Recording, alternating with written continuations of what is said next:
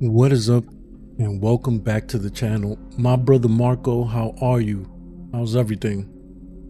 Welcome to the stream. Today we're going to be continuing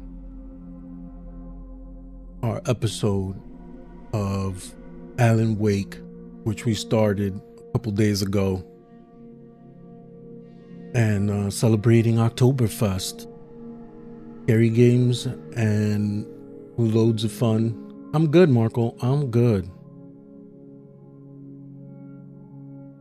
But yeah, like I was saying, continuing celebrating the month of October with OctoberFest and playing Alan Wake. This is my first playthrough. I'm really enjoying the game so far, and I'm getting ready for when Alan Wake 2 comes out at the end of the month. I hope you guys have been enjoying the playthrough so far. So, that being said, let's jump into Alan Wake.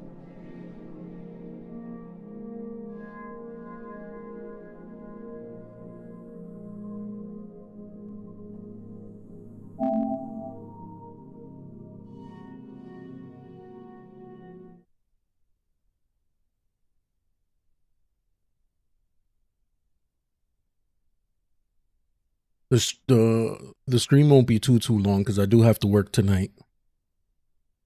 But how's everything, Marco? You been playing Rocket League? I know you told me you play later in the day and stuff, but I've been struggling with 3v3s, man. That's all I gotta say.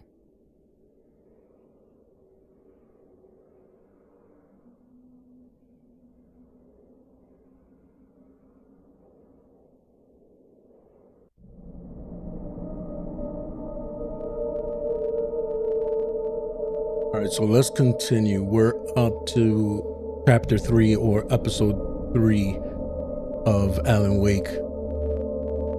We're just discovering what's been going on with the nightmare and trying to locate Alice. Barry finally believes that I'm not going crazy, but I'll tell you what, man, this nightmare world is insane. Especially the pages that Alan Wake has written.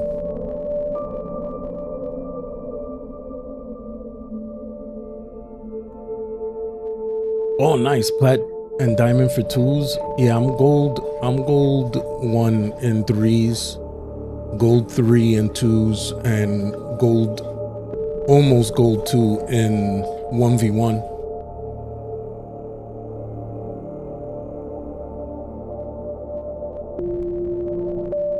All right, let's continue the story of Alan Wake.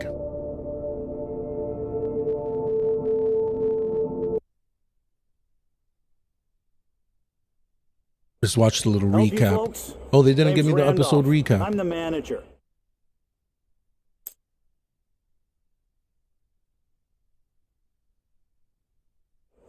Help you folks.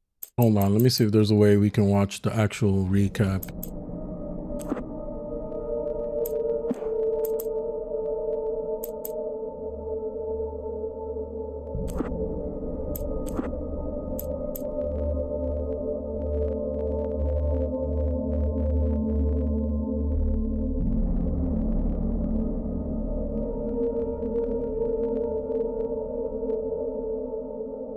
Gotcha. Yeah, now we definitely gotta link up and play some Rocket League, my brother. Definitely.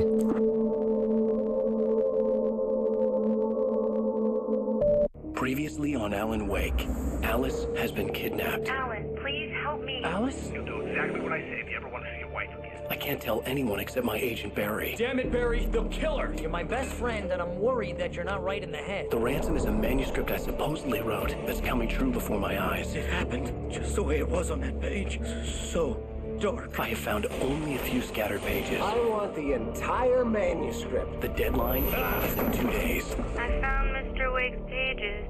Good girl. It's all good, Marco, if you won't be here for too long. I appreciate you coming through and hanging out. Hands on the manuscript anyway. I don't know. She's resourceful. I told you were too hard on her. Listen, I found out all sorts of interesting stuff while I was digging around. Yeah. Mr. Wake, it's Sheriff Breaker. We have an FBI agent here, Agent Nightingale. FBI? He's anxious to see you. you. You'd better come to the station. Okay, I'll be right over, Sheriff. Let's make this quick, huh? Help you folks? Name's Randolph. I'm the manager. We're looking for Rose. Works as a waitress down at the diner. Rose, sure. Nice girl. Who wants to know? I'm Alan Wake. The writer, huh? I heard on the radio you were visiting. Well, I'll show you her trailer. That Rose, she's a nice girl. Always pays her rent on time. As I was saying, Al, I found all sorts of weird stuff from the local newspaper's archives. This place is crazy. Disappearances, mysterious deaths, urban legends come true, and get this, most of this stuff takes place around Cauldron Lake. Well, you ain't wrong, mister. The Indians thought the lake was a doorway to the underworld. I'm the God-fearing type myself. I don't hold with that sort of thing. Yeah, okay. Anyway, there was an island there owned by a guy called Thomas Zane. Now, some of the articles I found about him make him out to be a famous writer, but I ran a bunch of searches, couldn't find a single thing he wrote. Zane was heavily into diving, so much so that the place came to be called Diver's Isle. But the volcano under the lake erupted in 1970, and Zane went down with the island.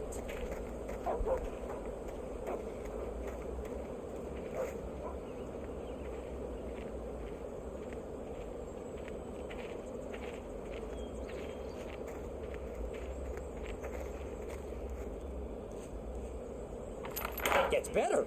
A local girl, Barbara Jagger, drowned in Cauldron Lake just a week earlier. They were lovers. Sure, Jagger's a local spook store. The Scratching Hag. Comes for you in the dark. Childish stuff like that. Anyway, Al, I'm just getting to the best part. All of the articles about this stuff were written by Cynthia Weaver. I asked around, and she's that crazy bag lady you met. What, the lamp lady? She can be a little loopy, but she's not homeless or anything. Yeah, anyway, she knew both Jagger and Zane before they both died, and she had some kind of a breakdown.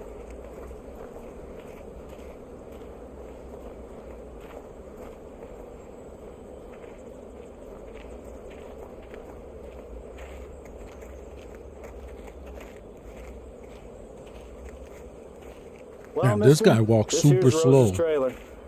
You mind me asking what you want with her? We're just here to talk to her, pal.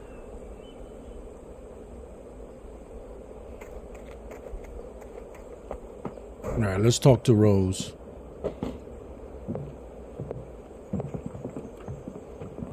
Welcome to... Oh dear, Mr. Wake. I'm so glad you're here. Rose, you have my manuscript? Oh yes. Yes. Please, come in. Come on, they should know that something's up. Hey, this is really good. Rose, Yes, my manuscript. I really need it. I understand.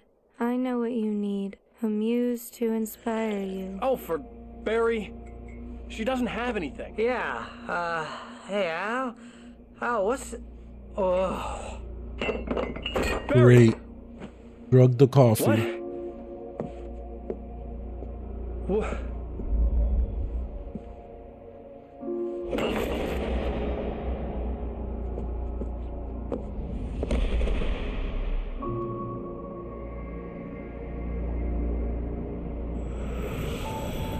It's coming for you, hiding in my barber's skin. I'm too weak to stop it. You must turn the lights on. We're back in the nightmare. Come visit you and your lovely wife. You must finish what you started.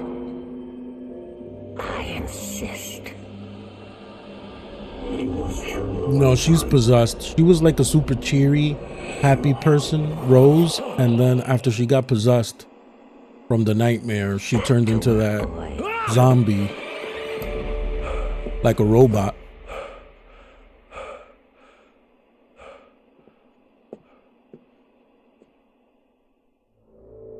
I felt nauseous, hungover. Only anger kept me going.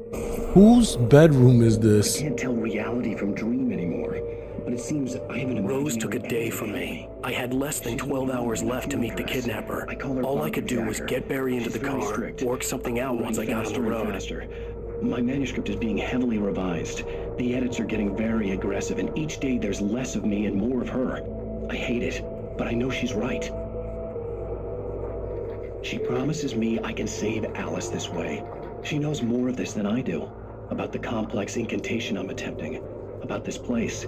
She's worked with another writer under similar circumstances, Thomas Zane. The genre of the story seems to be shifting. It's turning into a horror story. I'm getting close. I can feel it.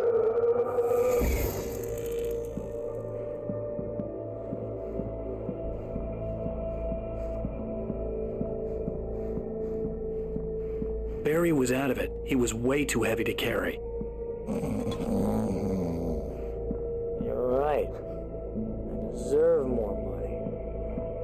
I'm so handsome. Oh yeah, right, Barry. You deserve more money because you're so My gun and handsome. flashlight were gone. I'd have to find a way to get Barry into the car as quickly as possible. There was no time to waste. Right, Mr. let's see what the Randolph page liked says. Rose. That little smile she had. How she was still sweet when life had tried so hard to make her bitter. It wasn't any of his business what she did in her trailer. But those strangers, the writer and his smart-ass sidekick, looked like trouble. And they'd been in there for hours, way past her normal bedtime. He reached for the phone and called the sheriff's station.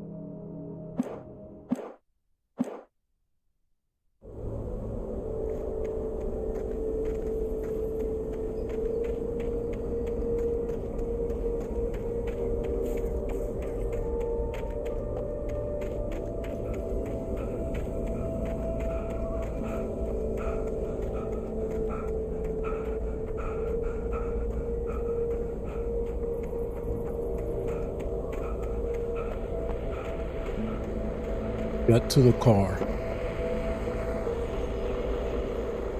I just stepped outside to catch a breath of fresh air. Let me tell you, the weather's getting heavy. Nights like this make me especially glad I'm here talking to you and not home in bed. Once the weather takes a turn like this, I can't sleep at all. It's all tangled bed sheets and dark thoughts, punctuated by the occasional plunge into nightmare. Is it just me? Well, perhaps it is. But I hope I can make the night a little bit easier to get through. Caller, you're on KBF FM. Hey, hi, it's Walt Snyder. What's on your mind, Walt? Well, I am the way you are, but, well, I can't sleep either, you know? I just been staring out the window here. Still lagging, Marco? But, I ain't been drinking either, you know? I just... Well, you sound like a man with a problem, Walt. I had a, you know, Gotcha. argument with Danny. You know, Danny, and, then I got in trouble with the law, you know, and, Okay, that's enough of the radio. Let's get to this car.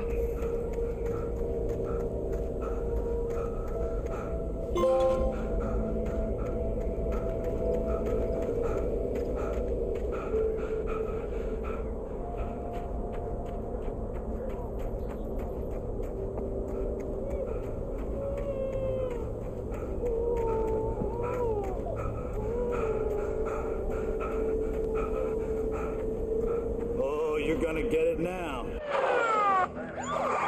Great, the police. God knows what you've done to that poor girl. This is Agent Nightingale, FBI! Get him up, Hemingway! You're under arrest. You move a muscle, I'll unload right in your goddamn face! Stay right where you are, Slade!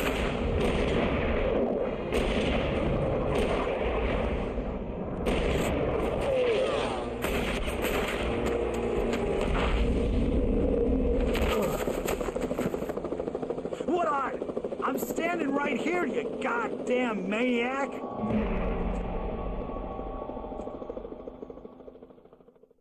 I hated to leave Barry behind, but there was no way I'd miss my appointment with the kidnapper. Take it easy, Marco. Have a great day, man. Thank you for coming through and hanging out. Oh, I gotta run.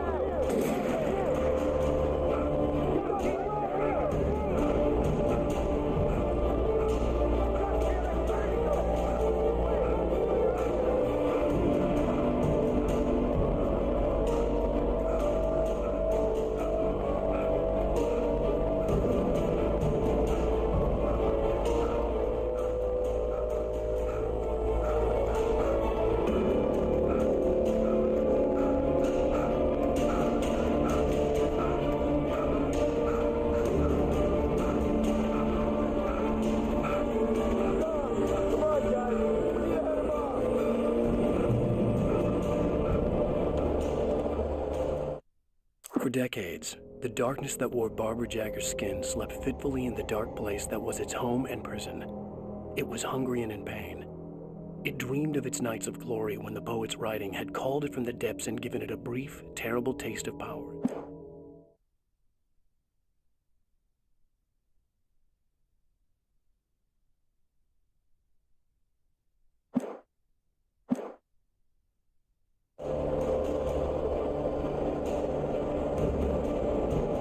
Hold on, I'm gonna be right back.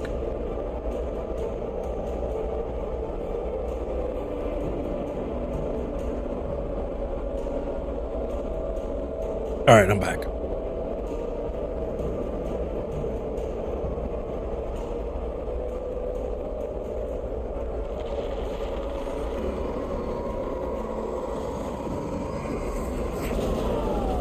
Oh.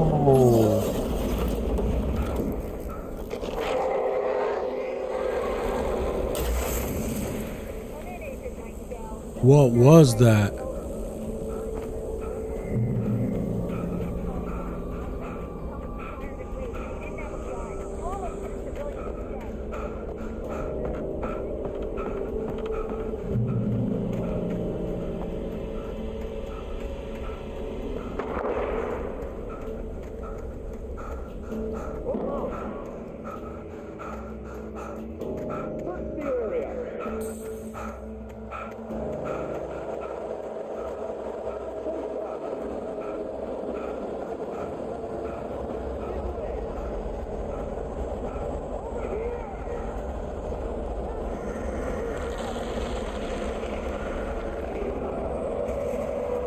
Bro, what are you doing?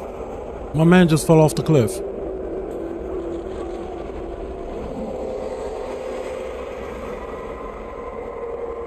Almost fell off the cliff.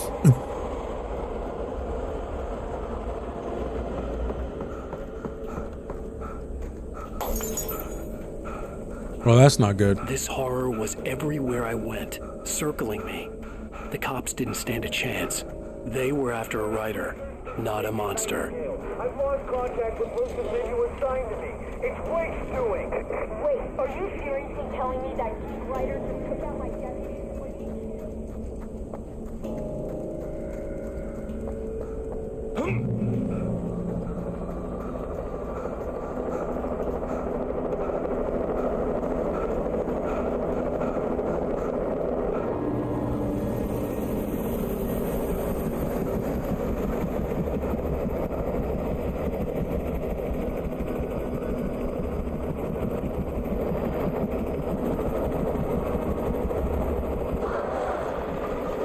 Oh no, the birds.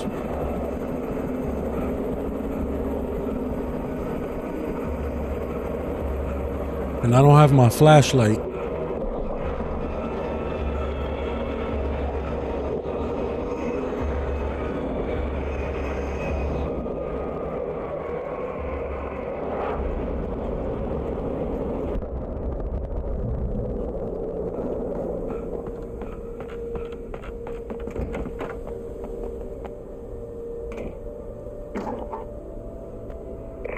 This is James. Mulligan, Thornton, come in. Over. Thornton here. James, we got both Wheeler and Rose in custody. They didn't put up a fight or anything. But it was... Hey, what are you... Come on. Sit down and give me that. James, Mulligan here. Over. Go ahead, Mulligan. Over. We got Wheeler and Rose here. Wheeler's drunk or hopped up on something. Speaking of which, that Fed had a pretty distinctive whiff of Otis Scotch about him, if you know what I mean. Over. I don't have anything on that, Deputy Mulligan. Over. Well, whatever. Anyway, Rose is just being plain weird here. You better get Doc in to take a look at both. Over. Gotcha. You better get them here quickly. The Fed's gonna want to interview Wheeler. Over. Oh, yeah. Looks like they have a lot in common. Mulligan out.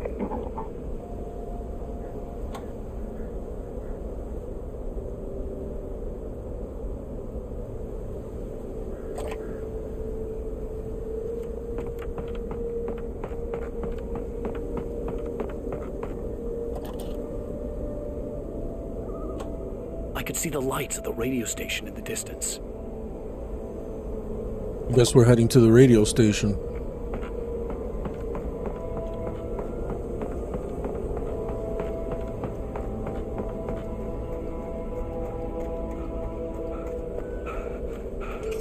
I imagined that the broadcast tower in the distance was part of the local radio station. Maine seemed like a decent guy. Perhaps he could give me directions to the coal mine.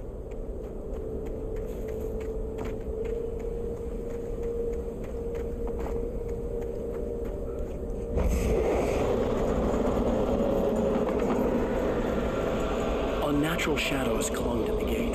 The darkness that was after me was trying to stop me. I wouldn't get through without a light. There was no power to the searchlight.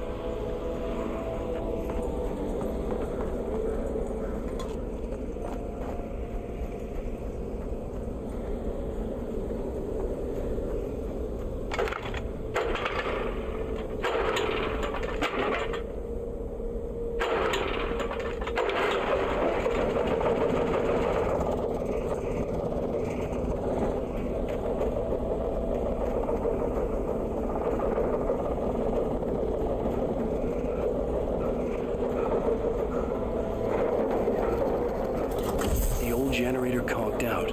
I'd have to see if I could fix it and try again. What? How did that happen?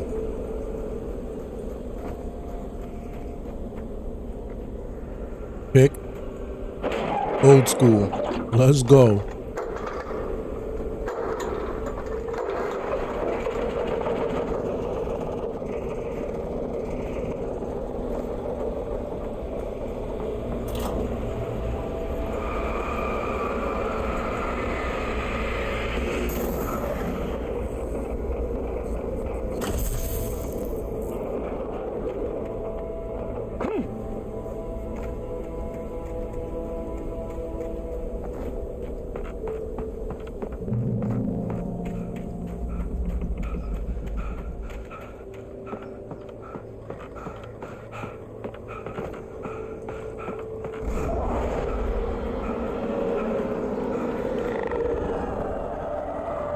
Yeah, I need a flashlight for that.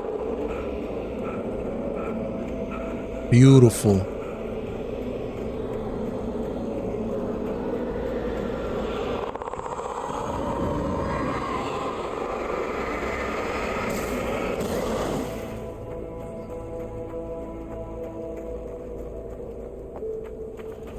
It took me a moment to recognize the flashbang grenades.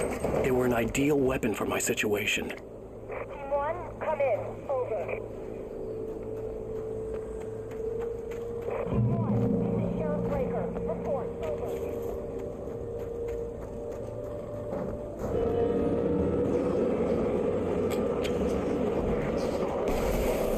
Oh, beautiful. The flashbangs kill them in one shot.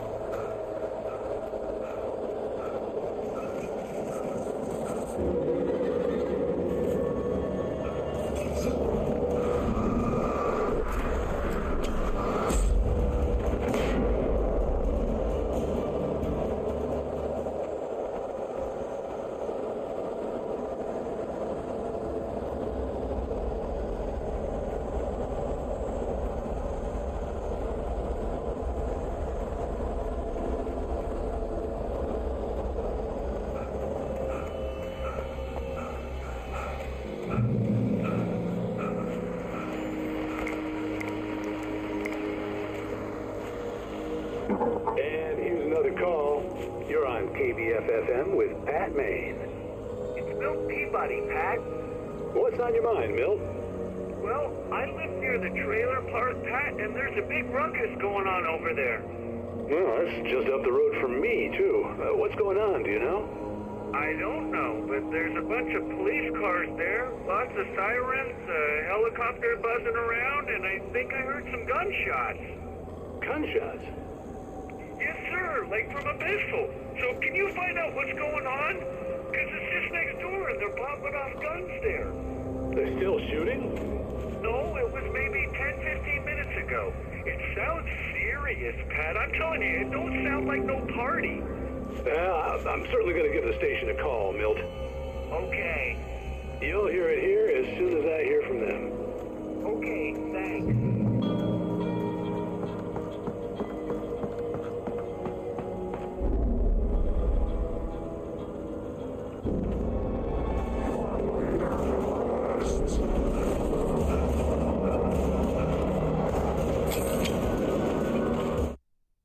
Touched by the dark presence, Rose was lost in a dreamland where everything was drawn in black and gray crayons.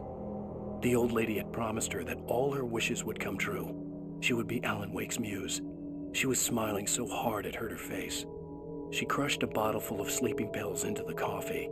Deep down inside, she was screaming. Nice. Blew them all up. Guess I won't be needing a gun in this section.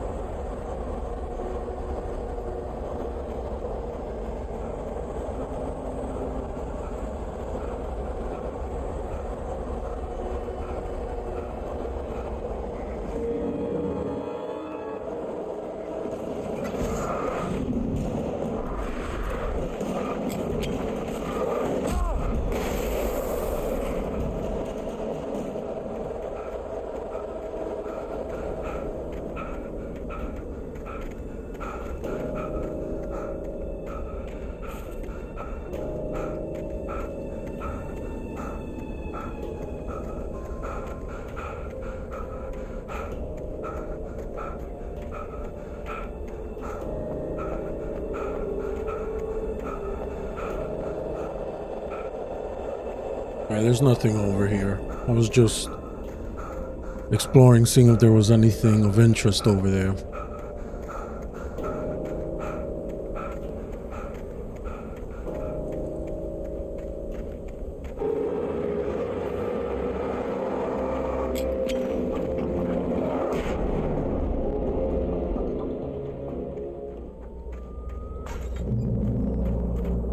I hope Maine could lend me a car to get to the coal mine.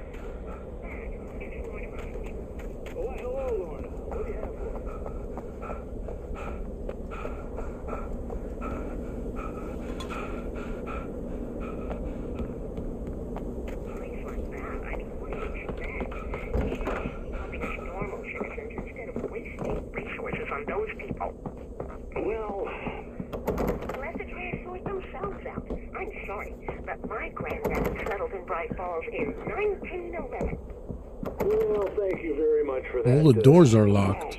Viewpoint, Florida. Oh, here's a little surprise. The famous writer Alan Wake just walked in, folks. I'm going to see if I can talk him into an interview. Come on in, Mr. Wake. Oh, I'm so glad you could find the time to do this, Mr. Wake. Nowhere to run now, Dan Brown. You back away from me. Don't hurt him. Whoa. Everyone calm down. Put the gun down. We're all friends here, right? Cool your jets, Nightingale. We got him. Judas Priest! What the hell's the matter with you? There's a civilian in there.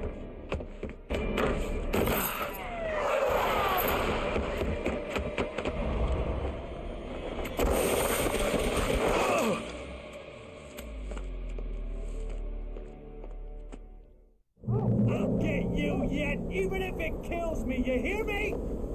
Who is this? I had fallen off so many cliffs it was This Agent ridiculous. That's what you get for Nightingale is naming out a of book The control. Sudden Stop. It was probably good I hadn't had the chance to tell Maine where I was going. I'd have to lose the cops and find my own way. Nightingale stared through the broken studio window into the dark woods. He turned around, started to walk out, but Maine grabbed his arm. "Young man, you almost shot me. You don't shoot off rounds at people like that. What's the matter with you?" Nightingale shook his arm free, marched out. His cheeks burned with rage and humiliation. To the mine. Oh yeah, more supplies. Let's go.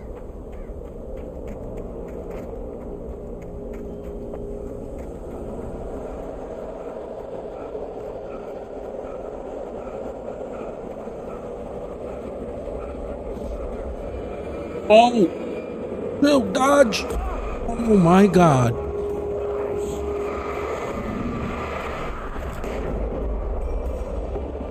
Yes, give me that revolver. Give me the ammo. I need everything right now.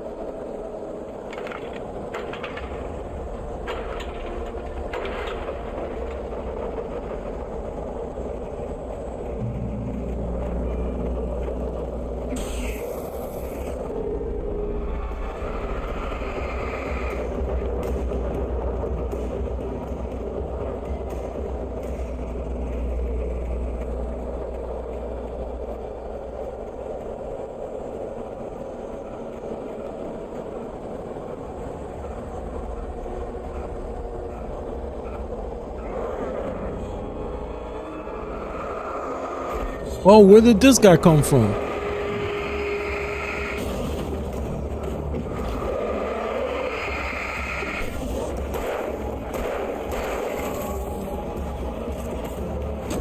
Oh.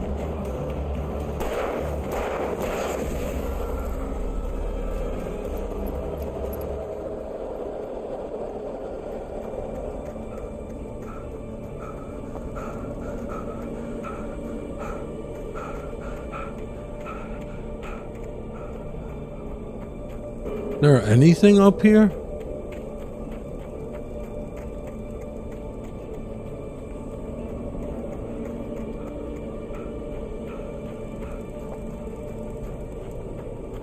Why am I getting the feeling this is definitely not the way I'm supposed to be going?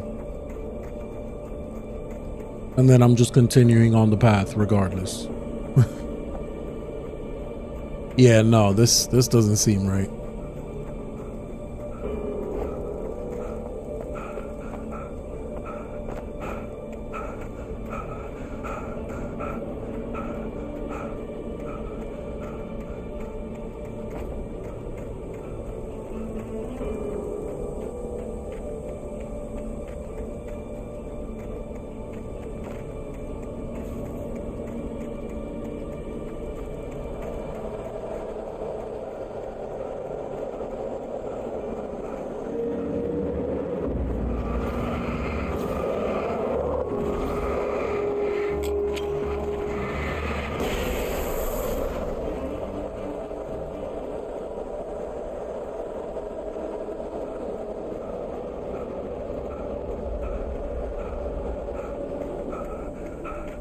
There was no sensible reason for the power company work lights to be here.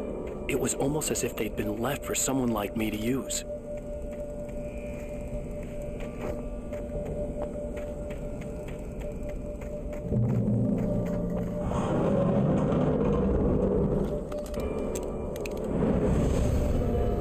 Uh-oh, here they come again.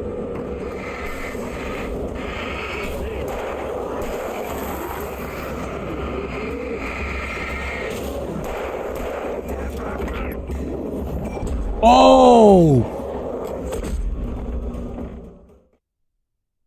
Bro. They came out the woodwork.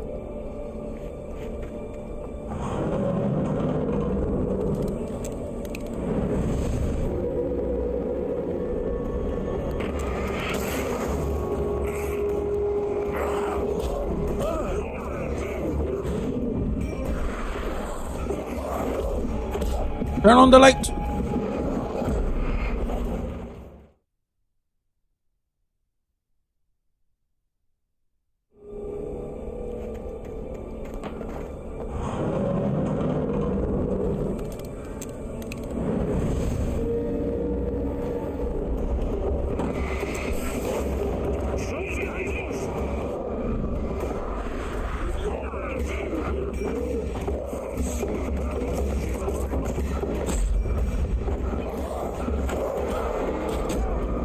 No!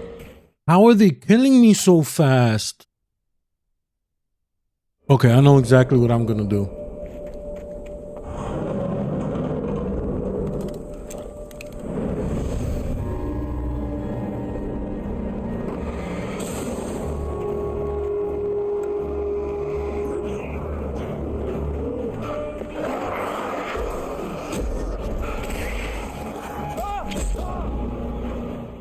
Come on. This little section is ridiculous. Let me see if I can turn on these lights before.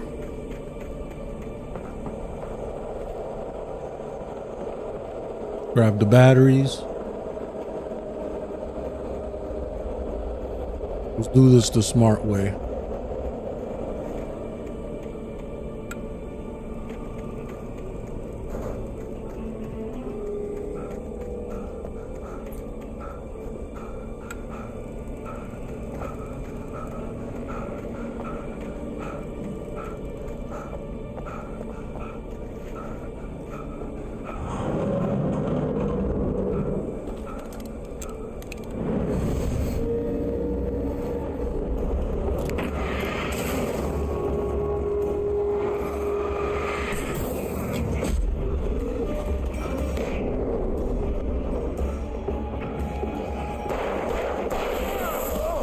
Oh!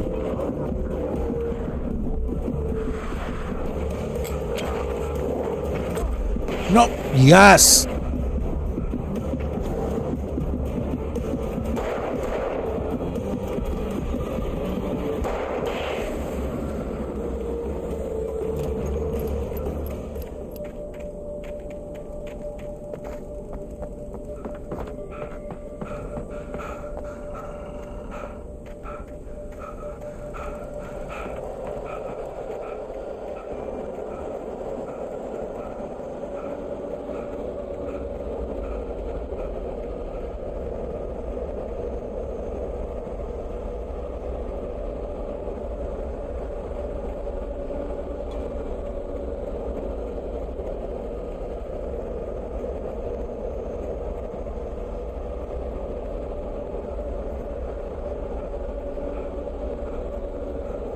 Hold on, I saw a light all the way back there. I gotta see what that was.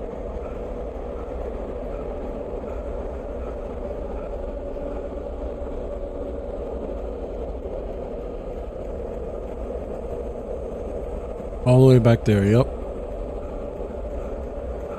Might be a page.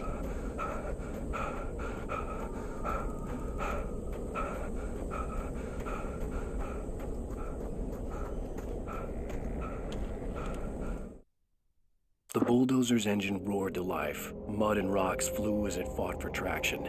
It crashed through the concrete wall and landed heavily in the yard.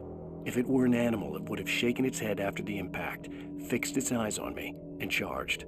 Of course, it had no head, nor eyes.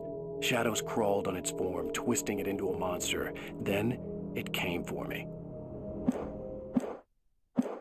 I'm not looking forward to running into whatever that is. That's something that's really cool about this game, because when you pick up those manuscript pages, it tells you what's going to happen before it happens. You get like a little glimpse into the future. Kind of cool.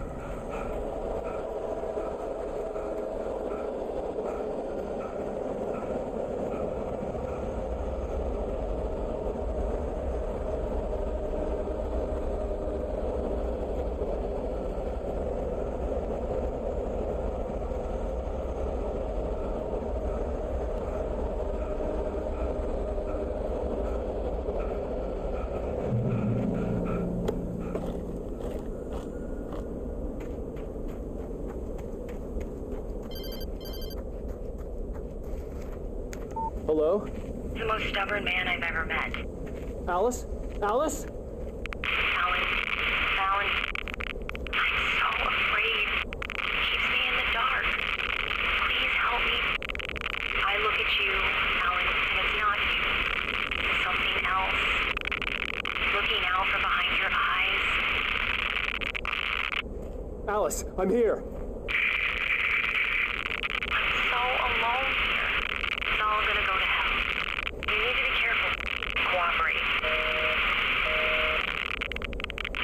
The connection had been terrible, but that wasn't the only thing that hadn't been right with the call. She sounded wrong somehow, but she had called me. The pipe wrenched itself loose from the bridge's steel framework. Wrapped in darkness, it floated in midair, twitching. For a moment, I didn't understand what I was looking at. The heavy object lurched at me with impossible force. I threw myself out of the way, but just barely. When I turned my flashlight on it, it shook in a dark rage before it flew at me again.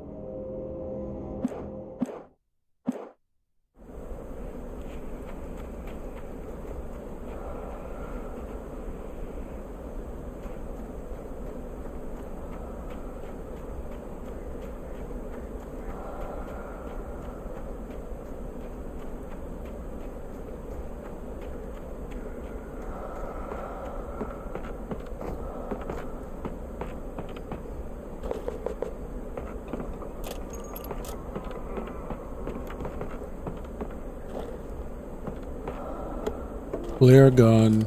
Yes.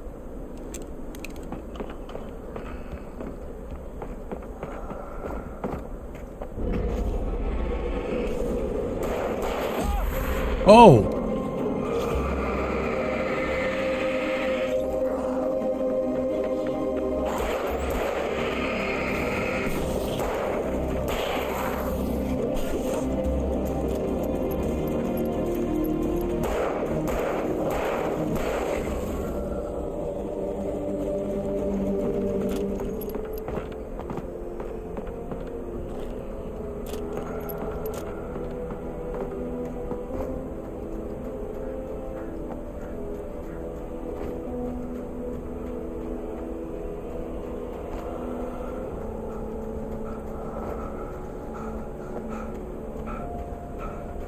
I could see a railway bridge up ahead, and a warehouse of some sort on the opposite shore.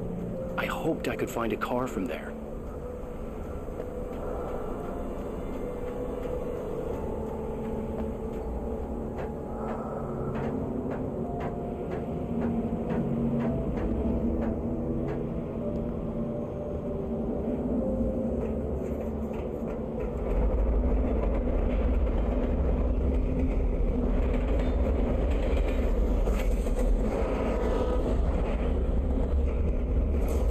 That was pursuing me was growing. Oh my God. No! For everything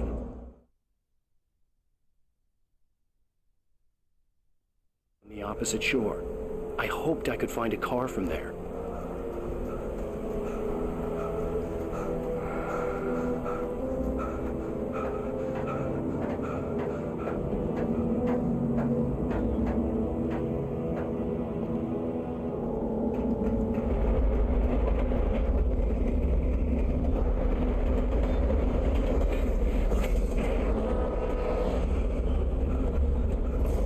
That was pursuing me was growing stronger, and it was taking over everything in its path.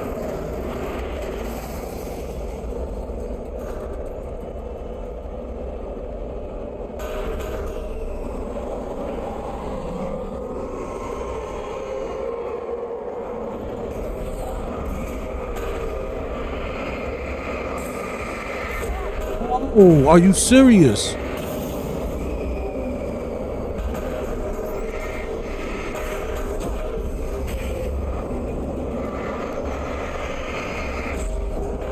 Oh, stop playing. This is out of control.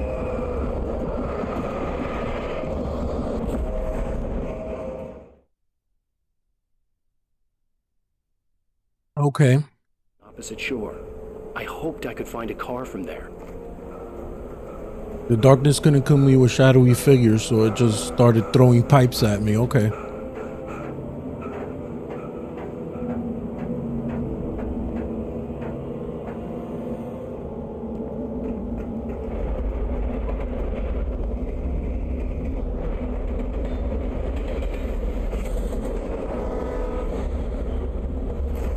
Maybe there's a better way to do this. Maybe drop a flare. And it was taking over everything in its path. Let's try it.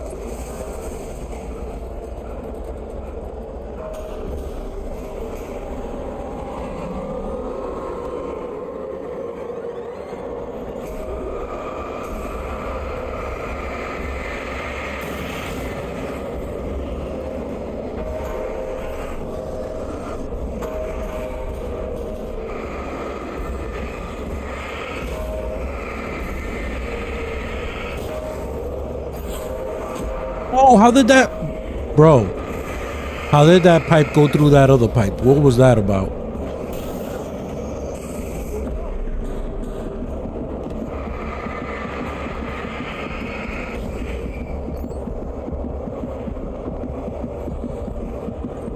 All right, I think we're good.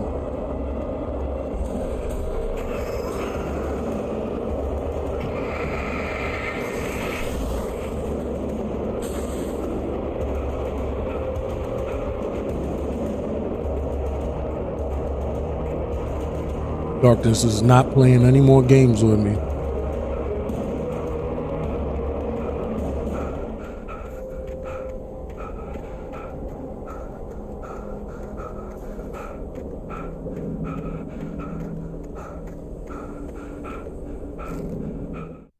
I slammed the door shut right in his smug face. He pleaded for me to open the door. True to form, the asshole actually thought I would obey. I had no sympathy left, no guilt either, not for him. I took a moment to savor the scream. I bet I had a smile on my face. It was all that I had time for. The dark presence was inside the lodge with me.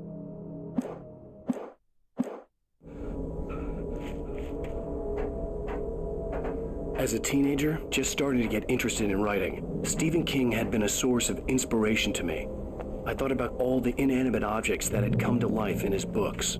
No one is safe in a good horror story. Certainly not the Which the protagonist. heavy-duty That's what makes them flashlight. fun. This was anything but. The darkness could possess anything, and it was getting closer.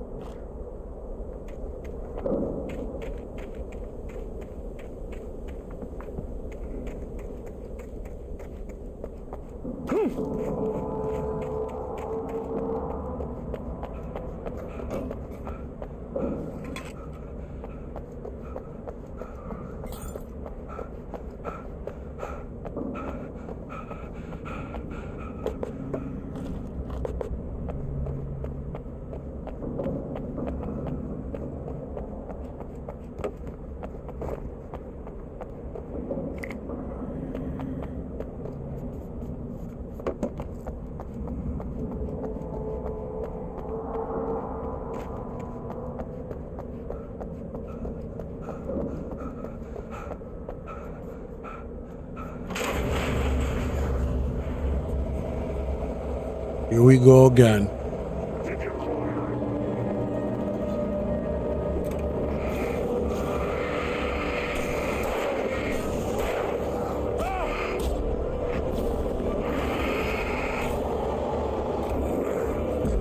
Oh, he knocked me out.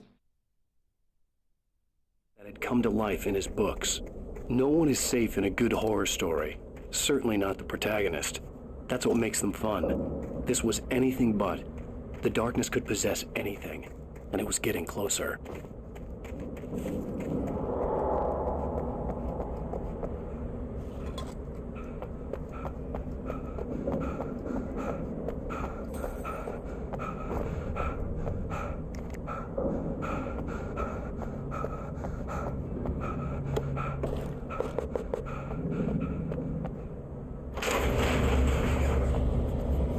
That I'm ready for you.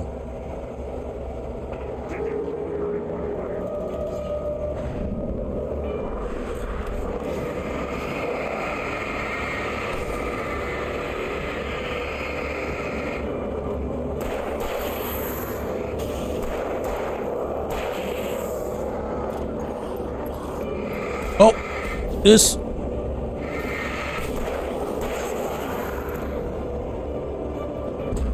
Oh, damn, he hit me?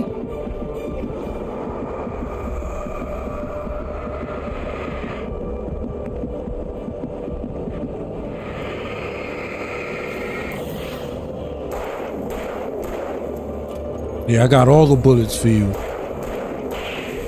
What now?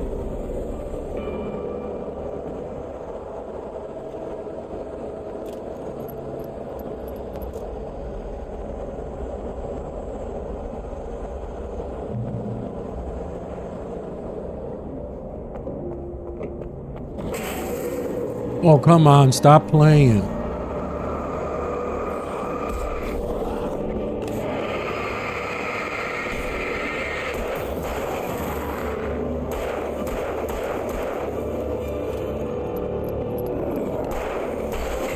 Get out of here.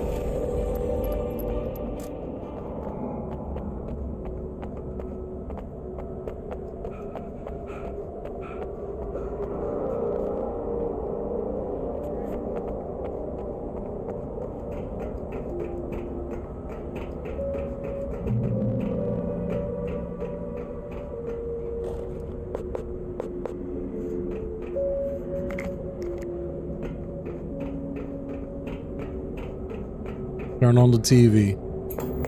Let's see what madness is going on here. Our existence for granted, unaware that they are merely a thin veneer of desperate self-delusion, covering the vast cosmos of madness and horror.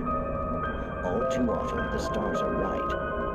In Night Springs. Tonight's episode, a family occasion. Journalist Alvin Durley's trip to study the local customs of an insular community. Hold on, this hand truck is blocking my view. Get out the way. Until tonight. Well, I'm glad you changed your minds about this. Ancient customs, local mythology. My editor loves this kind of stuff. Well, Mr. Durleth, we don't want to feel like we're on exhibition. But you have demonstrated the seriousness of your intent. Oh, I am serious. Really, just do your thing. I'll stay out of your way and observe. Actually, I thought you could assist us. I'm afraid we are a man short. It would provide you with an intimate perspective. Could I really? Of course, Mr. Durleth. Well, I guess that's the least I... What would I have to do? Oh, here. Let me show you with a kiss. What is happening on this TV show? What's that sound effect? Oh, he's dead. Oh, Mr. Durleth, you have well pleased Nixie Perka, the dweller in flesh. Your body shall host his 1,000 young, and all shall glory.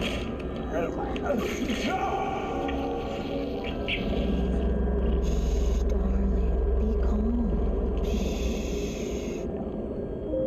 Alvin Durleth learned a harsh lesson. If you go looking for mythology, it may come looking for you. And such quests always bear fruit. Night Springs.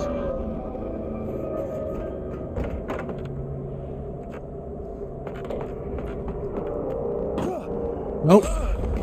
Go back up.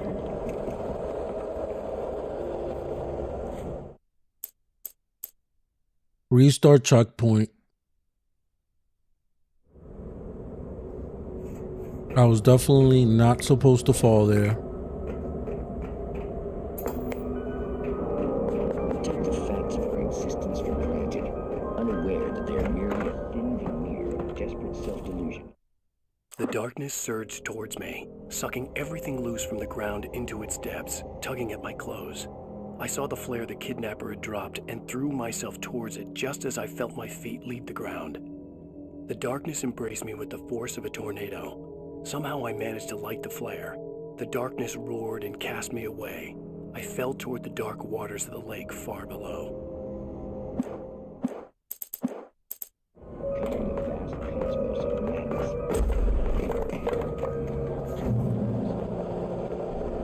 Oh, this might be a boss.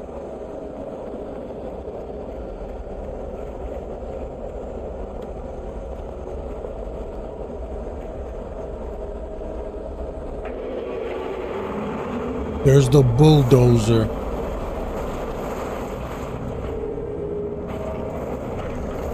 Ew.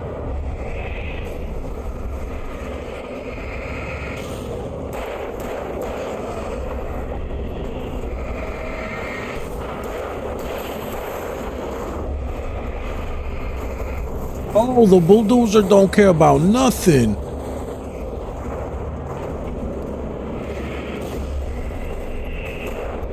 Oh, get this bulldozer off of me.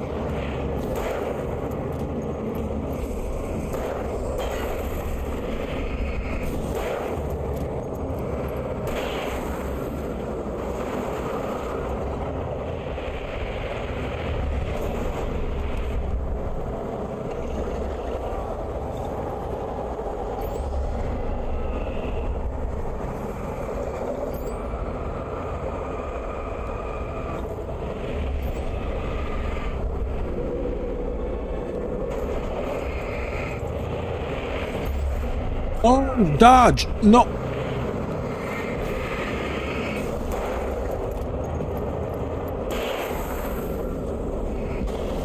There you go.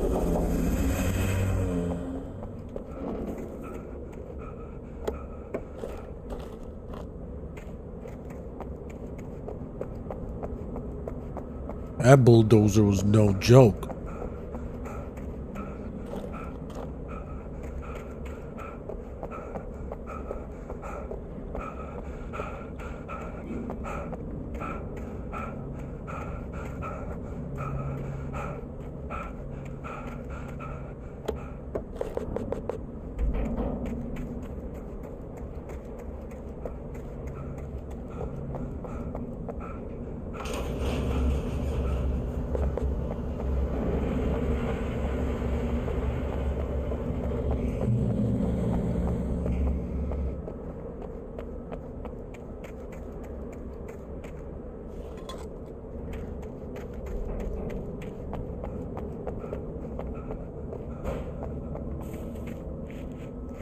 Like we found a vehicle.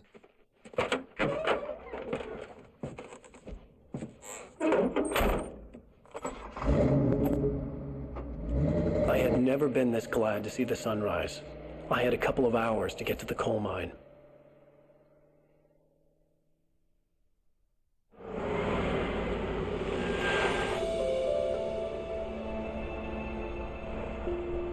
The coal mine wasn't far now.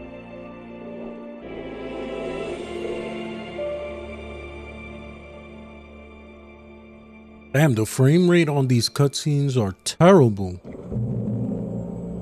Today, I would meet the kidnapper, and he would give me Alice. I wouldn't give him any other choice. A drowning man will clutch at a straw.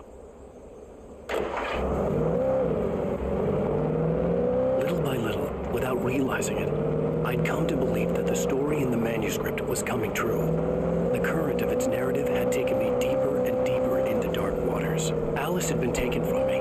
Barry was probably in jail. I was a fugitive from the FBI. The whole world taken over by the dark presence was trying to destroy me. It all felt real, but it matched a textbook case of insanity.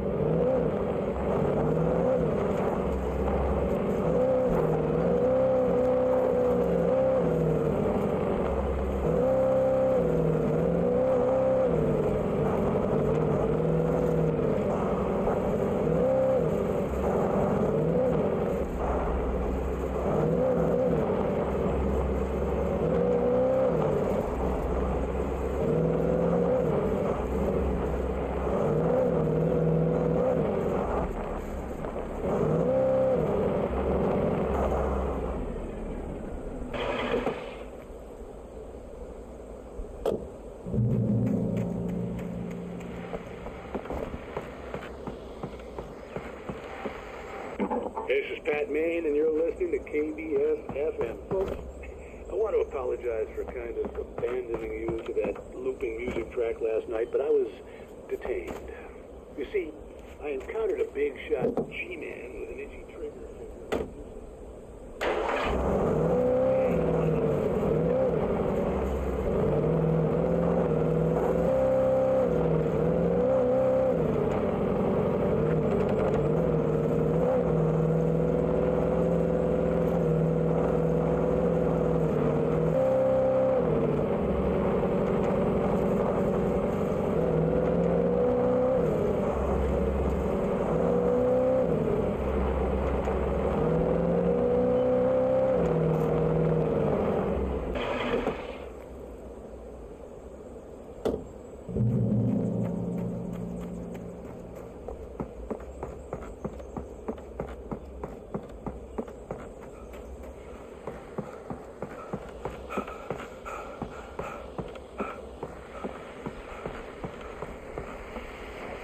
Welcome back to KBF-FM.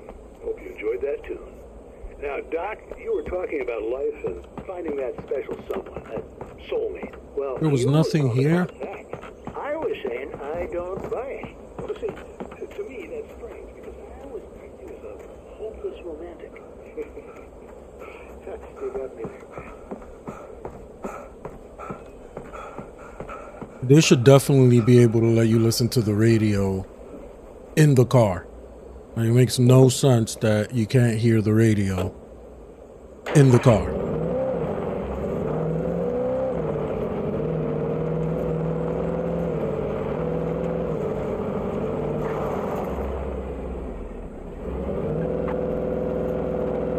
Hold on, let me check this out real quick.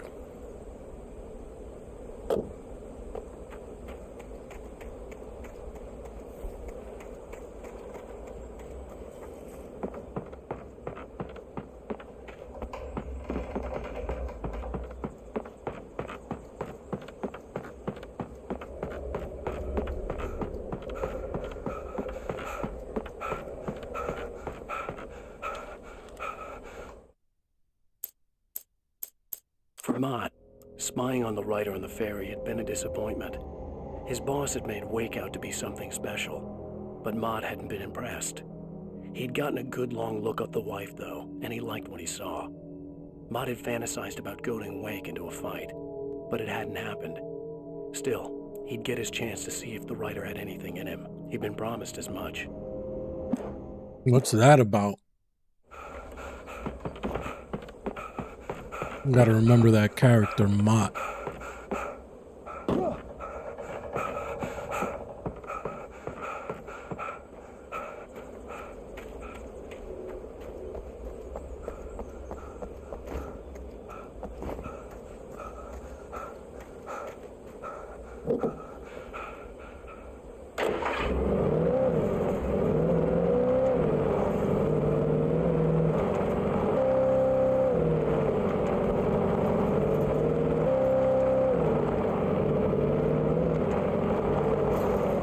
It was early.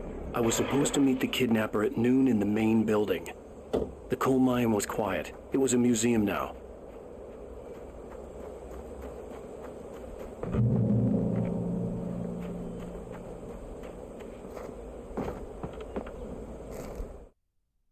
With Nightingale gone and the night wind blowing in through the broken studio window, Maine stared at Sarah.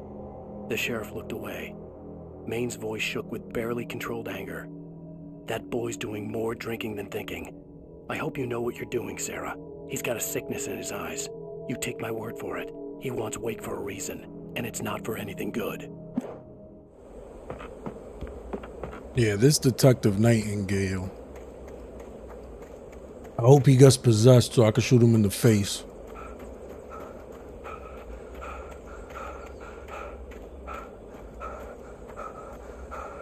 The main building.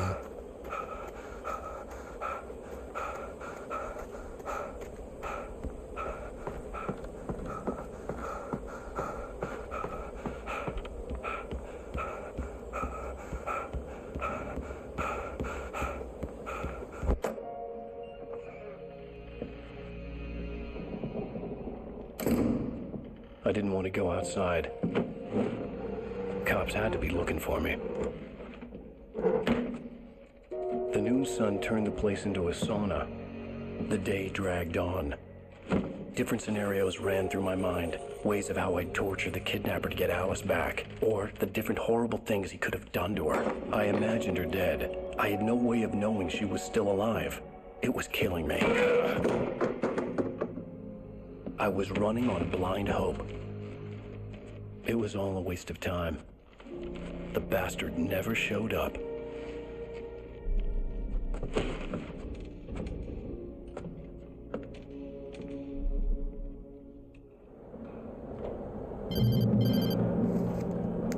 Wake! Where the hell are you? Change of plans. You know where Mirror Peak is? It's a big mountain north of where you are. You follow the path from the mine, you can't miss it. There's a lookout point there. I'll be waiting. I'm through being jerked around by you. You want to see your wife alive? Because if you do, you better watch what you say to me. Do we understand each other? I want to talk to Alice. Yeah, and I want the manuscript. Don't keep me waiting, Wake. Hello? Hello! Ah! I'm gonna kill him! I had to get to Mirror Peak. Where am I supposed to go? The door doesn't open. Great.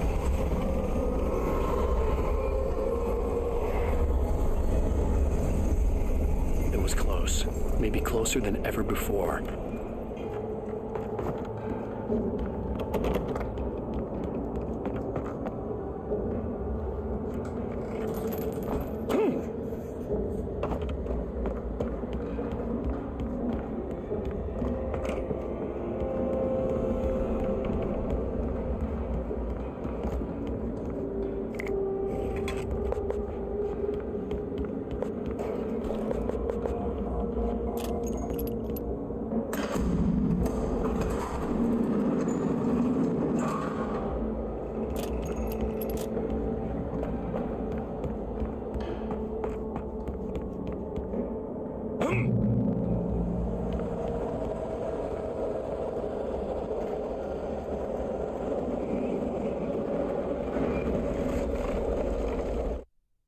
When Thomas Zane fell for Barbara Jagger, it happened fast. She was young, vibrant, and beautiful, full of life. He had never been a very happy man, and without any seeming effort, she had changed all that. Zane felt good for the first time in his life. Everything she did was another piece of a jigsaw puzzle he hadn't even known he'd been missing. And best of all, she made the words flow, strong and sharp. She was his muse.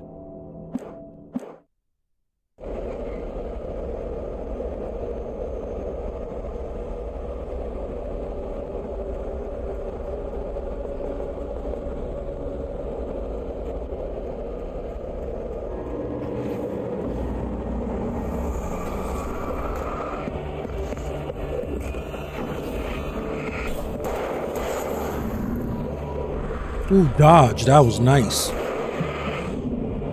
Dodge.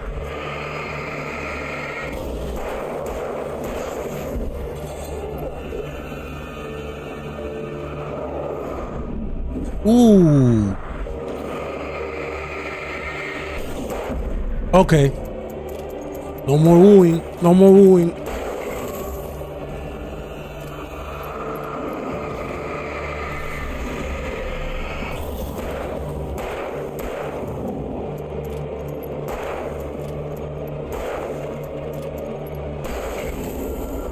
There you go.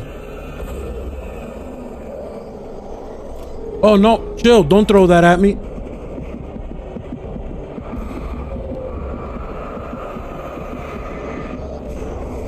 Oh yeah, thank God for that stop sign.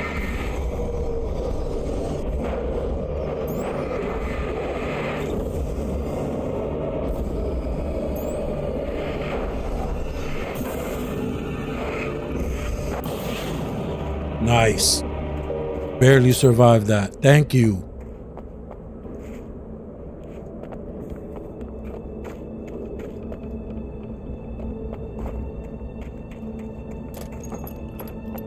Oh, let me go and refill my ammo. What was that ammo box?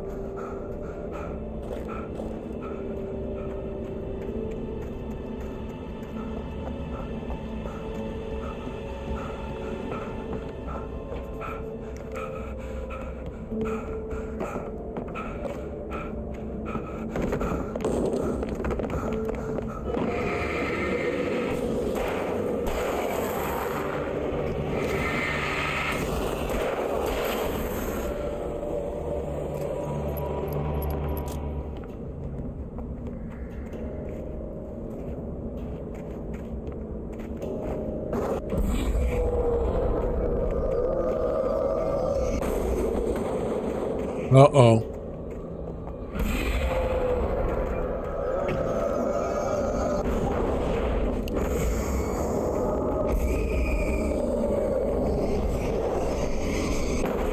Oh, that's beautiful. They're stuck inside. I don't even gotta worry about it. Keep trying. Good luck with that.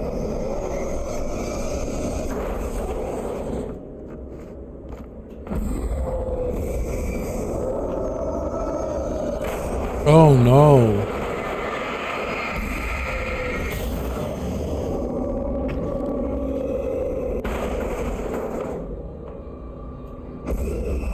I'm not going in there. Hell no.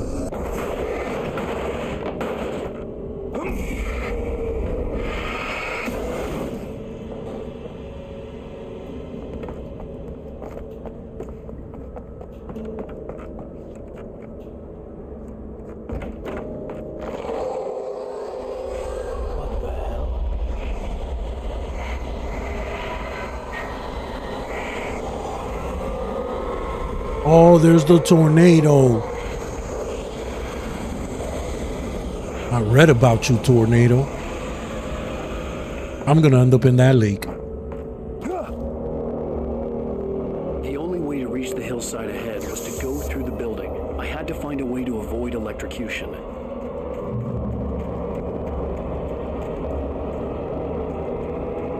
Oh, I could drive?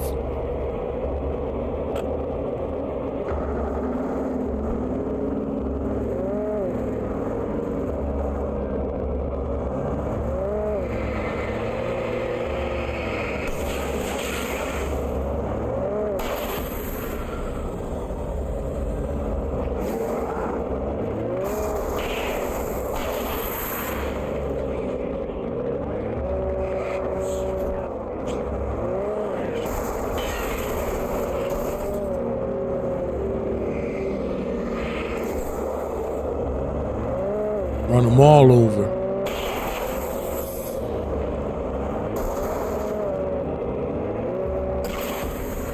God.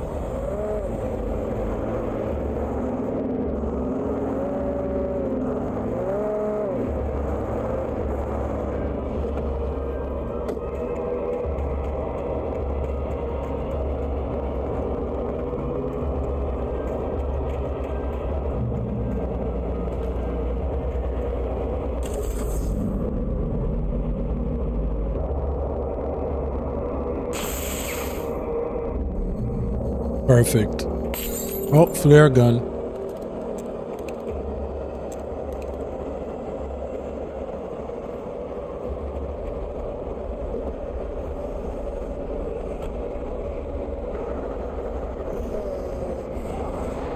Oh, chill.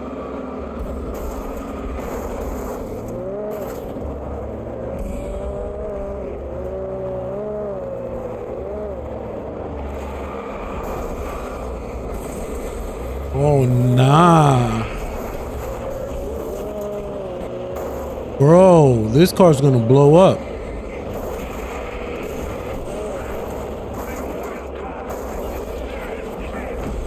Oh my God.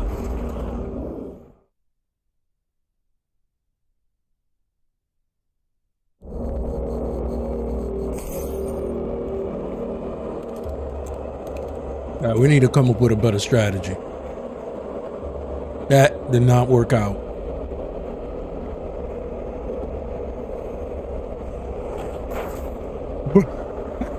I just got into the car. Can I live? Can I live? Jesus.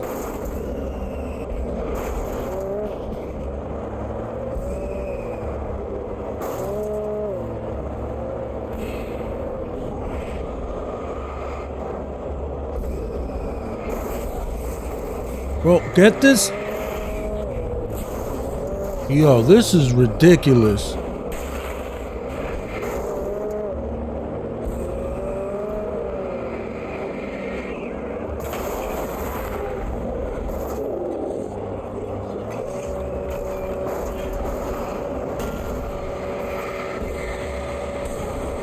Keep driving backwards.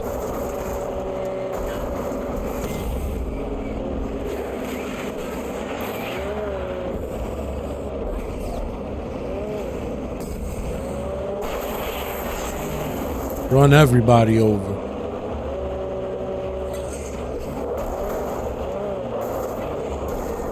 Get out of the car. That's it. Get out of the car. Dodge.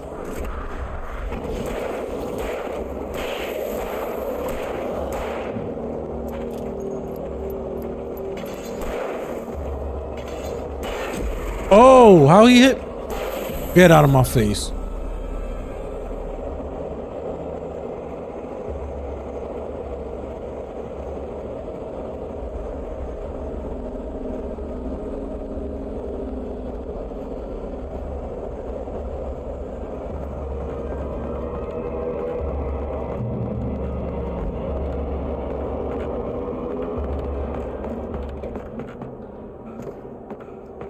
I need a checkpoint. That's what I need.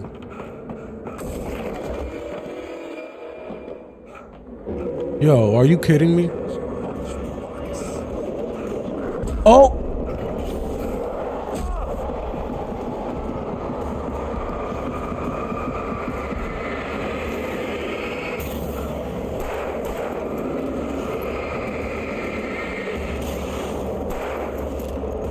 You know what? Flare gun for y'all. Enjoy.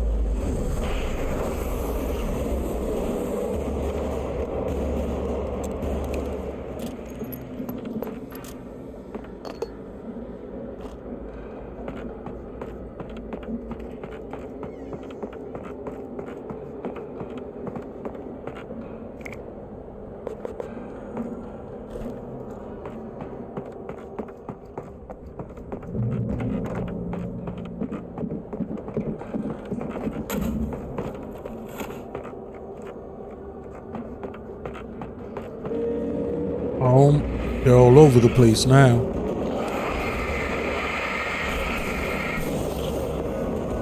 Let's try this shotgun out. Oh, 3 of them with one shot. That was beautiful.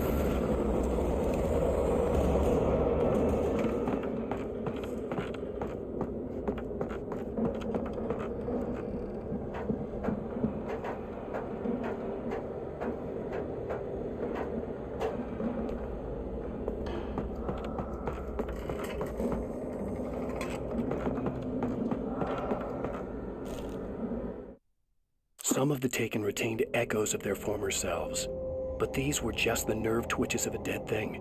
Nothing remained but a shell covered and filled with darkness. In most cases, these puppets were enough for the purposes of the Dark Presence. But for anything more elaborate, as with the writer, it was different. It needed his mind. And so rather than taking him over completely, it merely touched him.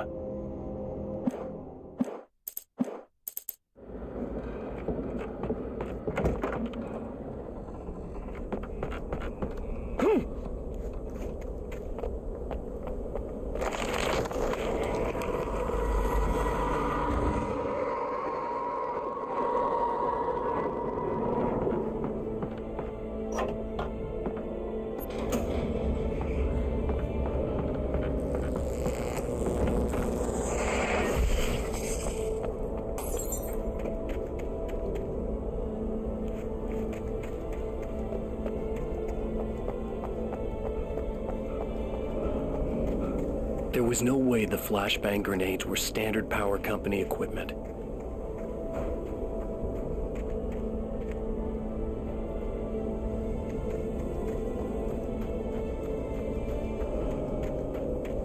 Well, thank God they got them, because I need them.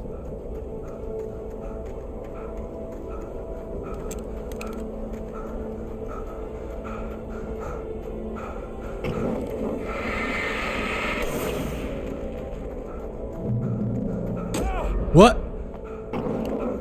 What just hit me? Oh. The black goo.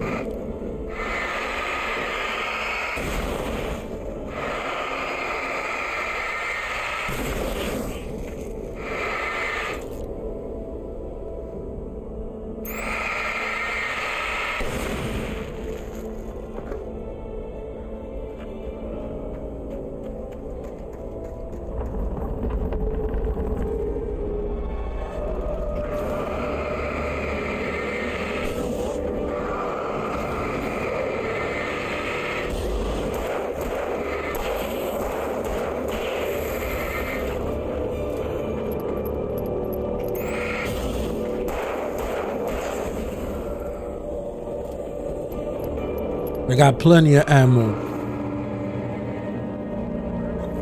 Oh wait, hold on. We got a big boy. Hold on. Oh, no. You dodged in the wrong direction, bro. There you go. Come one, come all. I got something for you.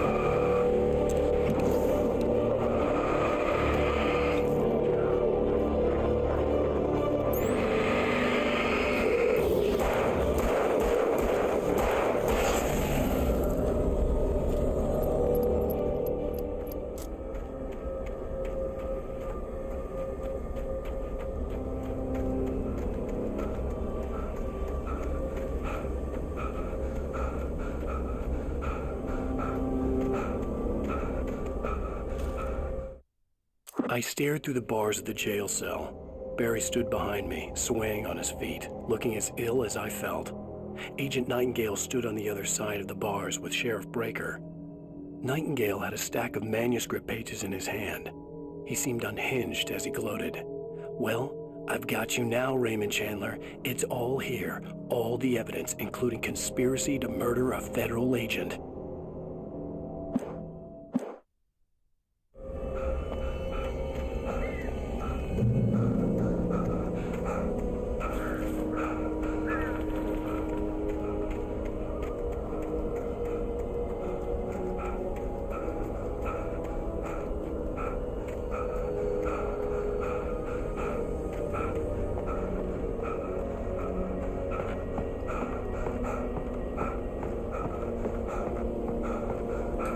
Oh, don't fall, bro.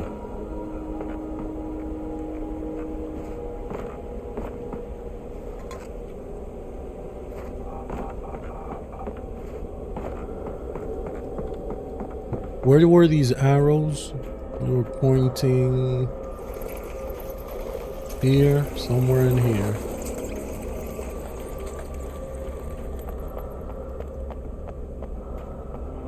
Nice, give me the flare gun ammo.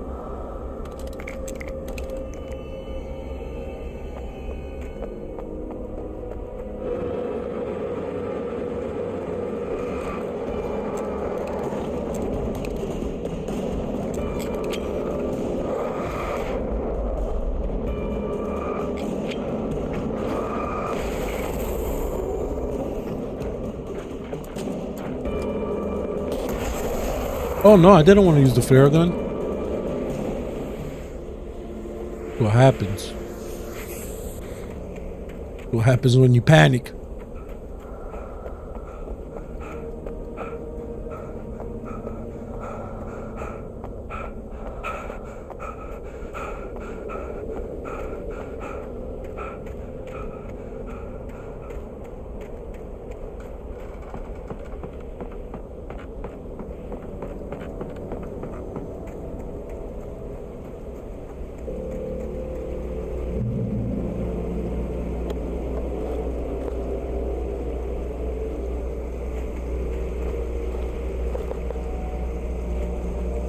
I had no real plan. I was going to give the kidnapper all the manuscript pages I had for Alice. If that wasn't enough, I'd hold him at gunpoint and make him talk. Yes.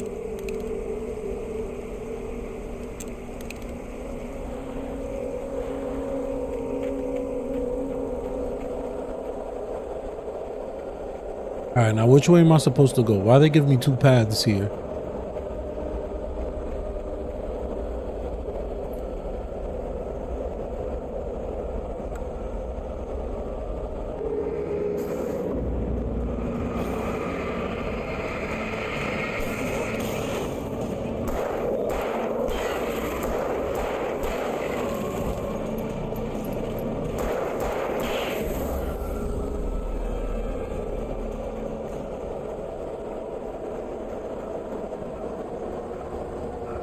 Let's go this way because I know in the other direction is where we're supposed. Oh wait, what did it just flip on me? Maybe it's just two branching paths to the same goal. I don't know.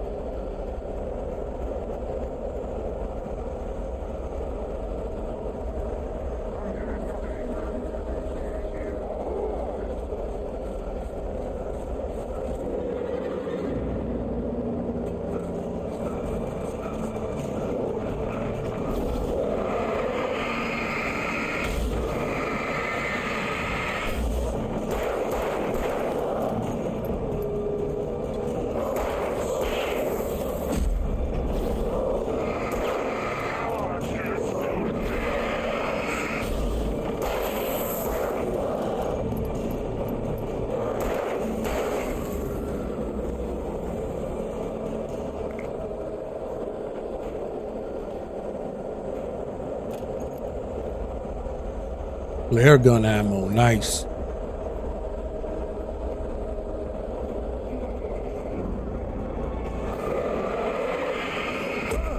Oh, what the?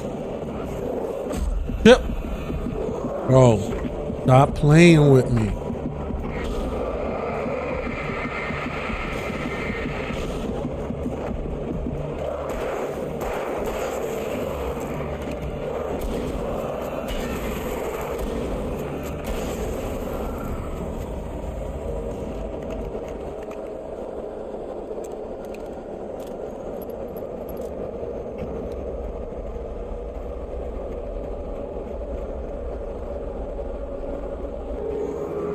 What?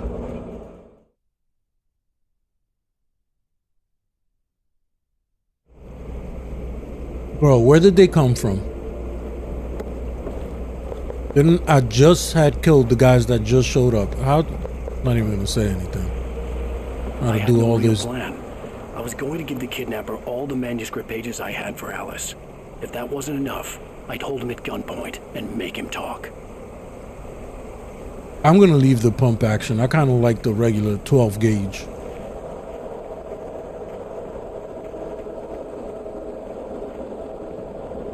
Which means I gotta go back to this house again.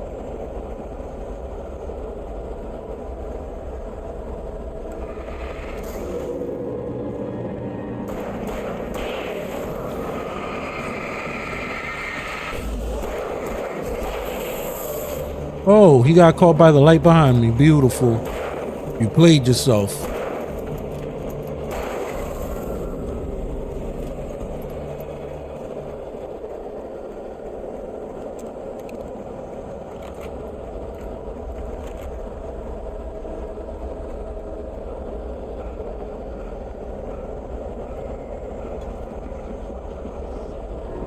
What?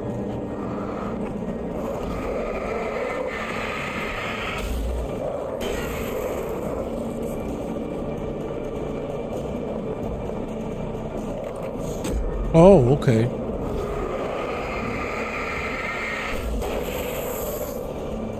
See, this shotgun is way more powerful.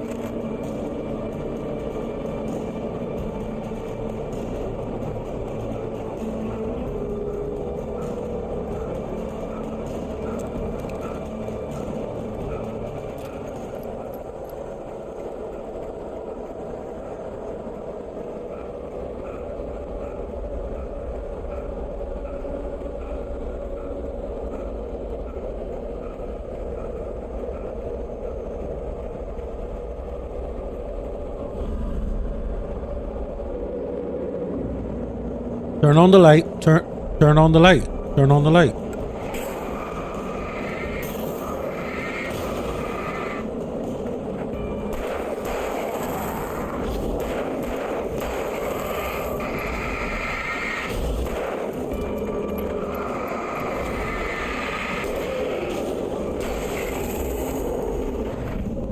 Oh, I barely dodged that.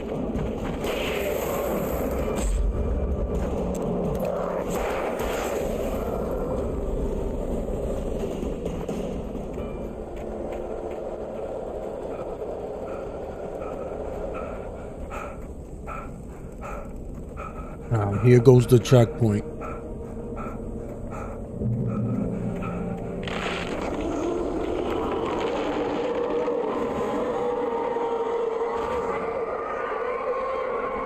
The dark presence was moving ahead of me in the same direction I was going. A cold feeling settled itself in the pit of my stomach. Was it going for Alice?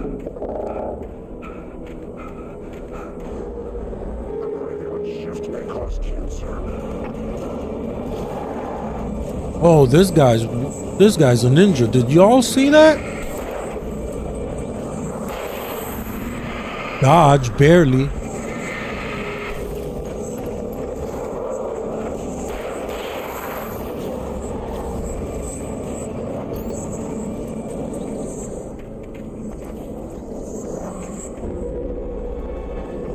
Where is he?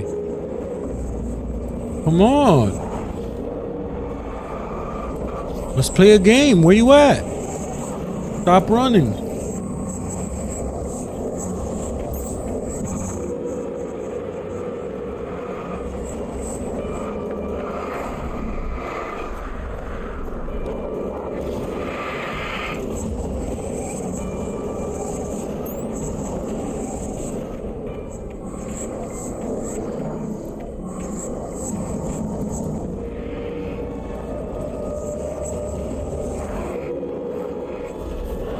Yeah, what now? What now?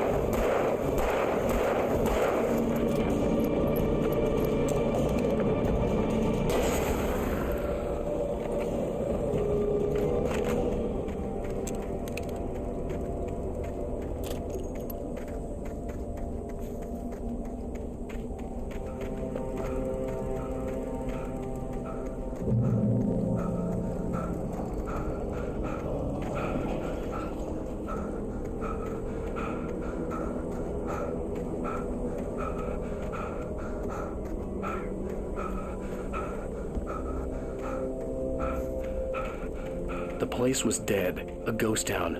Had been for decades, maybe a century.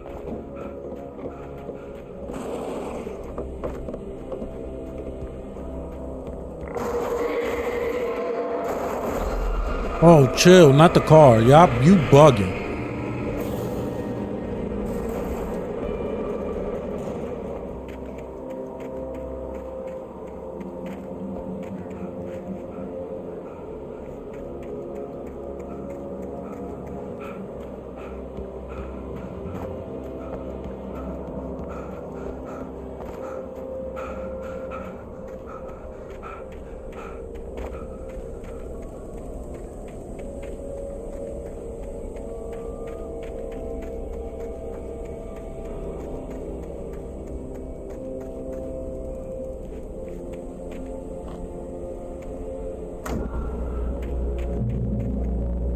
Nice, a checkpoint.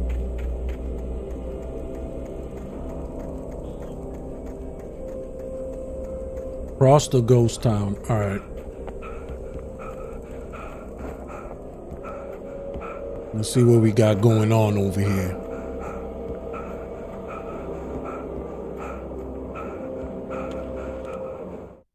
Things were never as simple in real life as in fiction. I had lost count of the times I had wished there'd be a clear reason for my writer's block. Something to fight, something to lash out on. There wasn't. I was filled with doubt. I was nothing like the hero in my books. Alex Casey had gone through his life with single-minded determination, never wavering from his goal. Even now, I was angry at myself, angry at Alice, angry at Barry. I was fumbling and I had no plan.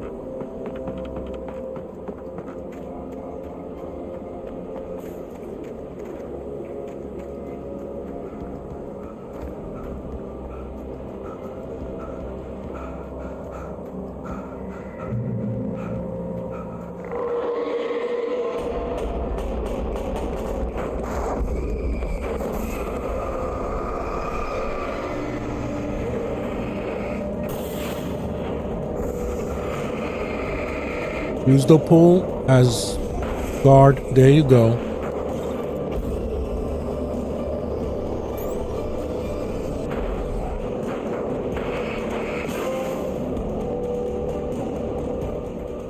Nice. Better use the environment. Really, bro, this is ridiculous.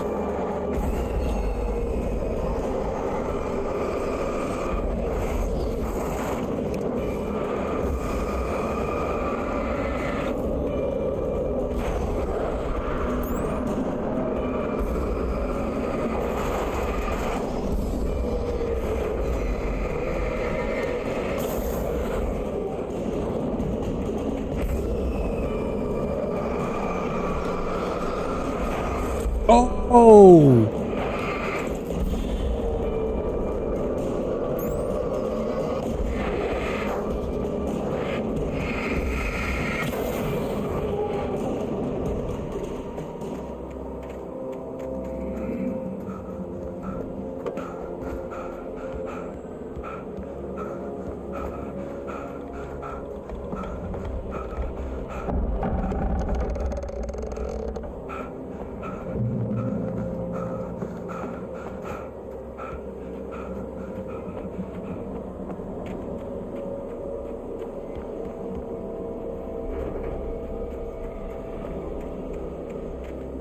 Okay. Where am I supposed to go?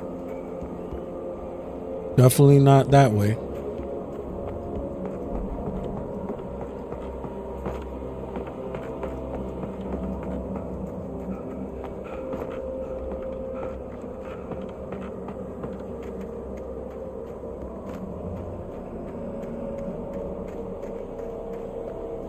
I must have missed something.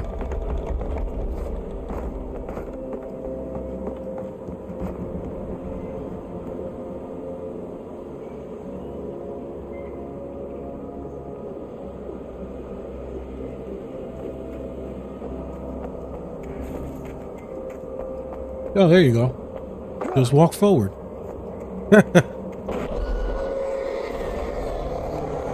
Thought it was gonna be something more involved. Dodge, bro.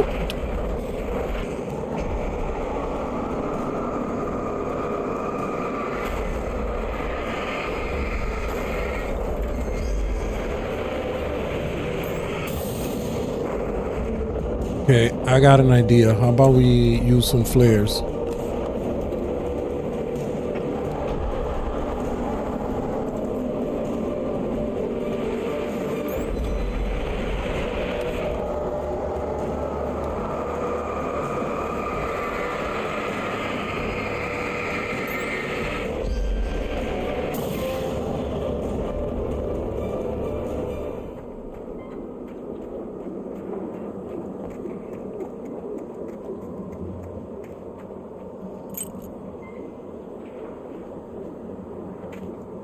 Got a key.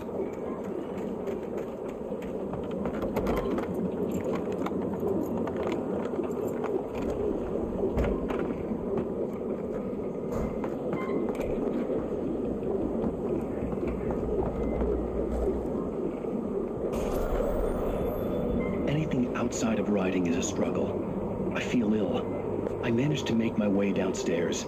There's a shoebox filled with books and papers by Thomas Zane. It's very hard to focus, but I managed to read some of it. He's a poet, and a good one. He writes of muses and creators summoning fabulous things from a magic lake, using his powers to shape the world of a realm of gods and dreams and demons, dark things that wait for a chance to slip through, wearing the flesh of men as disguise. Zane writes about himself, his girlfriend being taken over by a dark presence, about growing scared of the lake. Zane believes it's a mirror to the gaping void of darkness above, where some Lovecraftian presence lurks. I crawl back upstairs. I'll borrow these things for my story. They ring true. They fit.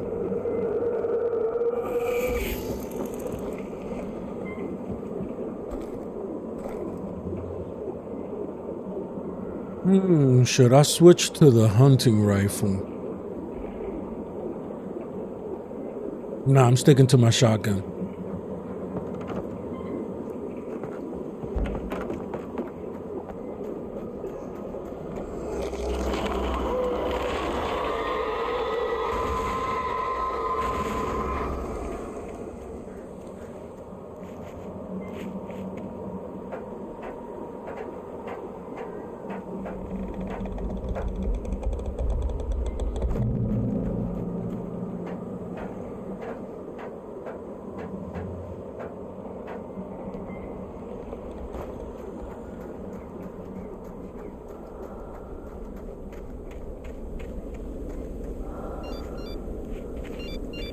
The kidnapper had sent me a text.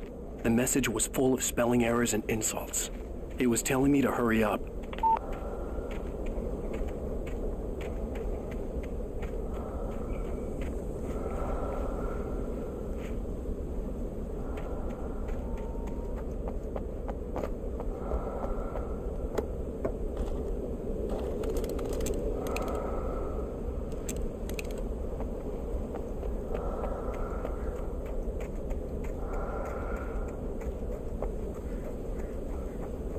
Oh, I can't wait to get my hands on this kidnapper.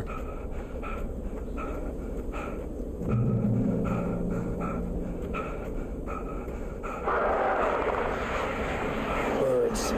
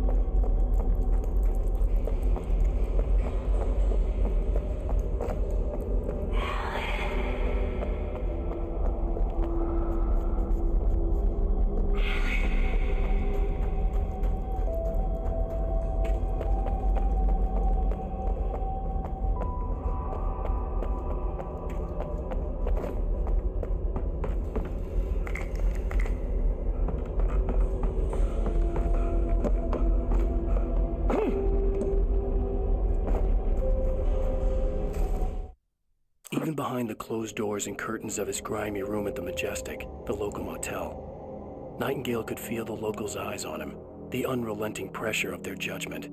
He forced it out of his mind. For all he knew, they could all be under Wake's spell already.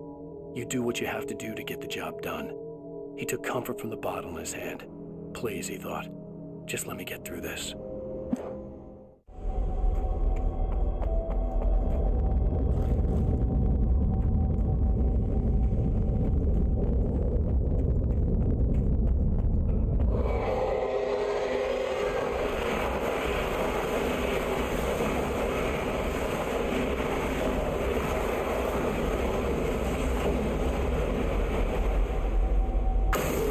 Are you kidding me?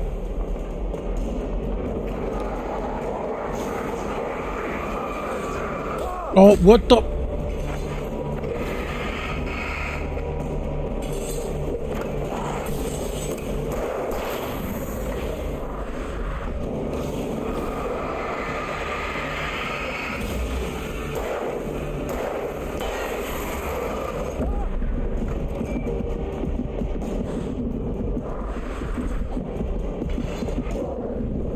Ooh, barely missed.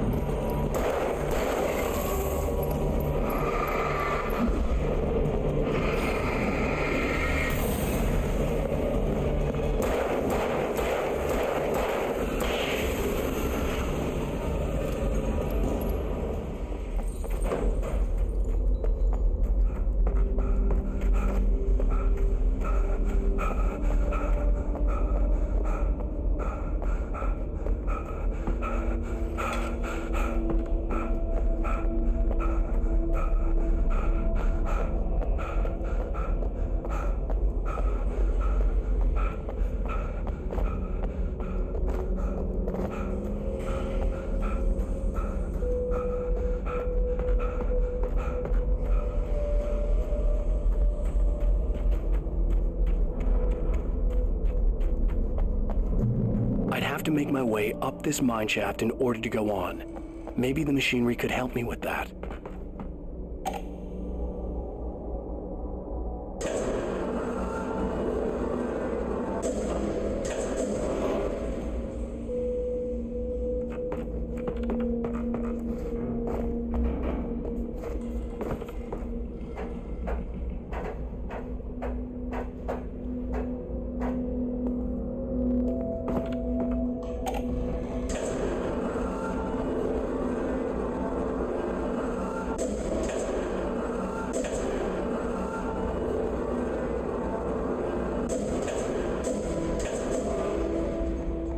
Okay, I think I know what to do here.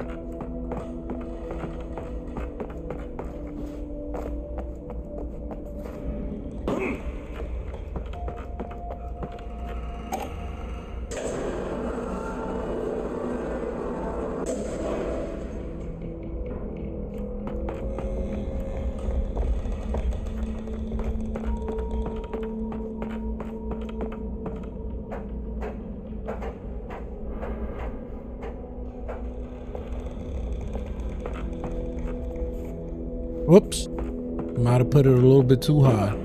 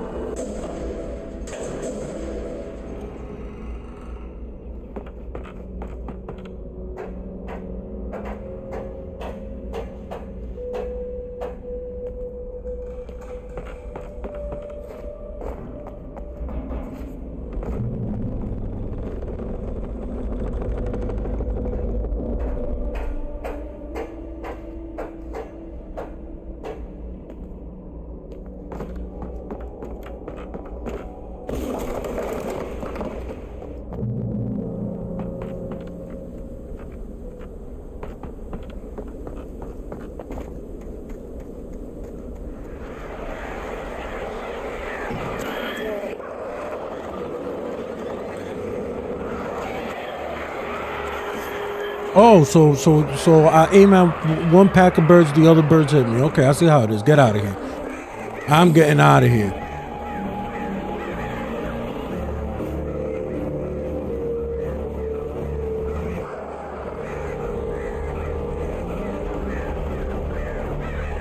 Chill. I'm bugging. I'm going all the way back into the cave.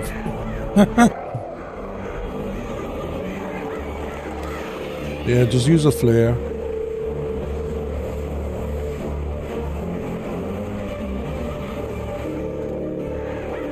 Yeah, come back. What's up?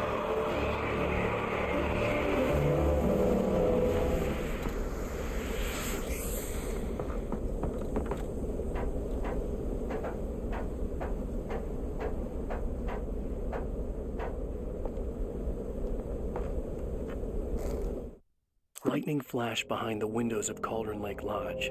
Tor Anderson laughed and held the steel hammer above his head. Nurse Sinclair was trying to calm him down without success.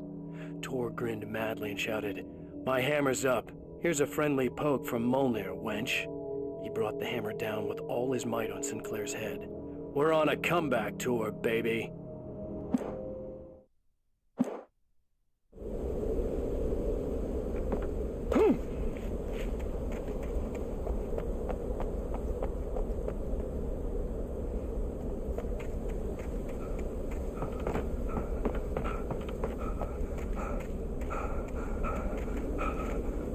Okay, so there was nothing up here other than that manuscript page. I guess we gotta go back down.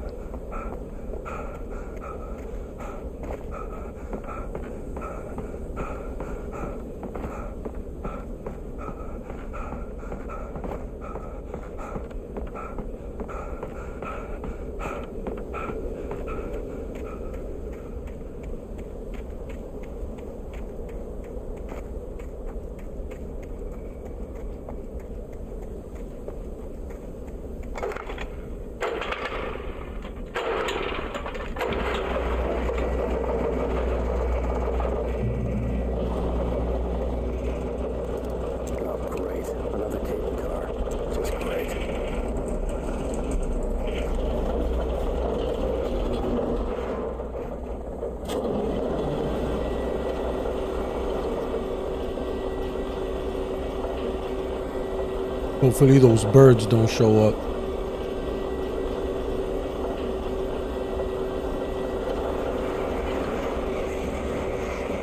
Oh, there they are, of course. Of course. Oh, of course, you aim. Oh, beautiful. Yeah. Oh, get out of here. Yeah, that's right. I got flares for days. I ain't touching me no more.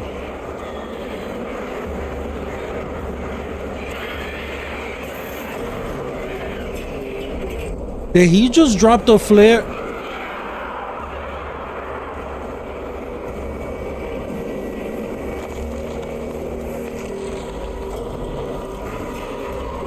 Alright, we're almost there. Come on.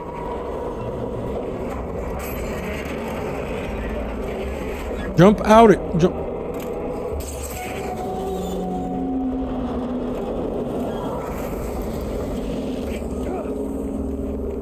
Why am I not surprised?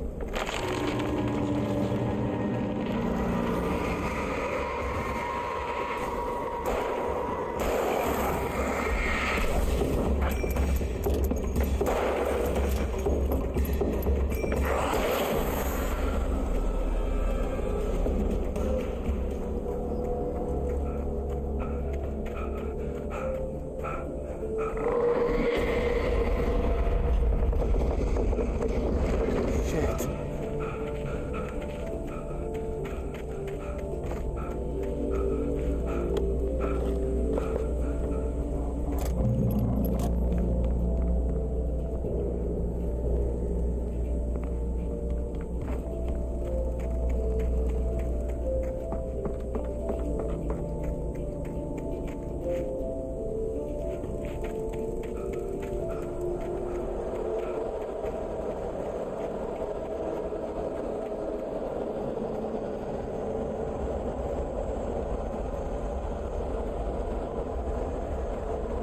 Why does it keep giving me a hunting rifle? Is it telling me something? Should I pick it up? The game trying to drop a hint.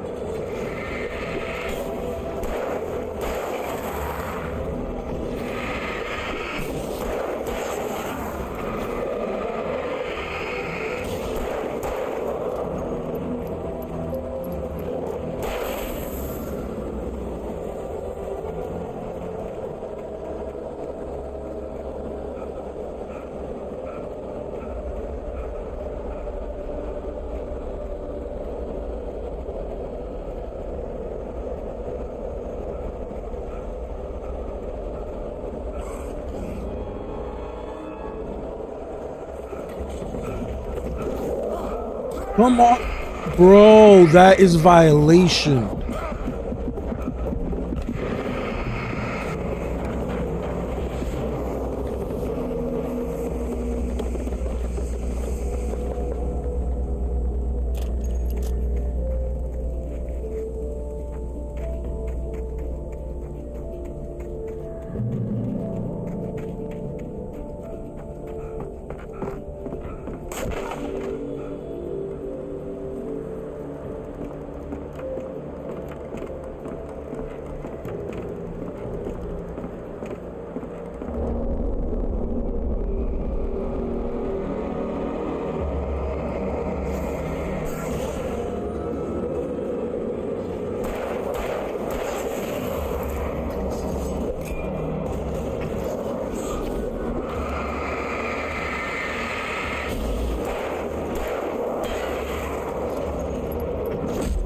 Oh, he hit me.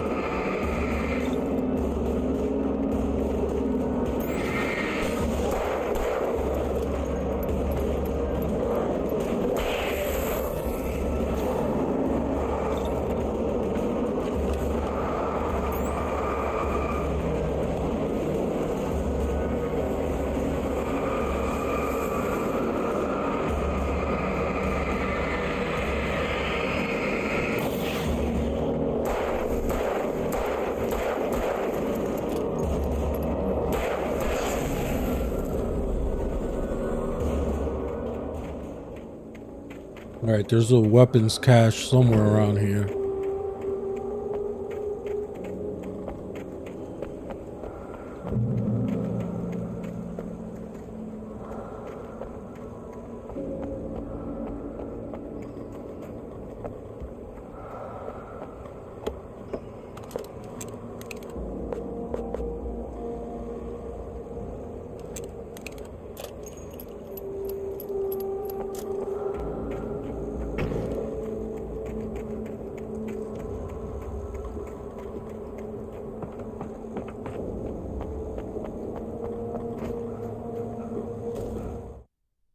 Maud had checked all of Stucky's rental cabins. There had been no sign of the Wakes. It was dark when he'd found their car parked at the end of the road by Cauldron Lake. It made no sense. They must have taken a wrong turn, but there was no sign of them, and the car had been there for hours already. Frustrated, Mott stood on the rotten ruin of the footbridge that had once led to Diver's Isle before it sank beneath the waves years ago. The boss wouldn't be happy.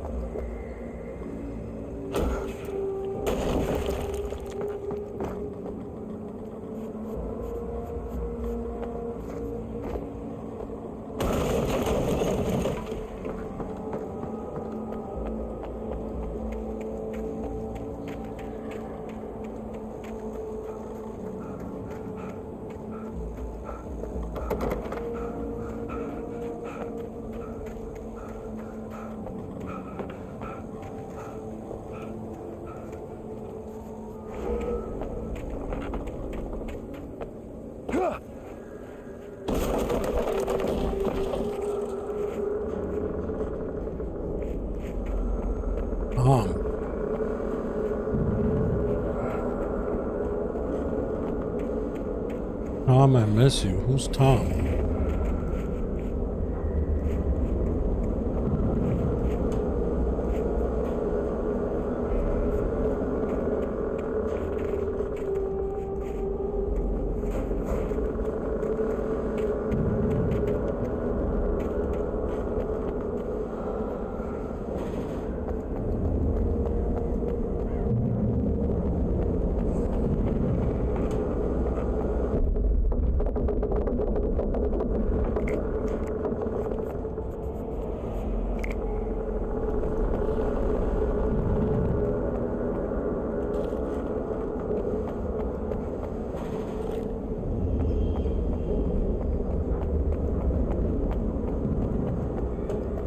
That's it. I'm gonna get the hunting rifle if they show it to me again. Because they're giving me ammo for a reason.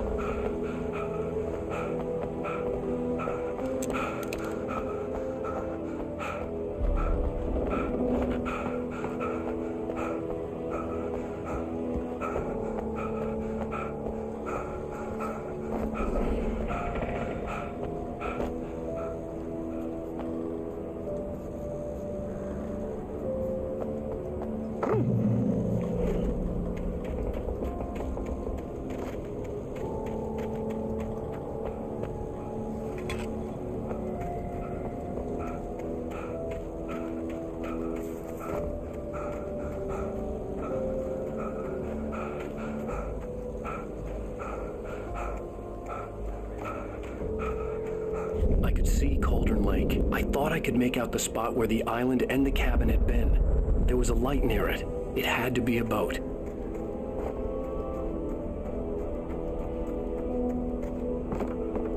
I was close now. I tried to hold on to Alice, but her form melted away. I was losing control. Dr. Hartman stood in her place. I wanted to hit him, but my arms were jelly. He smiled. It was a reassuring smile, and I hated him for it. I had to give you a sedative. Don't fight it. You went through another rough period. Right now, it's very important that you stay calm.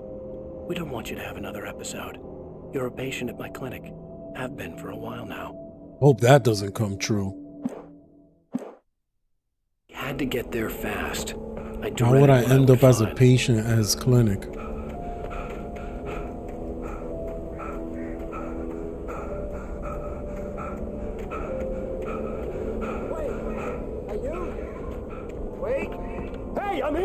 I'm coming! No! Get away! Sorry. Please, leave.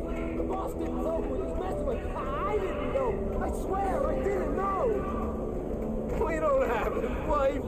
We don't know where she is. She's probably drowned. Probably drowned?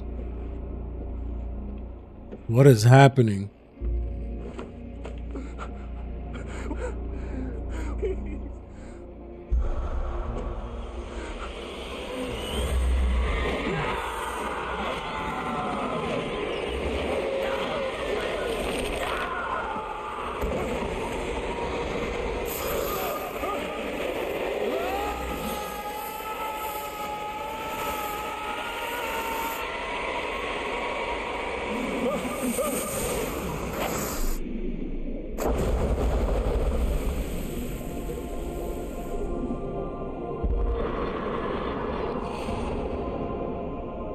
And it happened just like he wrote it.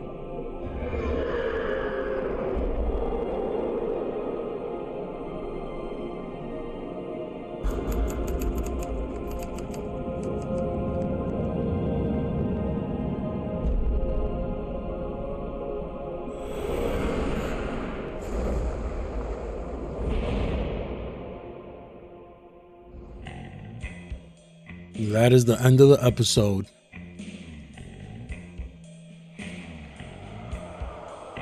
Now you could get into the next chapter.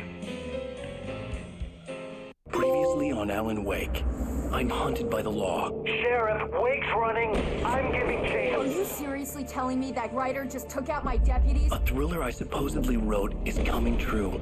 The genre of the story seems to be shifting. It's turning into a horror story. I was told that Alice had been kidnapped, but that was a lie. We don't have his wife.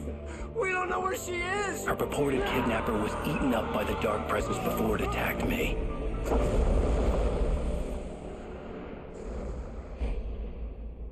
The truth. Alan, shh, baby. It was just a nightmare. Alice. There you go, Alan. Hartman. I fell. I had to give you a sedative. Don't fight it. You went through another rough period. What? Right now, it's very important that you stay calm. We don't want you to have another episode. You're a patient. Oh wow, it came true. I am a patient. For a while now. The shock of your wife's death triggered a mental illness. No, you're lying. You're suffering from various symptoms of undifferentiated schizophrenia. Bastard. It's okay, Alan. Just let go.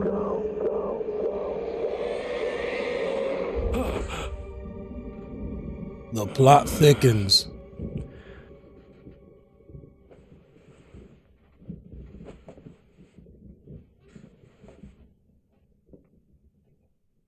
I felt groggy.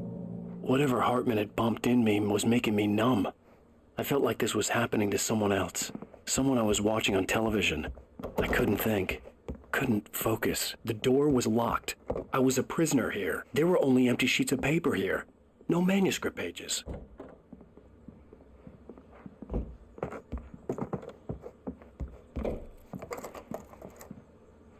Good evening, Alan. Are we feeling better now? Feeling calm? Yeah. I see you brought your pet gorilla with you. So sure, I'm calm. I get the message. Loud and clear. Why, right. That's the spirit. You're being very brave, Alan. I understand you're confused. I would be more concerned if you weren't suspicious of me. I don't blame you for it. Big of you. Now, why don't you come with me? We'll reacquaint you with my clinic and go over everything you might have forgotten. Little walk and some fresh air? Yes, it will do you good. This corridor is for patients. Most of them aren't here right now. Jack took them out for a fishing trip, except for the ones who are particularly vulnerable, of course. I encourage creativity as a part of the recovery process here at Cauldron Lake Lodge. I specialize in treating artists. I bet you do. Splendid, Alan. I honestly believe we can get this thing under control if we work together. This way, Alan.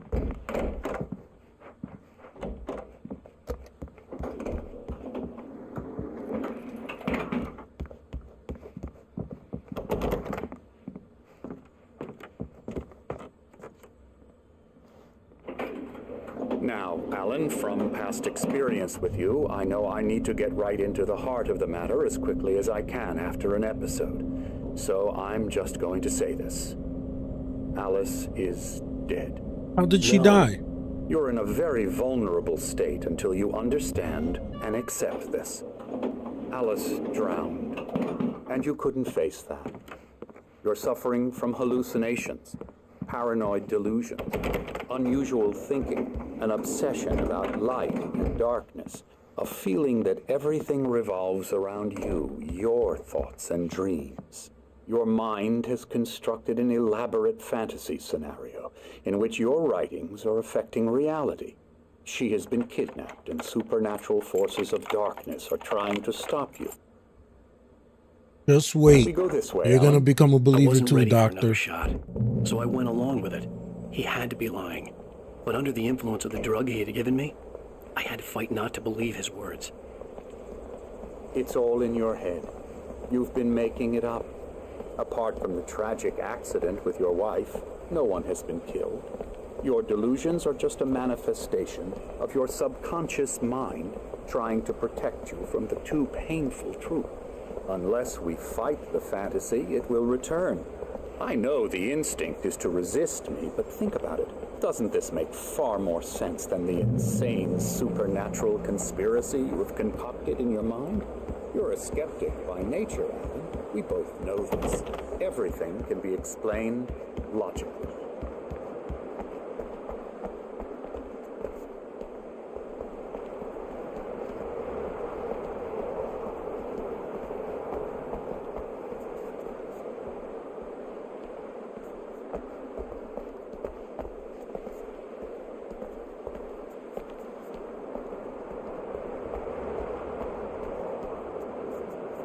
I never get tired of this view. Very inspiring, isn't it? Cauldron Lake spread below us. I could see Mirror Peak on the other side of the lake. I thought I could make out the spot where Diver's Isle had been when I arrived with Alice. Now there was nothing but waves. It seems there's a storm coming. Funny, I don't recall there being a mention of that in the weather forecast. Well, no matter. This way. Follow me. Alan, what I'm telling you is good news. Right now we're in control. Every time you have a relapse, it gets more and more difficult to resurface from the dark depths of your imagination. Not surprising, considering your profession. Imagination is what you work with.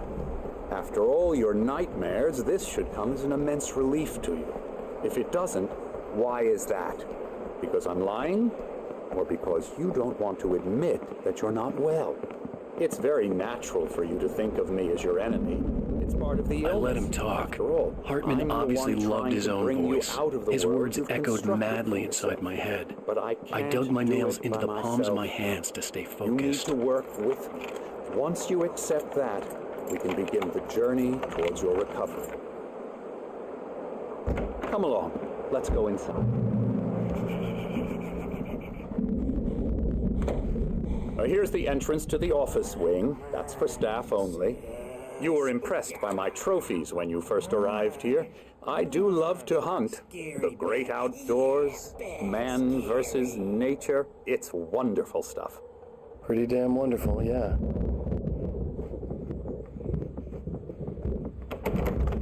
Scary, scary, scary.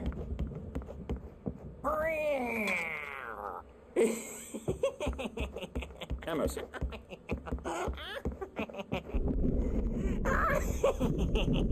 Who's this creep? I'm a real bad dream, mister. You should be afraid of me. Don't want to run into me in the night, that's for sure. Please, Emerson. Mr. Wake is confused enough as it is.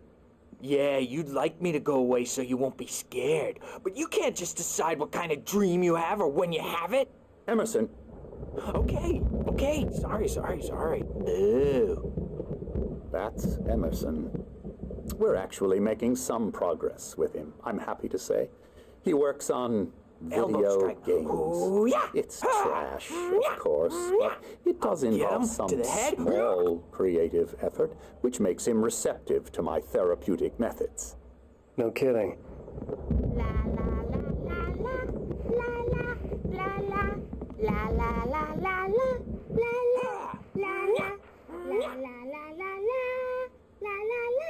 Now, you might have noticed the typewriter in your room. You've been writing as a part of the therapy. As soon as you feel up to it, you should continue. Nah, shut up, doctor. Let me see what's over here. I've painted you. Oh, did you paint me? Let me see that painting.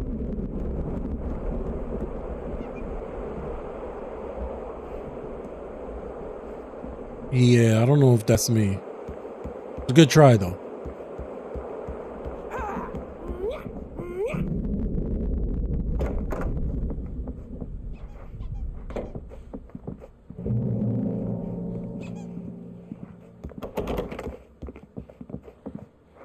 My rheumatism's killing me. There's a storm coming. Oh, what a storm. I hope it wipes this place off the face of the earth. And these two are the Anderson brothers, Odin and Thor. They had how should I put this? A heavy metal band in the 70s and 80s called Old Gods of Asgard. They even adopted new first names to complete the image of Viking gods. After the band broke up, they lived on a farm nearby. They are, well, in advanced stages of dementia. They're well cared for, TLC and all that. There's nothing more that can be done. I'm afraid that the rock and roll lifestyle has left its mark. Oh, that won't do. I'm so sorry to cut this short for now, Alan. The power has been acting up. I'd better go check on it. We'll continue this soon. Meanwhile, when you feel up to it, return to your room and try to write. It really is for the best. Don't you think? Is he involved with the lady and he's trying to get me to finish the manuscript? Bash his head in with a hammer. Oh, he'd love to fish out our secrets, but he has no clue. He's not crazy enough. Not crazy like us, Sonny. Yeah! Being crazy's a requirement, Sonny. Who else could understand the world when it's like this? It takes crazy to know crazy. That's the sanest thing I've heard in a while. Zane! You're all right, Tom. Hey, we like him, don't we, bro? He's got to go to the farm. The Anderson farm. Valhalla! We wrote it all down, lest we forget. A crash course. All you need to know to get your head right. You need to find the message. Here, Sonny, here's something for you. Gave me a rash, but I kept it safe from these bastards. Manuscript page. Zane could feel the poems, taking form, shaping things. As he experimented, he imagined he could almost feel the power surging through the keys of the typewriter. It exhilarated him. But there was fear, too. If not for his young assistant, Emil, he would have given it up. But Emil convinced him otherwise. He, too, had a way with words. My head was clearing up, or according to Hartman, I was sinking back into the fantasy. I was convinced he was lying to me about everything. Crazy or not, the Andersons made more sense. On it now. Yeah, good thing he's not overreacting or anything. Well, he's the boss. Something's wrong. I may need a hand here. I'm not myself. The storm's bound. It's hard to think. There's a shadow inside my head. I can only focus on writing. Everything else is a blur. I'm trapped in this cabin. Have been for days, but it's always dark outside. My editor is real. I saw her again. She's not human. It's not human. A dark presence is wearing the old woman's face. She was covered in clinging shadows. There's a hole in her chest where her heart should be. I think I've made a horrible mistake. I don't think I'm any closer to saving Alice. It's been lying to me, using me to get the story it wants, and the story will come true.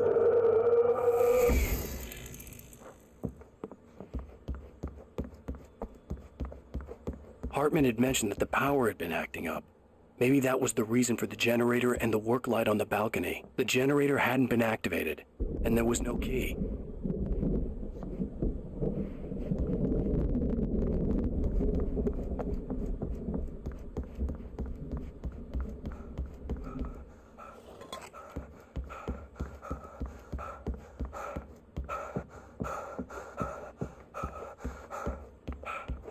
Hey, Wake, why don't you humor Dr. Hartman and give the writing a shot, huh? Typewriter's in your room. Hartman wanted me to write. I knew I couldn't, but I figured I should just play along for now. It was the only thing I could do with Nurse Birch watching me like a hawk.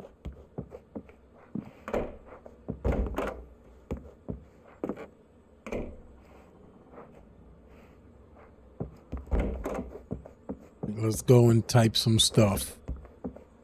The white glare of the blank page in front of me hurt my eyes.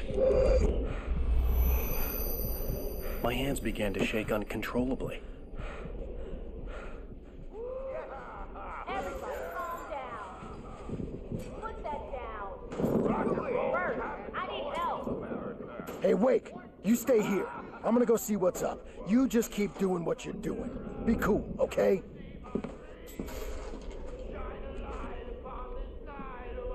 I didn't know what the chaos was all about, but it could be my only chance of getting out of here. did he get a damn hammer? I don't My hammer's up to here's a friendly poke for you old damn wench. Oh, afraid of the crazy brother. Hartman kept talking, giving Barry the grand tour, clearly proud of the place. He went on and on about his hunting trophies, and Barry was impressed. But he was here on business. He raised his voice, cut through the monologue. Hey, Hartman, where's Al? Hartman stopped in mid-sentence, annoyed at the interruption. He nodded at the hulking orderly standing nearby. The man smiled and clapped a practiced hand on Barry's shoulder. Are ya? Not so weak now, are we? Well, things are unraveling fast, aren't they? Sinclair looked bad. That wasn't a love tap. The crazy old fart hit her hard. If she was one of Hartman's goons, she had it coming. I could get the key to the office from Sinclair. I had to get to Hartman's office. He had taken all my manuscript pages. That's where he'd been keeping them.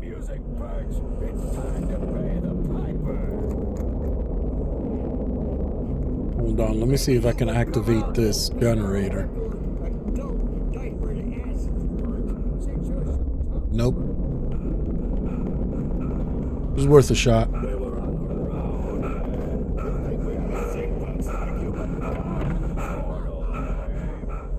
out of here! Hartman, do you hear me? I'm gonna do your crazy quack ass to shreds! The markings on the tape said they were recordings Hartman had made at the sessions with his patients. I saw Alice's name on one of them. For a moment, I couldn't breathe right. Now, Mrs. Wake, can you tell me about Alan's problems? He's more and more out of control all the time. The parties, he's angry all the time. He's getting violent. Do you mean with you? No, not with me. No, never. Sometimes I almost wish Alan would take a swing at me, because at least that'd lead to a conversation he couldn't just march out of. But no. Alan doesn't really sleep. And the work, well, he's not writing at all. He sits there for hours and just gets more and more frustrated. And I can't talk to him. Yes. Tell me, Mrs. Wake, what would you say to him if he'd listen? I don't know. I want to say, I look at you, and it's not you. Just some stranger who resembles you, looking out from behind your eyes, and I don't like that guy much. And now it's all gonna go to hell. But you don't ever say this. No.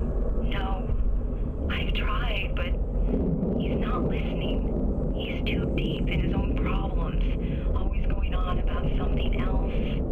I'm so afraid I'm gonna lose him. And we're not even talking anymore. He doesn't let me in anymore. He just keeps me in the dark. I'm so alone here, even when he's home. Please help me, Doctor, because I'm at my wit's end. Well, if you can just get him here, I'll absolutely do my very best. Yeah, but Doctor, you need to be careful with him. He's not just going to listen to you and cooperate. He's the most stubborn man I've ever met. Well, I'll be sure to bear that in mind. Hearing her voice, what she was saying made me happy and sick and guilty all at once. Worst of all, I recognized the words. The phone call from her. It had been a cut-up of this. Just a recording. Hartman wasn't happy. Maud could see it in his eyes. He quickly lowered his own. He had made a mess of it, and he knew it. The shame of failure was hard to bear. He hadn't expected Wake to say he needed more time, and he blurted out 2 days, less than Wake had asked for to show him who was in charge. But that wasn't part of Hartman's plan.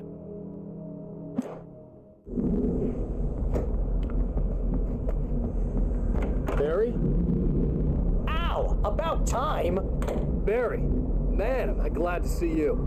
We need to get to Hartman's office. It's right next door. You okay? Yeah. I mean, no! The cops found me at Rose's trailer, but they didn't hassle me too much. I'm obviously a victim in this, and I demanded to be treated as such. Or else I'd sue their asses. Speaking of asses, that Fed gave me a real hard time, but I had no clue where you were. That guy's crazy, Al. but he let me go, and then I get a call from Hartman, that son of a bitch, who tells me you're here, and I should come pick you up, but when I got here, 2 goons clobbered me and stuck me in there. What's with the cutout? I stole it from the diner to piss off Rose after what she did to us. That'll teach her. Yeah, that's a harsh punishment. Come on, pal, we gotta get going.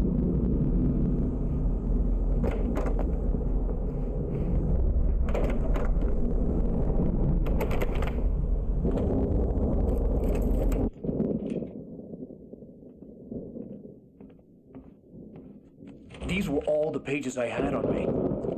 And more.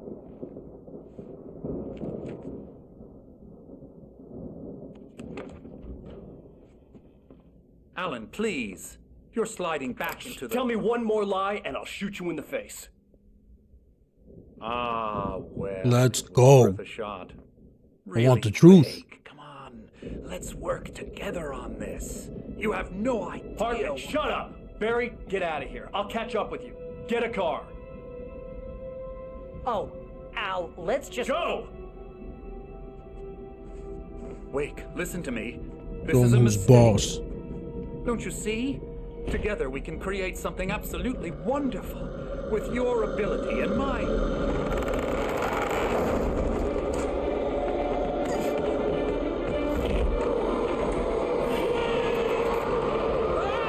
Oh, he's getting possessed.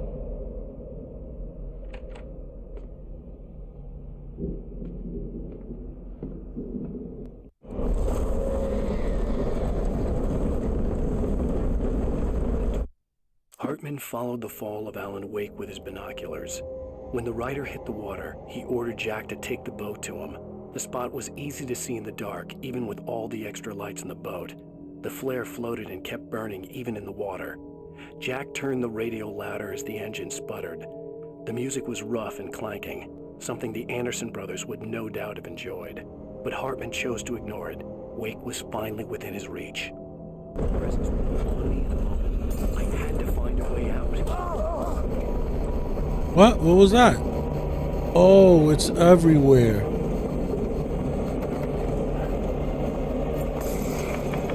Man, unlock this door. Stop.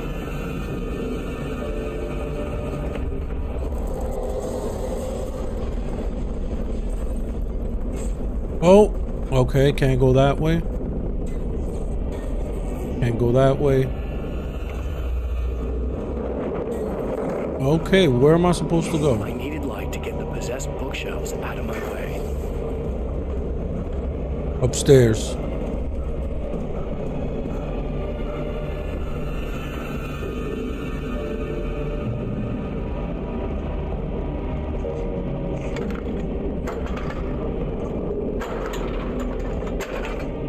Oh, this one's way harder to do.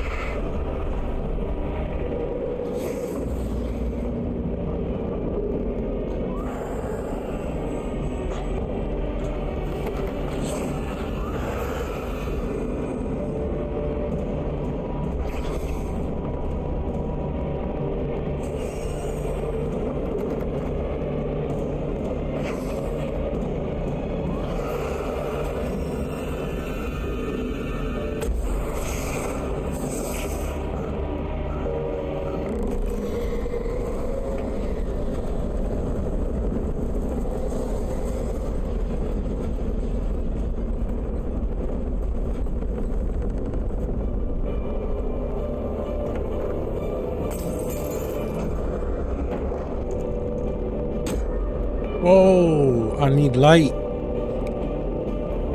Was there a flashlight in there that I missed?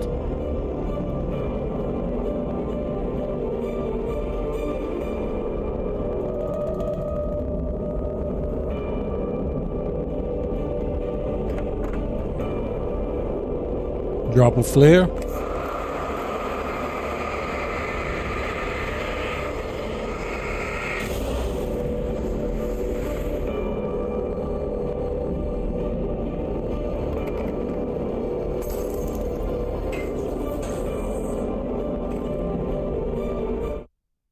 Hartman knew he was no creator. He had no ambitions on that front, and he certainly didn't want to end up like every artist he had worked with here, damaged in ways that were hard to describe, or worse. It was enough for Hartman to maintain creative control and provide direction, to be a producer. That was what most of these people were in need of anyway. Of course, suitable subjects were few and far in between.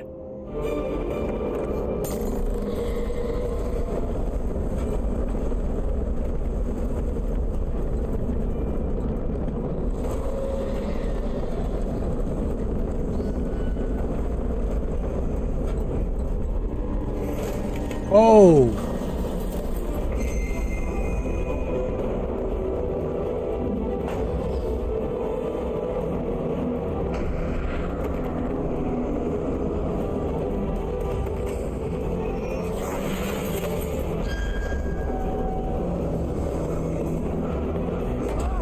Oh, damn!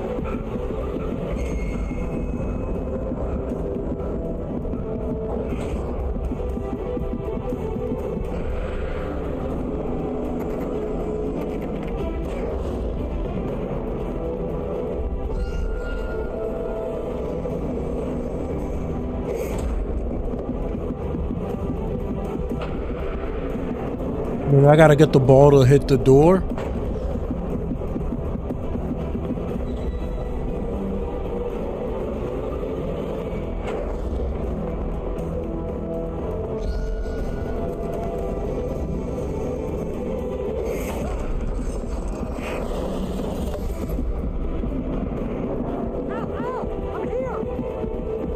Yeah, aim that flashlight at me.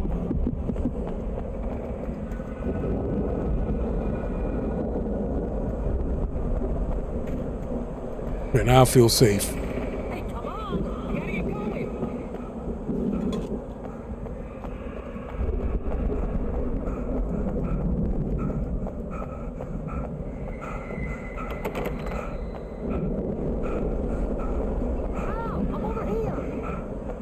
I'm coming, Barry. I'm coming. Just relax. I found the car, but the gate's locked. You're gonna have to go through the hedge maze over there. Barry, I don't have a light. Take this, Al. Thank you. Oh, God! Look at the house,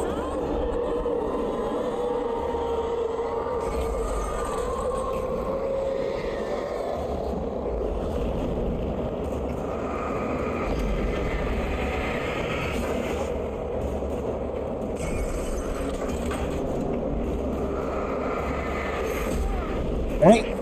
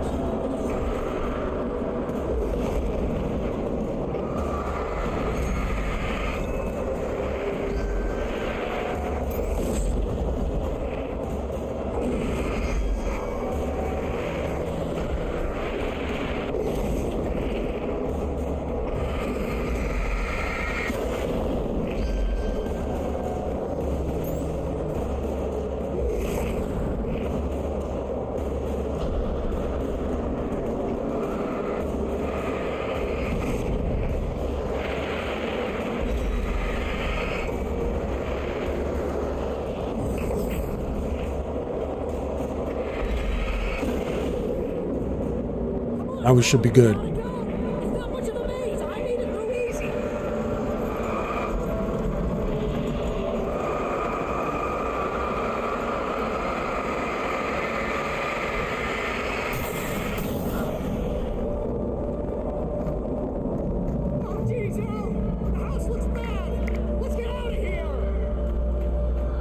But we're getting out of here.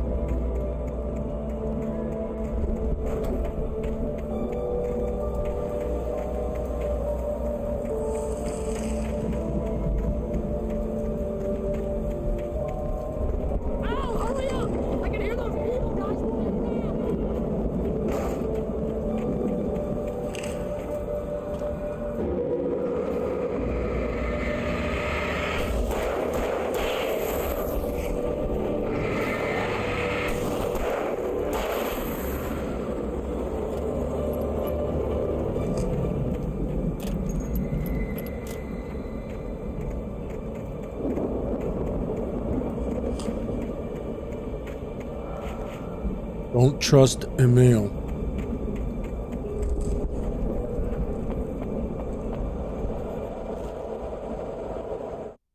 I stared at the Viking paraphernalia that littered the area surrounding an unlikely centerpiece.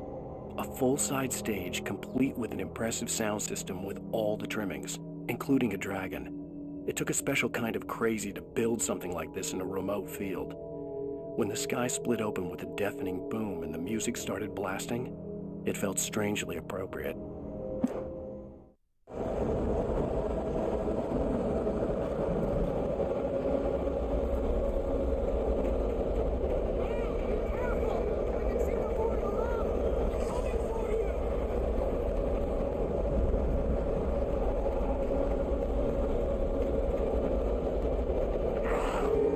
Oh!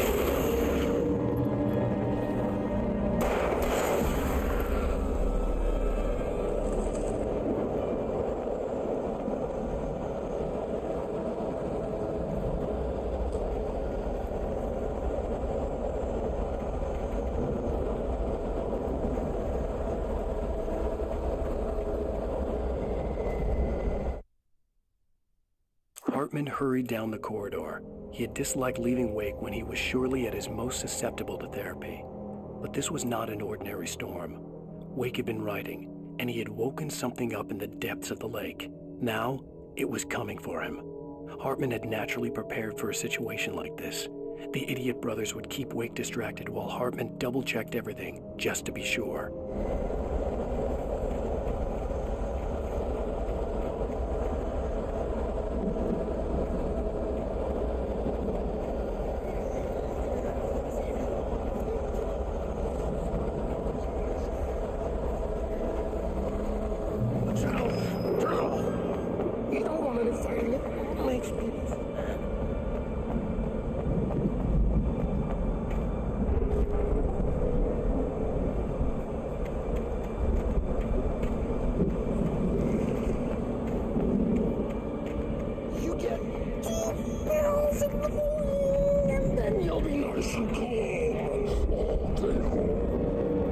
Look who it is.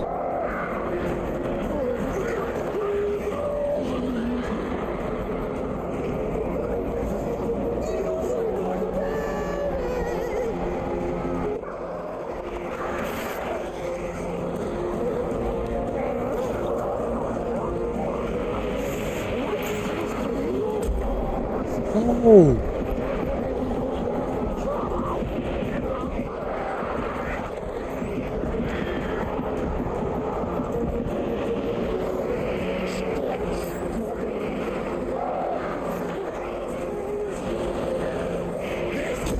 Oh! Damn. The channel will turn off. We don't want any fighting. It makes people.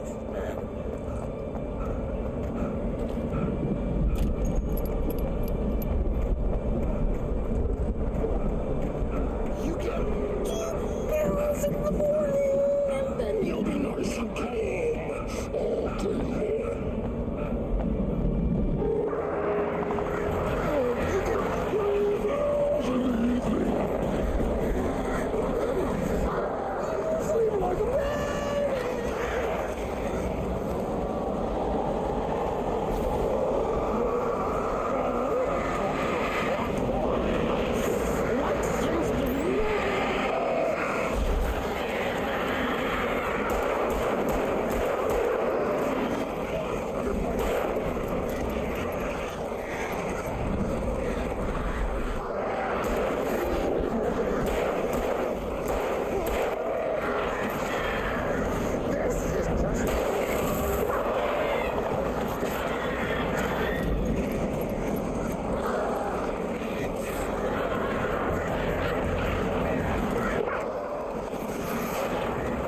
Yo, these birds are mad annoying.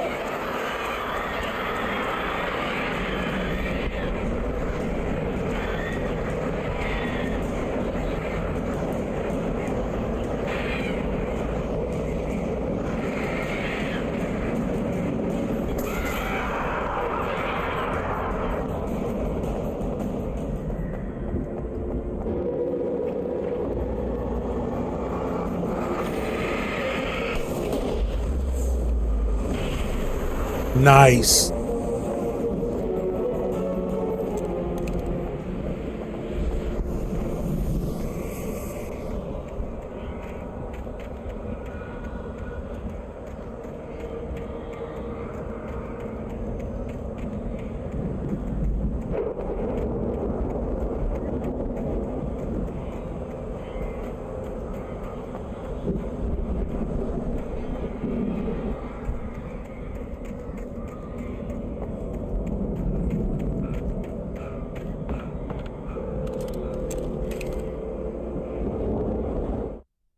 Mott knew that Wake was smarter than him. Wake had more money, a beautiful wife, everything. And Hartman said Wake was important. That made him better than Mott. But Mott was calling the shots now. He'd expected Wake to whimper and grovel, but instead, he seemed willing to fight. Mott knew he'd gotten under Wake's skin. If only Mott actually had his wife. The thought made him shiver.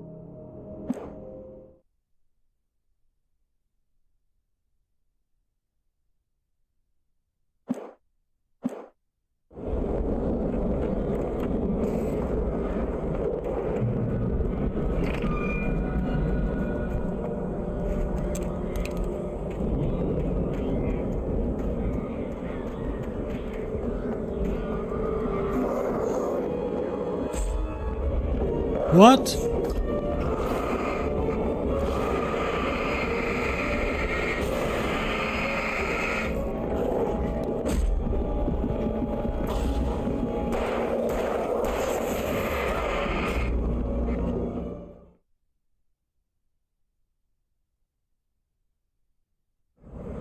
All right, at least now I know what to expect.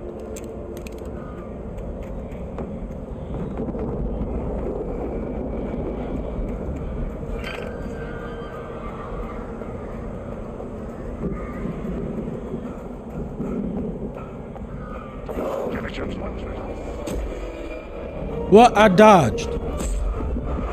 Oh, get out of here. Bro, what was that?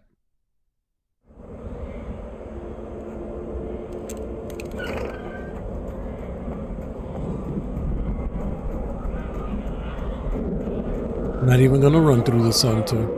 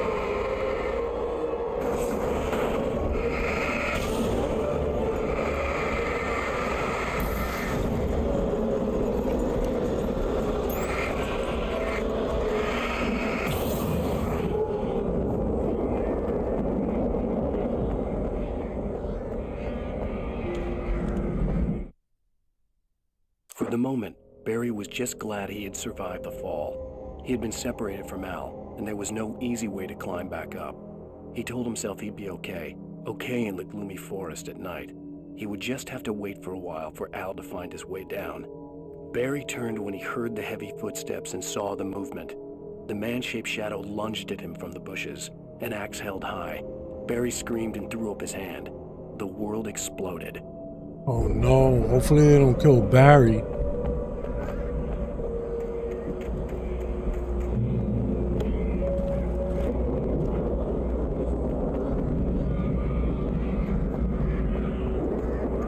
They better not kill Barry.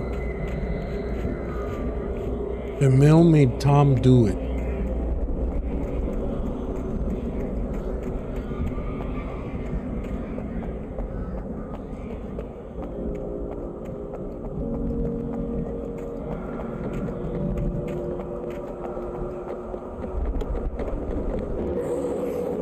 Oh, come on. That's cheap, bro. That...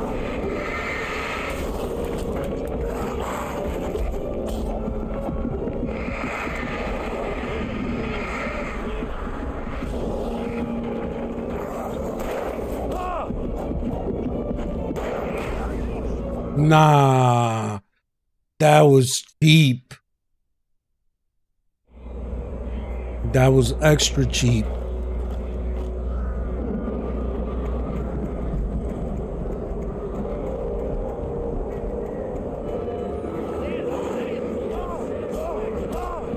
Yeah. They gave me the 1-2 piece combo.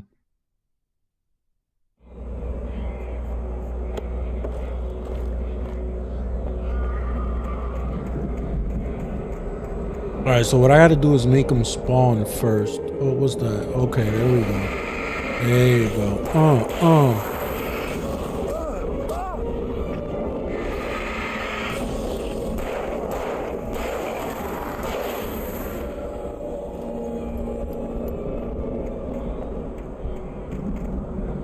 All right, now we can get the emergency supplies.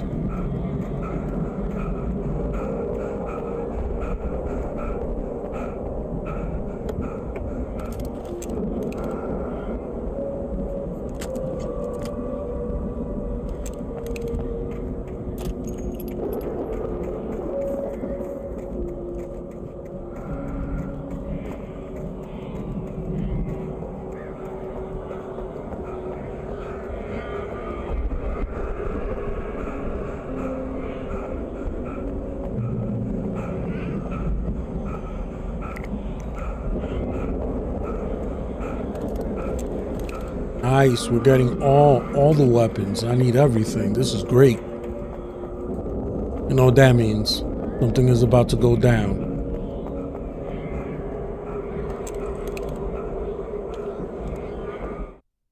Hartman watched as Wake's features slackened. The man was bullheaded, no doubt. Even lying on the bed, he'd almost broken Hartman's nose the second time. But with a little time, he could break Wake down, give him proper direction. Wake was easily the most promising subject he'd had. Well, since Tom, really. Sleep well, Alan, Hartman whispered with a smile. Let me take care of you. He sniffed hard to clear his throbbing nose, swallowed blood, and barely tasted it.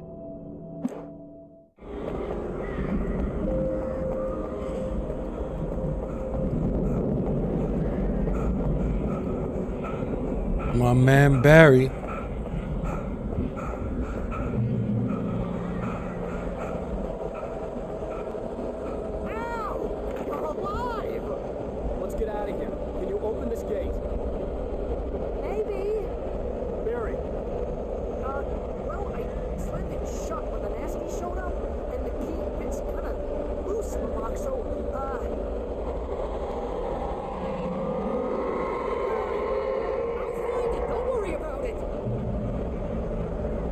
Oh, here we go, the axe murderer.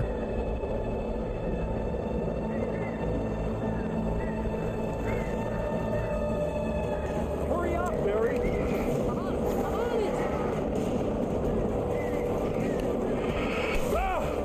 Oh, get up.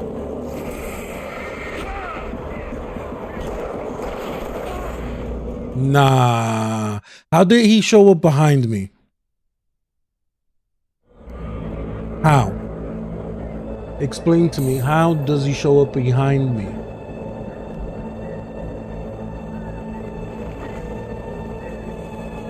Hurry up, Barry. I'm on it. And we got birds to deal with? Nah, chill. Nah, we're not doing this. Nope, we're not doing this.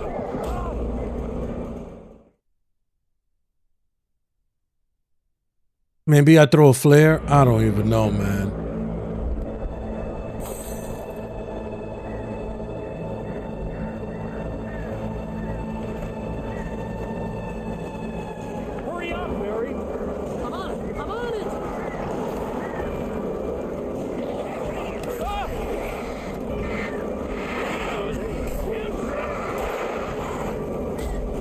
What are you doing?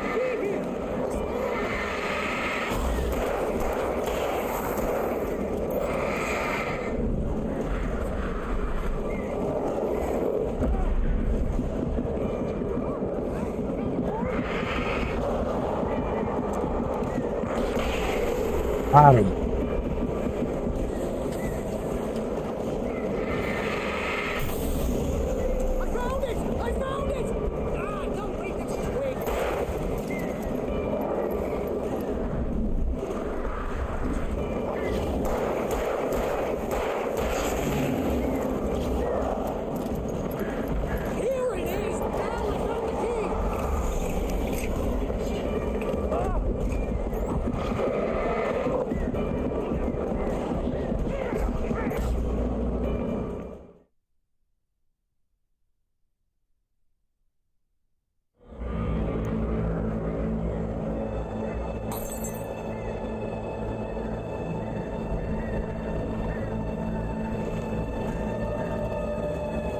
Hurry up, Barry.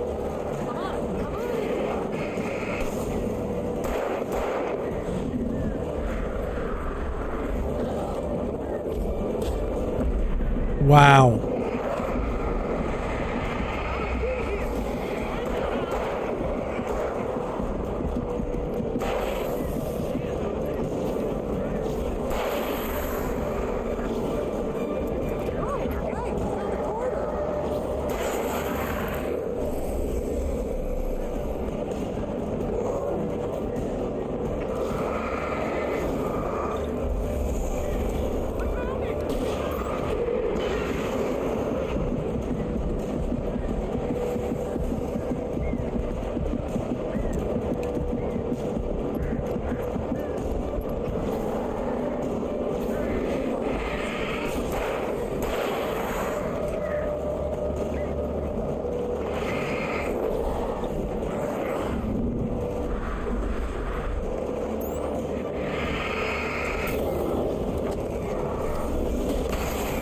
Got him.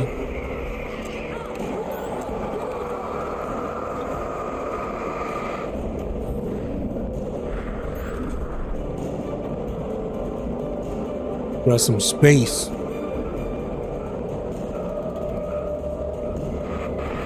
How fast do these fools walk?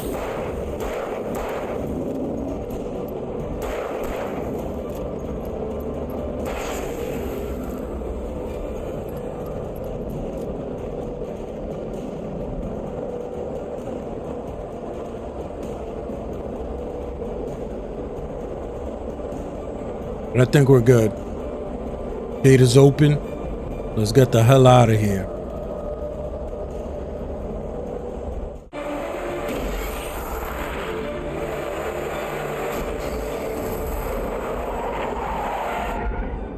Al, please tell me we're headed for the nearest "You're now leaving Bright Falls. Come back soon" sign. We're going to the Anderson farm. I knew you were gonna say something like that. You know what? You owe me big time for this. When this is through, if we make it, I don't care what anybody says, I'm done with darkness. You're gonna buy me a tanning bed as a gift, and I'm gonna live in it.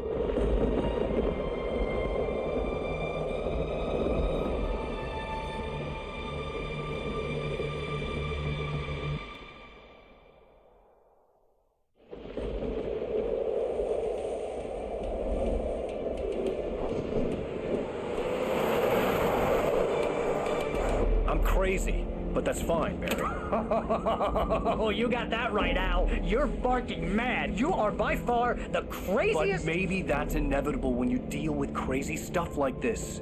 It helps. This is happening, Barry. Alice, they never had Alice. She's trapped in the darkness at the bottom of the lake, but she's not dead. Al, how can you know that? I know, Barry. I can... Al, No, listen. I can bring her back. I can find her. There's something special about this place. The lake, it does something to the works of art created here. It makes them come true. But there's a catch. The dark presence, whatever that thing is, twists it to its own ends. That's why all of this is happening. It's using my manuscript to take over everything. Al, I believe you. It happened to Thomas Zane before it happened to the Andersons. I believe you. Oh, Tom must be Thomas You're Zane. not delusional. Weird shit's going down. That's a fact. I'm on board, man. I'm with you. The Andersons knew about it, but they were too far gone to tell me with all the drugs they were on. But they wrote it down. There's a message somewhere at their farm, Barry. We just need to find it. Look out!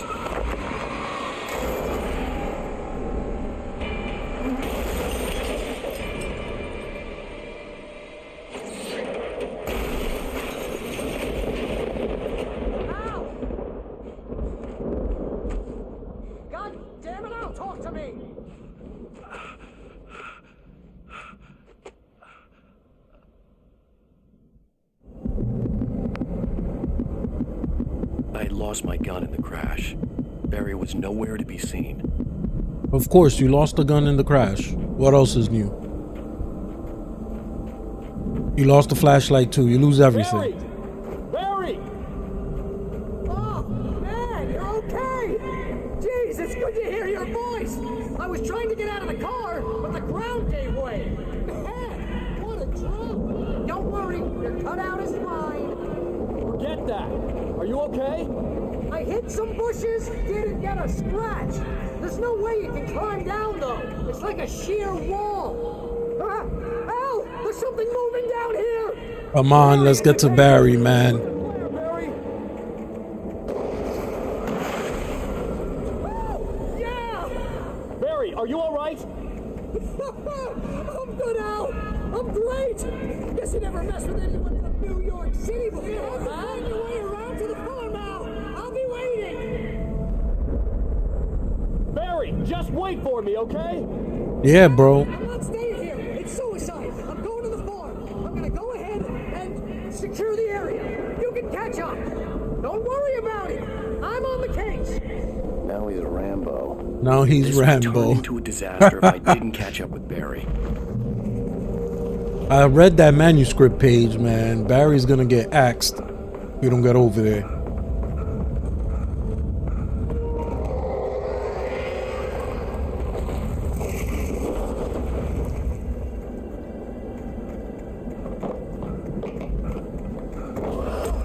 Oh, okay. Don't go that way.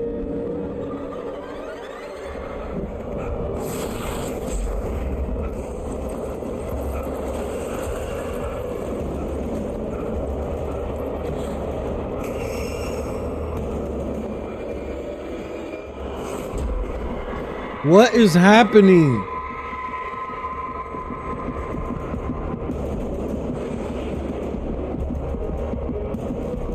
I don't have a flashlight. When he stopped the car at the Anderson farm, Walter felt relieved. Oblivion was close at hand. The brothers wouldn't miss a jar of moonshine or two in the booby hatch. But then he saw the man on the porch, and he knew who it was. Driving for his life and knowing it was useless, he didn't realize he was crying until he couldn't see the road for the tears.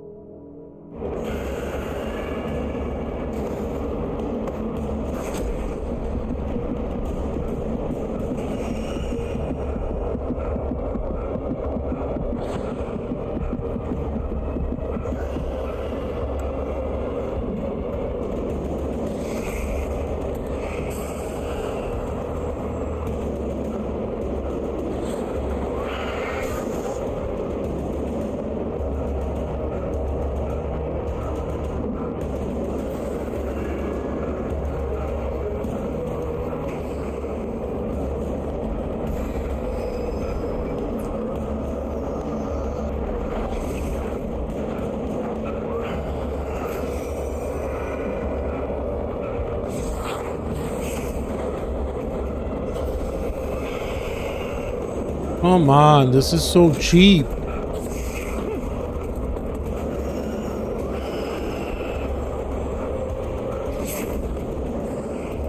I need a flashlight and I need that joint now.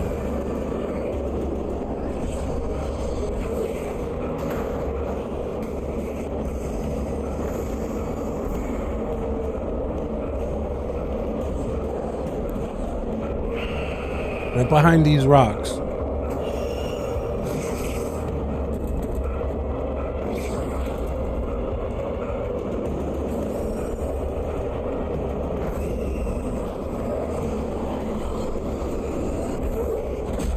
Jesus.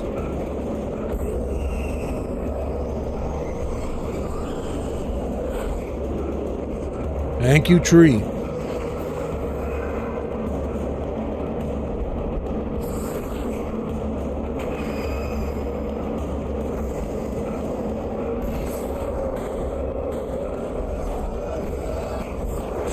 Oh, come on.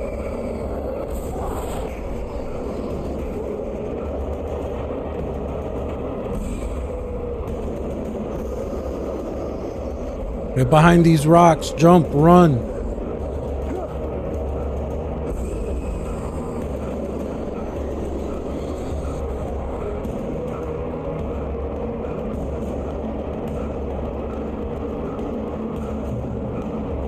Shadows crawled over the gate. I needed a light to destroy them to get through.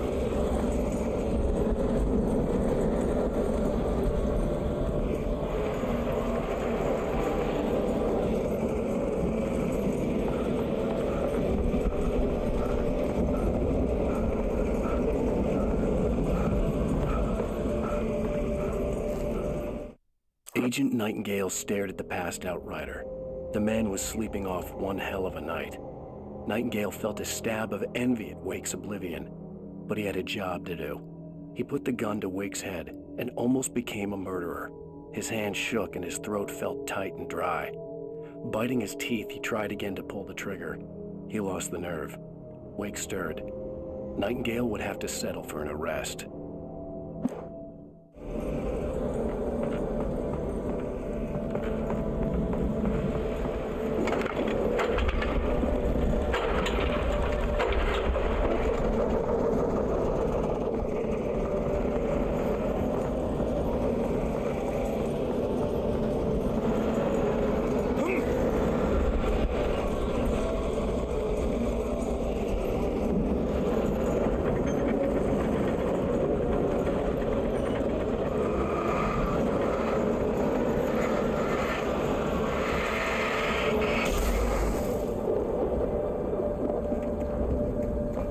I could sense the movement in the woods ahead. Facing the enemy without a weapon was dangerous, but I had no choice.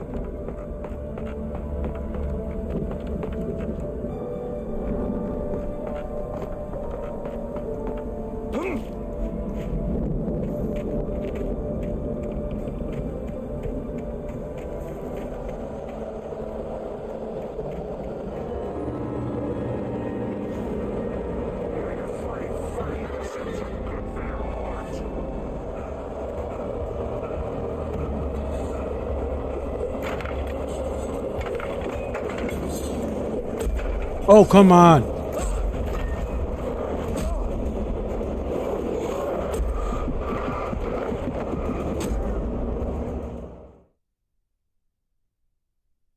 I don't know what happened there. It was a bad idea trying to turn on that generator. Facing the enemy without a weapon was dangerous, but I had no choice.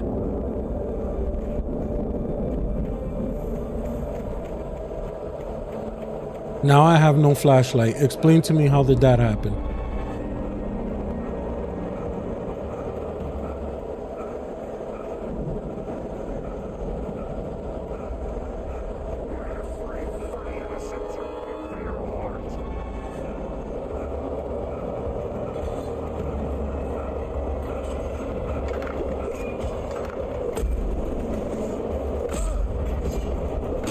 Just kill me. I have nothing.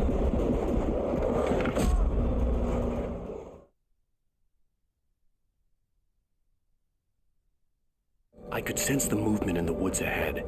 Facing the enemy without a weapon was dangerous, but I had no choice. All right, now we got this.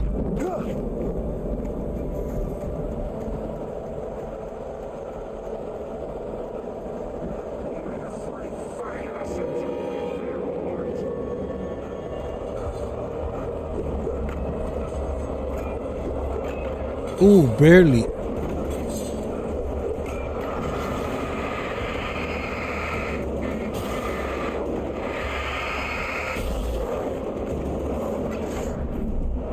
Nice.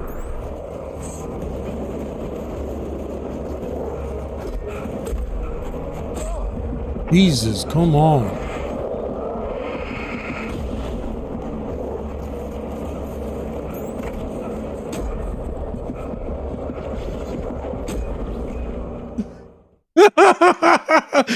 Axe to the face. That was hilarious. I could sense the movement in the woods ahead. Oh, Facing the enemy man. without a weapon was dangerous, but I had no choice.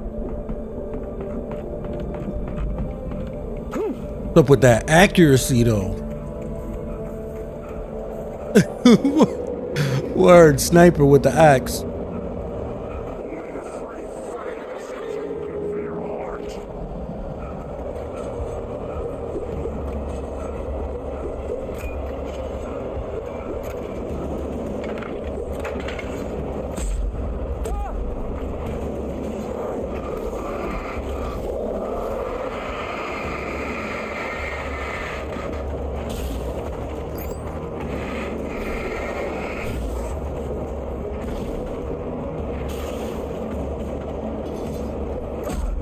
Oh, get out of here.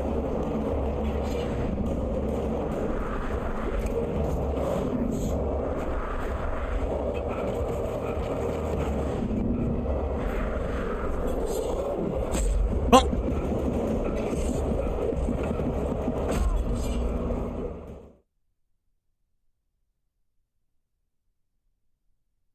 I could sense the movement in the woods ahead. Yeah, there's got to be a better way. This Without is a weapon was dangerous, but I had no choice. getting me tight.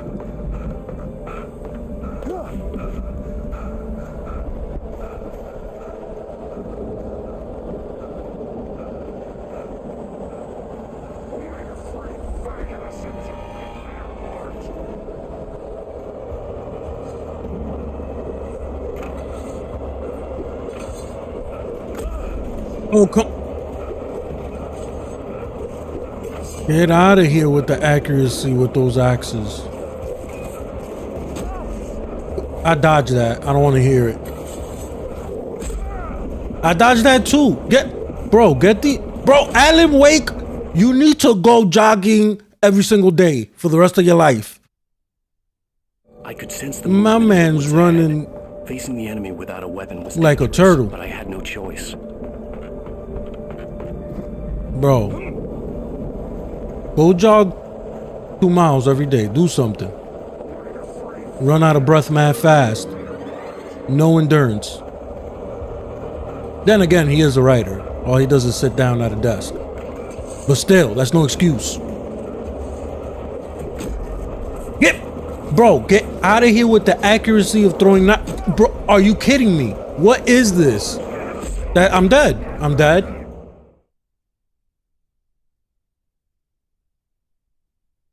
I could sense the movement in the woods ahead. Or at least give me a stamina bar. I want to know when he's getting tired, because your man just stops running. No warning. He's like, I'm done.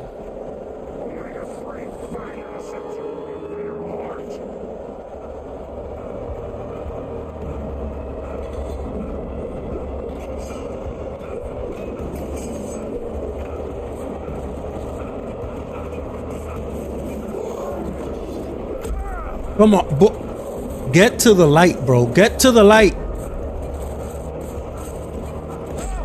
No! Come on. I could sense the movement in the woods ahead. Facing the enemy without a weapon was dangerous, but I had no choice.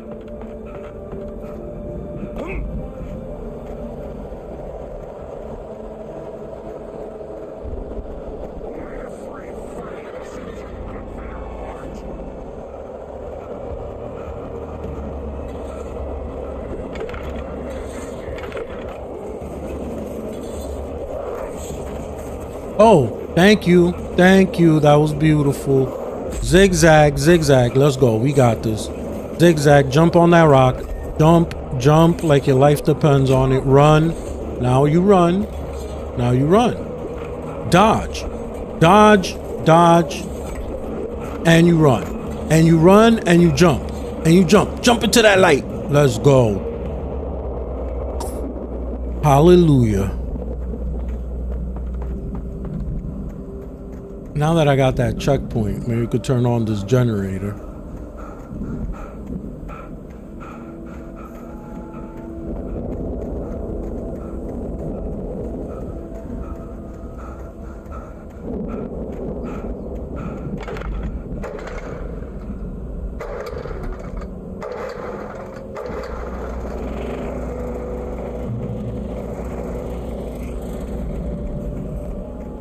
And now we good.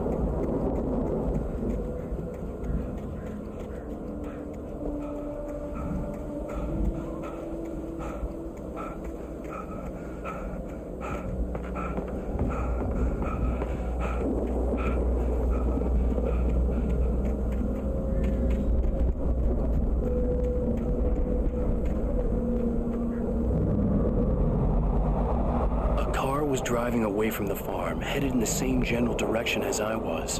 For all I knew, it was Barry, caught in the consequences of leaping before looking.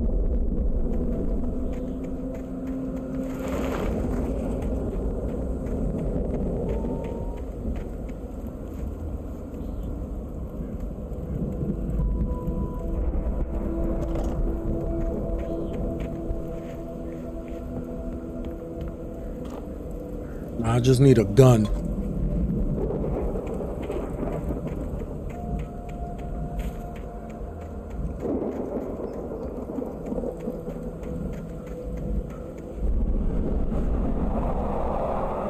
The car was heading for the cabin up ahead. It wasn't far. If it was Barry, I would see the damage soon.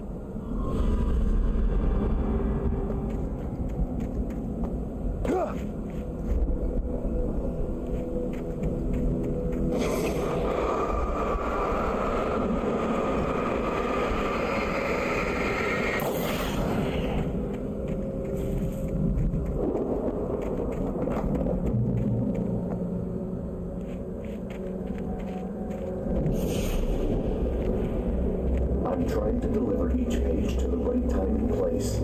I'm trying to show you how the story goes.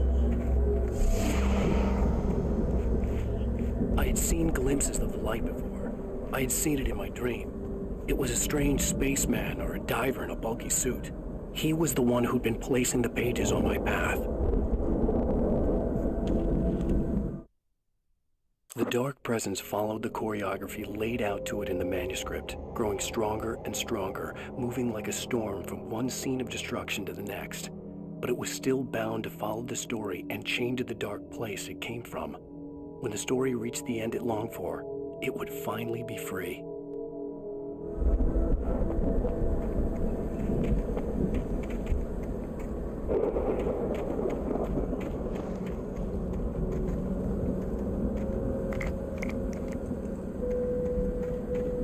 Oh, they brought the bear traps back?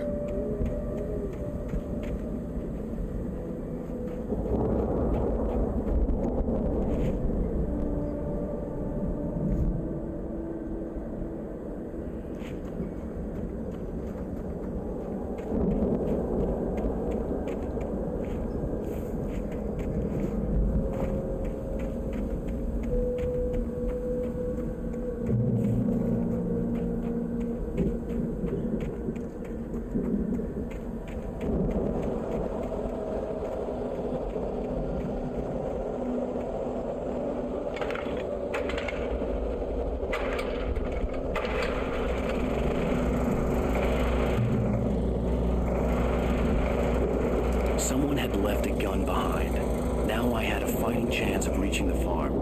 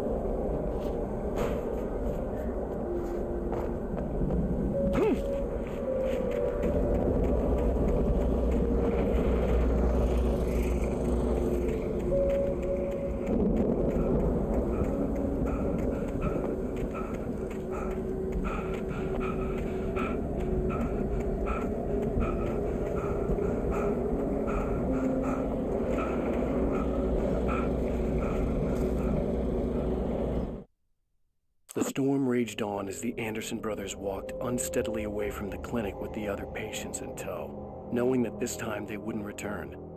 The darkness around them seethed with horrors, but Tor and Odin were unafraid. Their eyes glinted with guile. They knew every secret path, and there was blood on their hands. They had fought these shades before.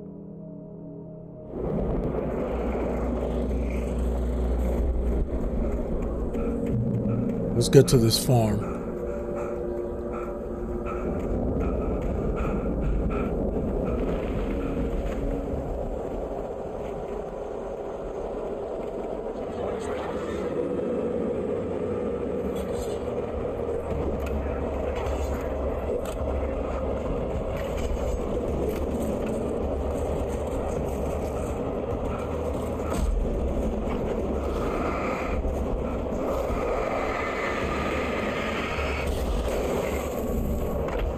Nice.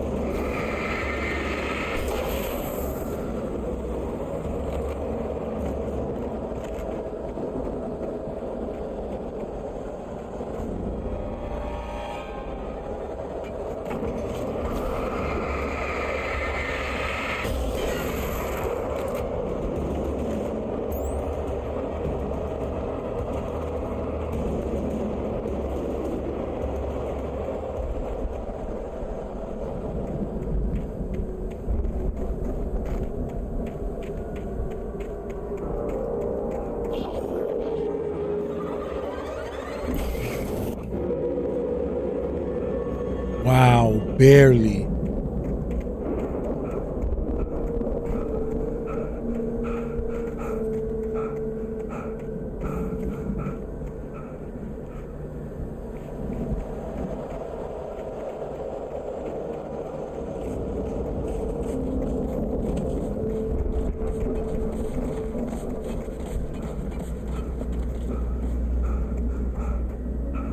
I could see the car, but there was no sight of the driver.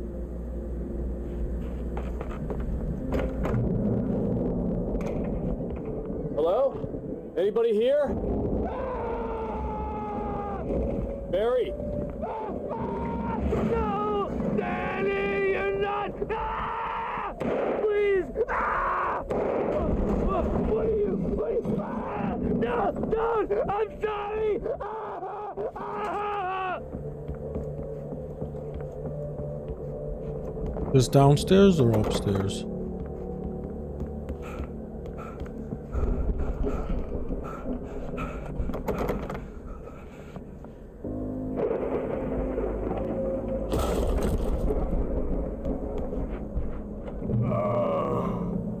I know you. You were in jail the other day. I went to the farm again for the moonshine, you know? It makes you see. They're not gonna miss it. They're in the loony bin. But my buddy, Danny, I lost him. Something's gone wrong with him. It's not him. Like a real bad follow-up to a real good movie. The best friend's suddenly the bad guy. Who wrote this crap anyway?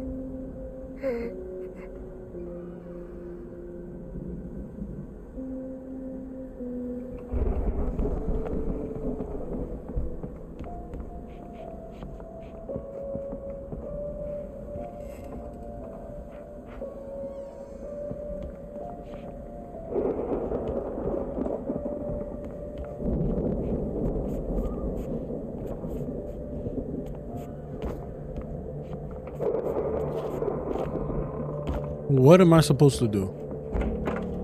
Oh, the door opens. I've run through every possible course in my head. If I continue like the Dark Presence wants me to, the story I'm writing won't save Alice. It's a horror story, and it's going to kill her, and me, and everybody in this town. No one will survive. Darkness will consume everything. This is what it's wanted all along. It will be free, unstoppable. It used Alice to get to me, dangled her in front of me to keep me going. It was never going to release her. I'm going to change this. I'll escape. I've written myself into the story. I'm now the protagonist. This feels like a terrible risk, but it's the only way to save Alice. I'll be bound by the events of the story just as much as anyone else who's been woven into it. The story must stay true for this to work. There have to be victims along the way, near escapes, cliffhangers. In a horror story, it can't be certain that the hero will succeed or even survive. He almost has to die. I'll write my own escape into the story next. I need help. Zane's going to be the one who will help me. I'll make it happen.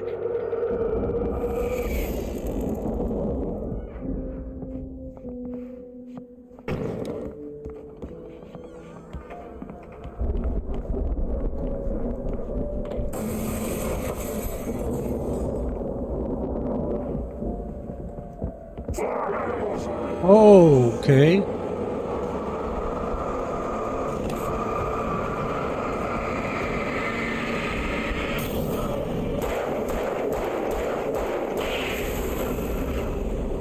Let me guess. Danny, huh? The front door was locked.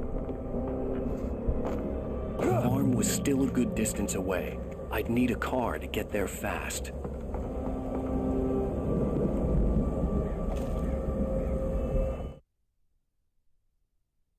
For a moment, Hartman considered strangling the idiot. Mott was mean-spirited, but easily manipulated, an emotional infant who lived for his approval. Wake, by contrast, was a far more difficult subject. Mott had given him too much leash. In 2 days, who knew what could happen? Hartman would have to find a way to rein him in, and quickly.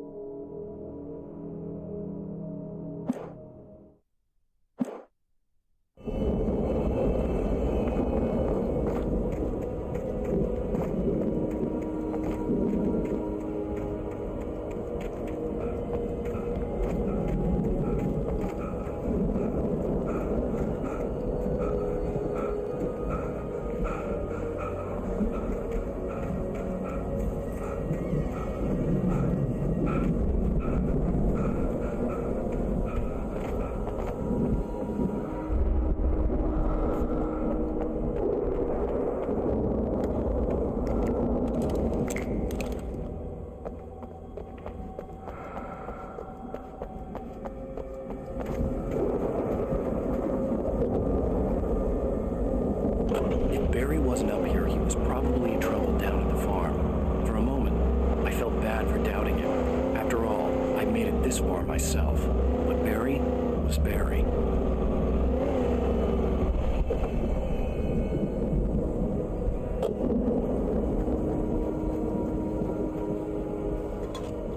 Let's get to this farm as fast as possible. Need to make sure Barry's all right.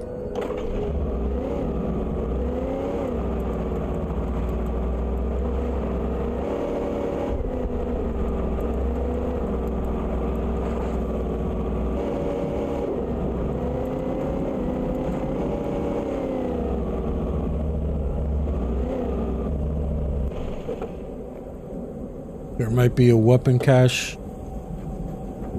in this house.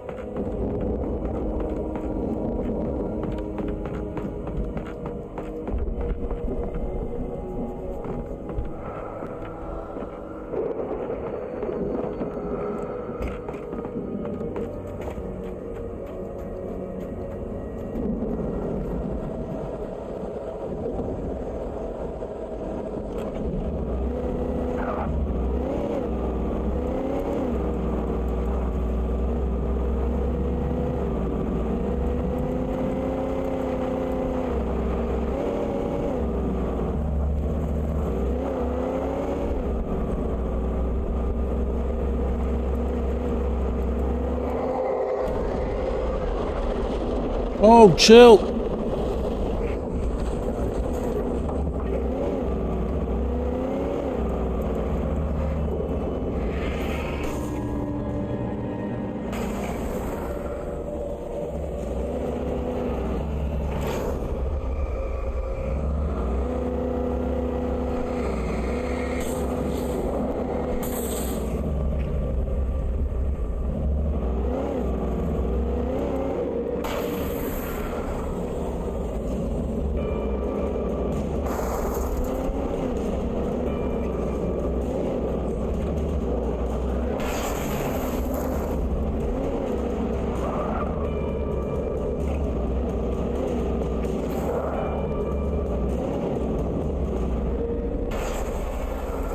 Alright. They're all down. How do we get to the farm?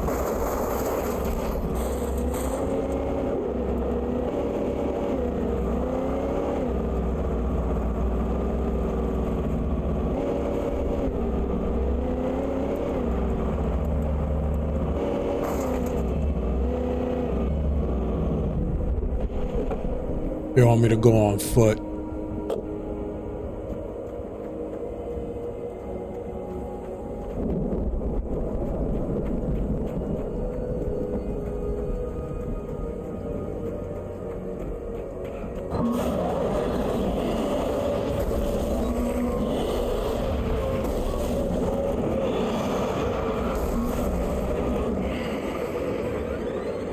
Oh, he missed. Oh no, he didn't.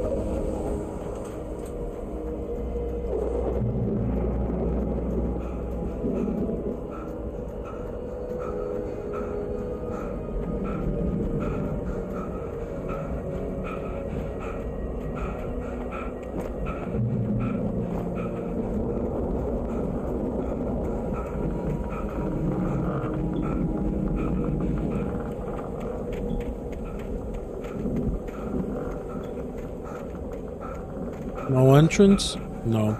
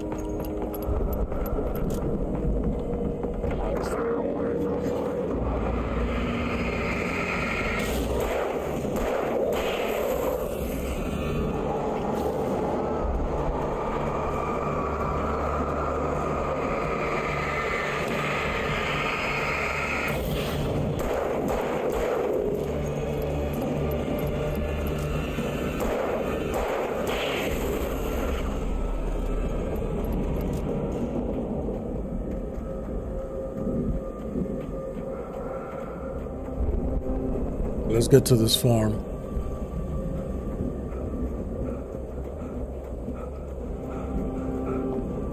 I'd known the brothers used to be some kind of rock stars, but it hadn't really sunk in until I saw the stage.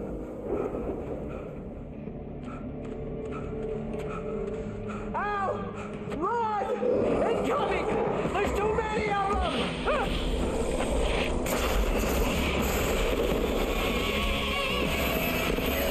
Wow. God damn. Lucky.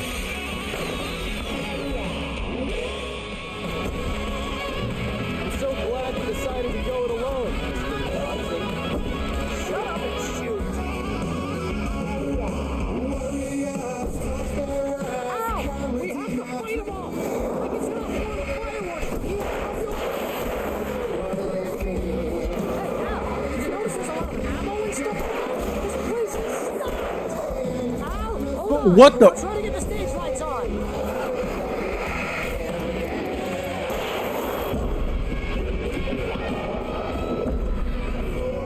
Turning the stage lights on? Turning the stage lights on? You could have done that a lot faster, buddy.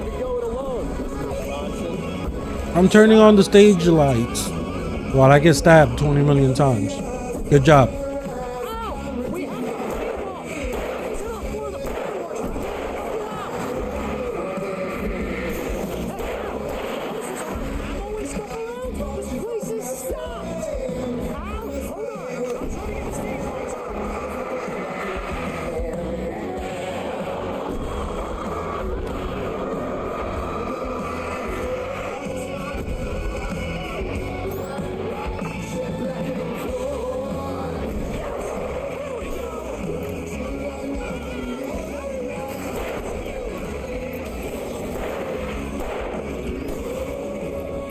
Oh, what the?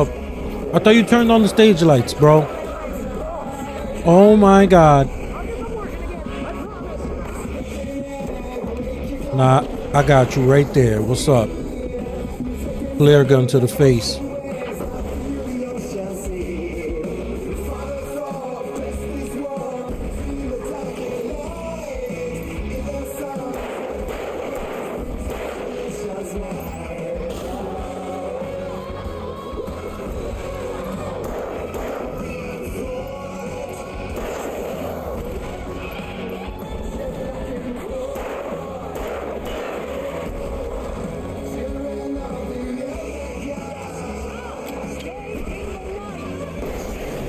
That blown up.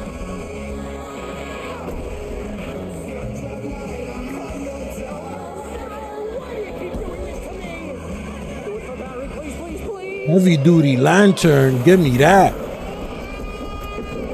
Let's go.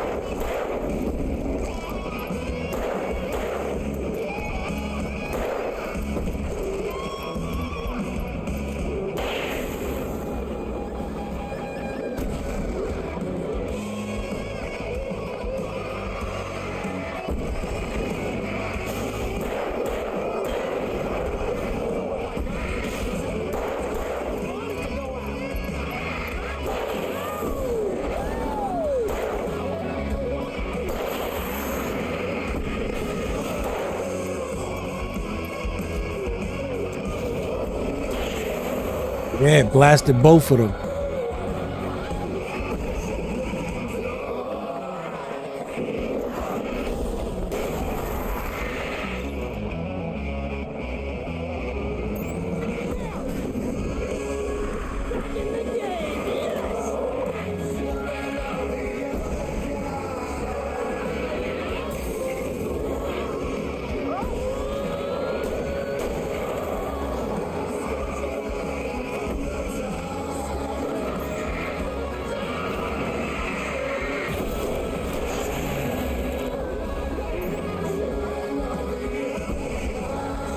Did I get them all?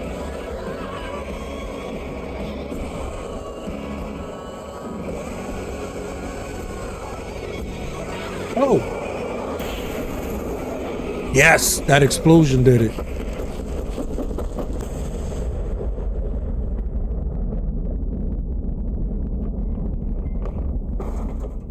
Beautiful. That was awesome! Bright Falls, rock and roll capital of America.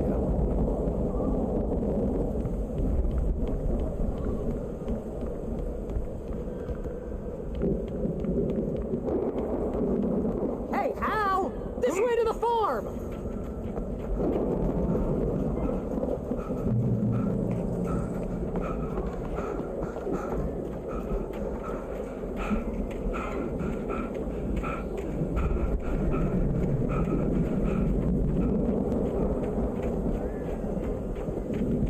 See, bestseller, no reason to worry. Your cutout's good as new, right where I left it. I'll come back for it once we have the place secured.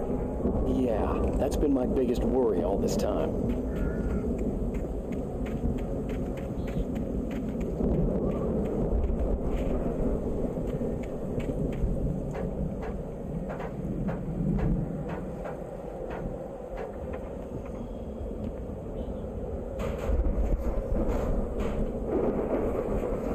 Hey, I think Alan Wake here has something to say. What's that, Al? I'm Alan Wake. I'm always right about everything, and if I don't get my way, I'll sulk all day long. I'm always intense and moody. It makes me very attractive and mysterious. Right now, I'm just standing here because I need my best friend Barry to carry me. But that's okay. I can just take him for granted. I think I see what you did there. Yeah, it was pretty good. You want me to do my imitation of Barry Wheeler? No? Thought so.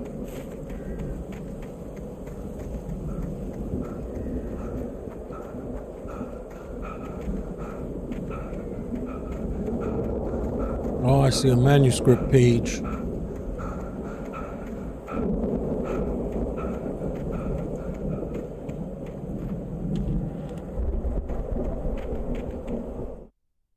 As the deputies hauled Wake and Wheeler away, Agent Nightingale eagerly examined the stack of papers Wake had been carrying. It was incomplete, a collection of random pages, but there was enough. He saw his own name in there, among others. His hand shook with emotion. Finally, it was proof. He had been right all along.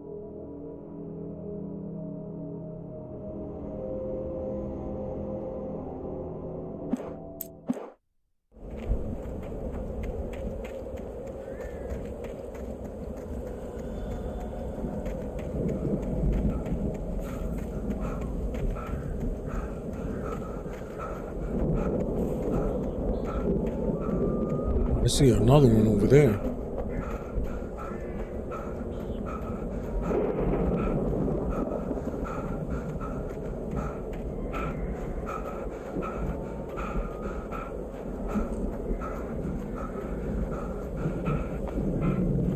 Alan, please, get on the treadmill. It'll do you some good. You're over here breathing like you haven't run of in your life. Deputy Mulligan tuned Thornton's chatter out. He didn't think riders were particularly useful people, and a huge manhunt for one stuck him as idiotic. Certainly not worth the missed opportunity for coffee and pie. It wasn't even clear what the man had done, except run from them at the trailer park. Mulligan knew he wasn't alone. The sheriff's patience with the Fed was running out.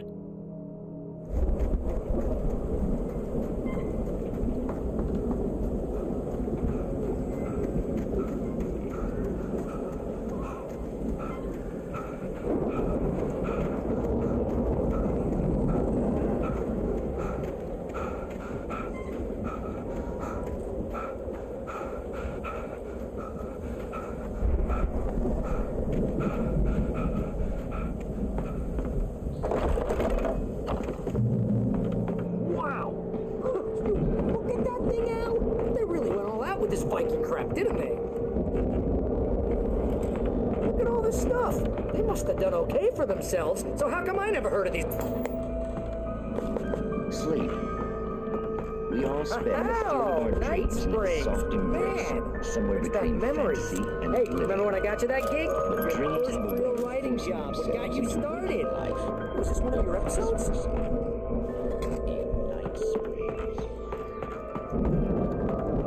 Tonight's episode, The Dream of Dreams. That's by someone else. We join Mr. Joe as he explores the endless dreamscape, only to be brought to a sudden stop by a decidedly mundane situation. Listen, we're gonna have to wait until his highness over there is good and ready. Oh wow, who's that? You don't know him? What do you know? He's the guy dreaming us. Well, not just us. He dreams everything. All of this. But wait, no. I'm the one who's dreaming. I'm asleep. It's 1976. Madness reigns at the Anderson farm. Contrary to all logic, the headiest ingredient of their moonshine is unfiltered water from Cauldron Lake. The Andersons feel like gods. Odin can't stop laughing. He contemplates cutting his eye out. Tor runs across the field, naked, shrieking, hammer in his hand, trying to catch lightning. Their songs have power. Something ancient is stirring in the depths, coming back. The Viking boat looked imposing, almost like a battering ram. You're a dream. The weirdo in the diving suit is a dream.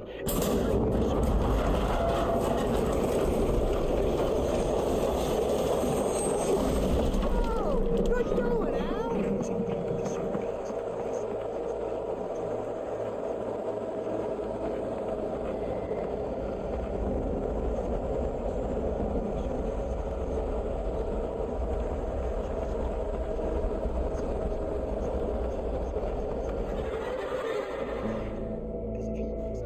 Here they come.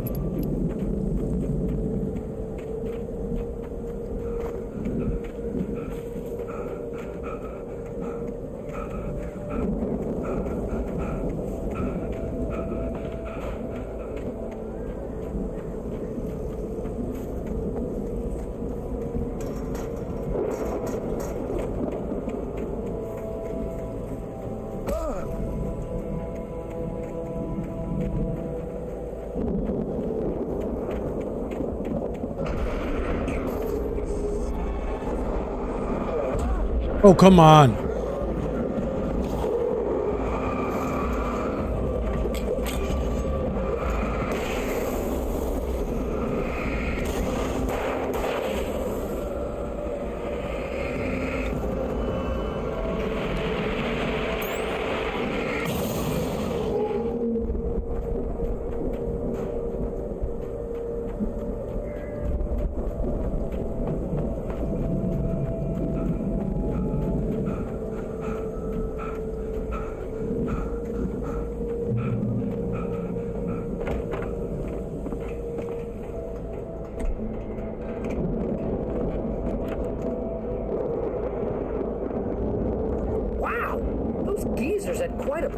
Going on.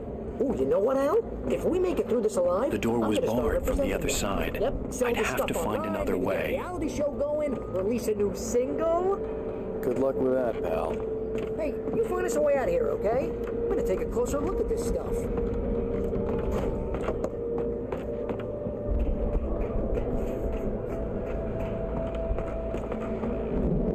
Get to the Anderson house. So what am I supposed to do here?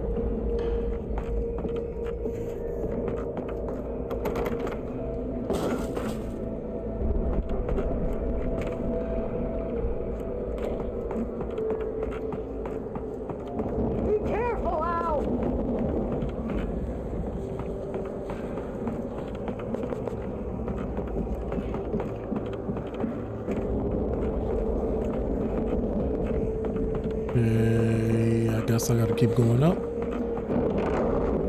Oh, come on, yo.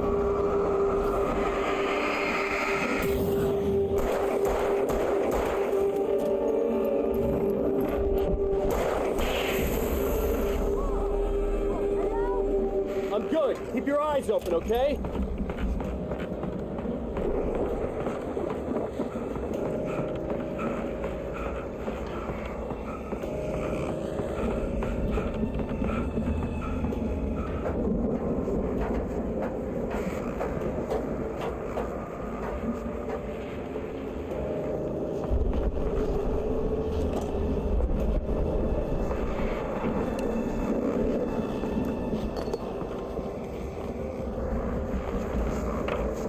As you regular listeners know, I tend to work through the night, but I'm not the only one. Deputies Mulligan and Thornton are taking a couple of moments off their busy schedule to join me here in the studio. Boys, how busy are you now? Our guest is almost here. What that keeps you in business? Pretty busy, yeah. Actually, Pat, we've been real busy with a lot of stuff, which concerns an ongoing investigation. I could see the building that had to be the Andersons' home on the other side of the field. It wasn't far now. I wasn't worried about trusting the ramblings of two burned-out geriatric wrecks. They had the goods.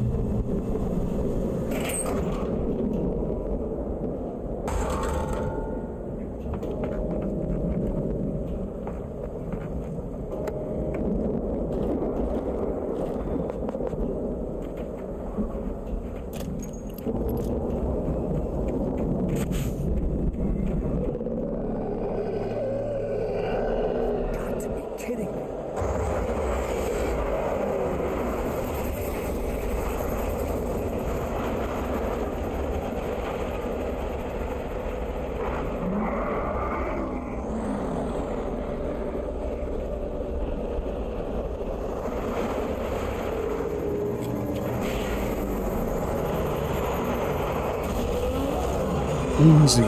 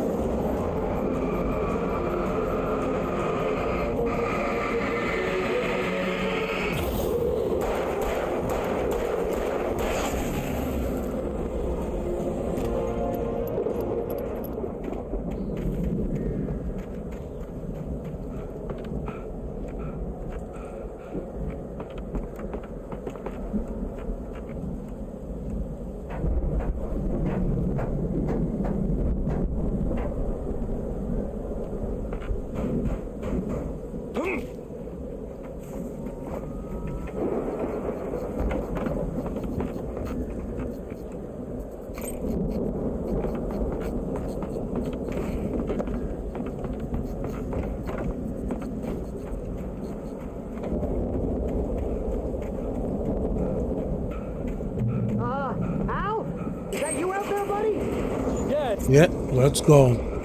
Hey, let's go, man. I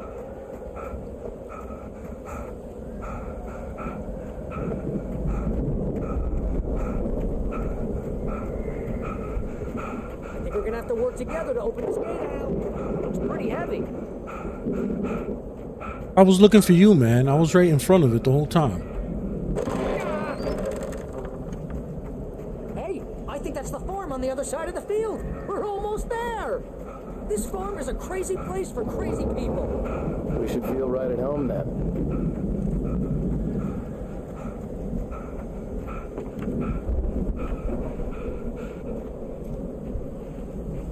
Come on, one more gate. Let's do this thing.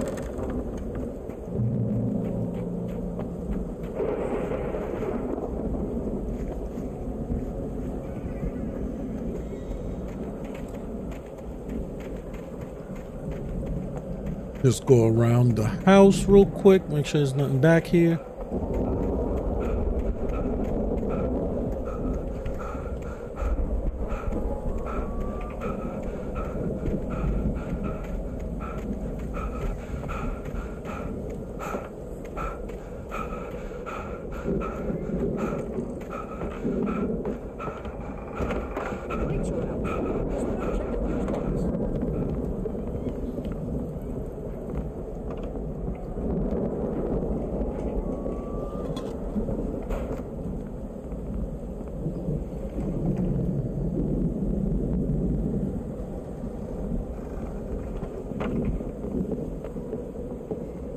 Alright, now the fuse box has got to be upstairs. Alright, you're in my way, bro.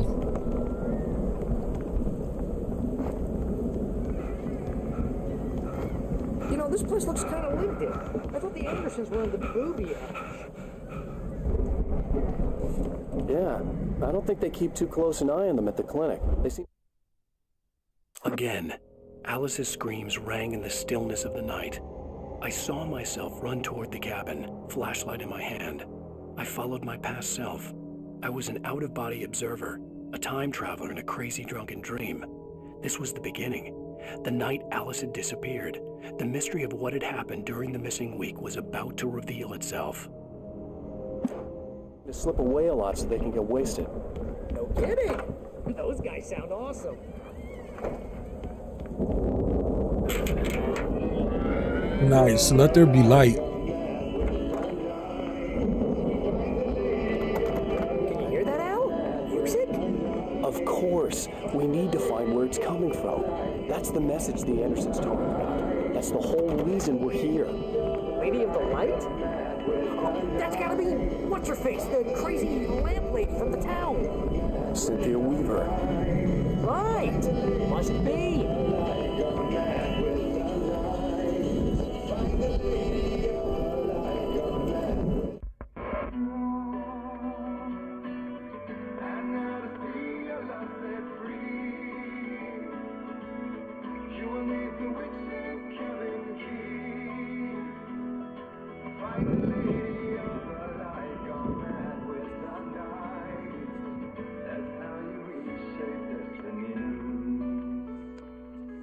Okay. We need to find Cynthia Weaver. We'll stay here for the night and head back to town as soon as it gets light.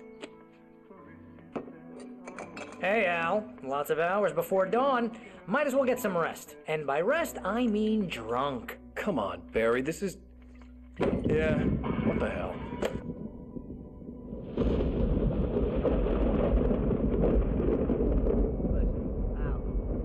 I'm sorry about Alice. No, seriously, because I know we don't get along, but we're gonna find her, right? And even though you're a crazy bastard, I'm gonna stick by you, no matter what, ever, Al. Sure, you're like a brother. I'm a writer, goddammit. Correct.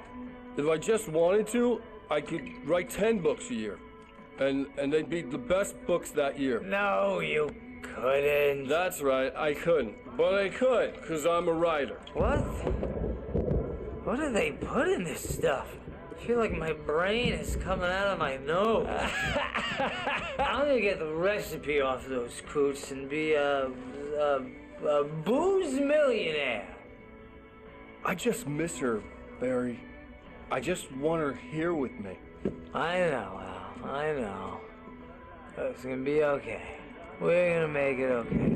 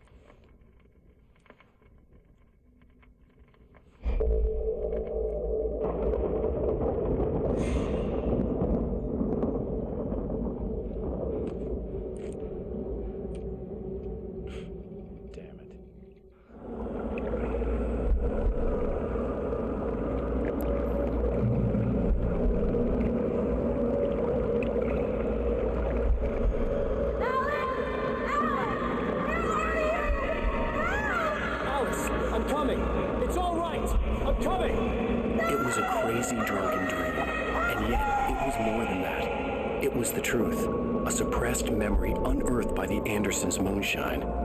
I was there, an out-of-body observer. This was the night Alice and I had arrived at Bright Falls, the night Alice had disappeared. I had a chance to find out what had happened. I remembered being surprised to see the cabin dark. Alice would have never turned the lights off. I remembered thinking I caught a glimpse of her form underwater, sinking into the darkness. Diving after her was the last vague memory I had of that night. After that, the next thing I could remember was waking up behind the wheel of the crashed car and finding the first pages of the manuscript. Beyond this lost memory, there was nothing. I had to follow the footsteps of my past self to find out what had happened that night. I couldn't find her in all that blackness. I must have thought she drowned.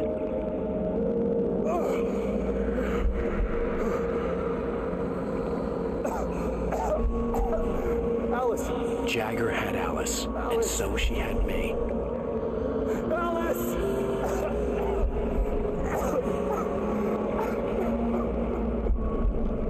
I'd been easy prey. Look at the cabin. Is there someone in the window? Alice? Maybe she didn't drown after all. Maybe she's inside. Alice! Yes. The dark presence had touched me. She had dug her nails into my brain and used me, made me her puppet.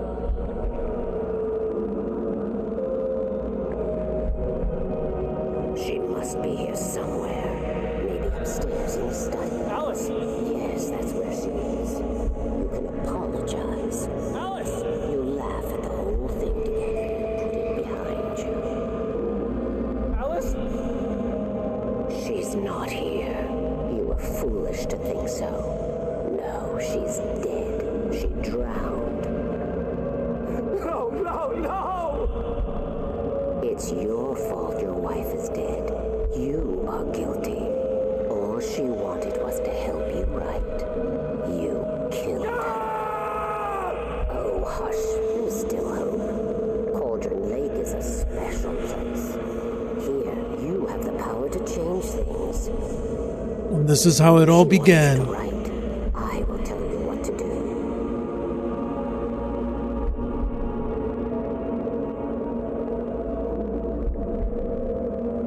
You can write her back.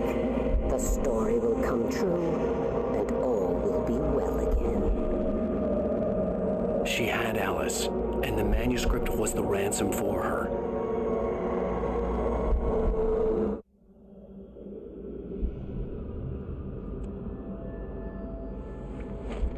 Yes. All right. I'll fix it. I'll bring her back.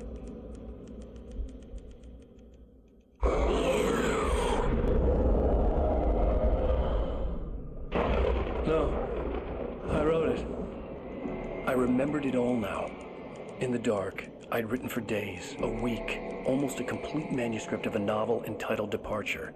Jagger had been my editor, whispering in my ear, making sure that the unfolding story would make her more and more powerful. I thought I was saving Alice. Even with the cobwebs she put in my head, some part of me had been aware enough to write my escape into the story. to bring a light into the cabin to release me before I could finish. To interrupt the horror story before the ending, where darkness consumed everything and everyone. Zane was weak and far away, but I had written him into the story, and his light had been enough to set me free. It isn't here now. I'm here because it was written. I brought the light to set you free. You must hurry. We'll know I'm here. It will be back soon. It stole the skin of my Barbara a long time ago. She looks so old. Wow.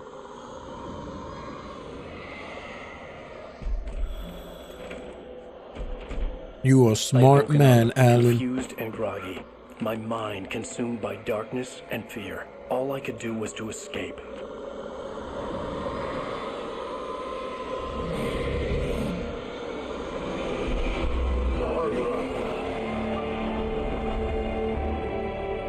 The week spent in the cabin had taken its toll. I was barely conscious and fading fast. It had to have cost Zane terribly, thrown him even deeper into whatever dark place he now haunted.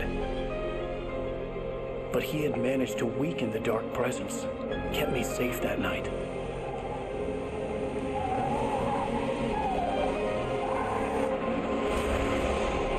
And that's how the car crash happened.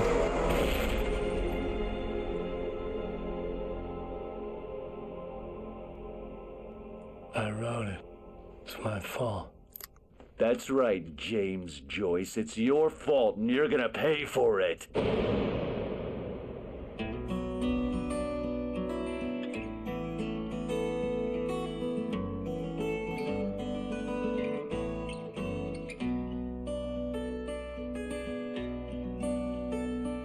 There's an old town road with mystery of Tom the poet and his muse. All right. Wow, what an adventure.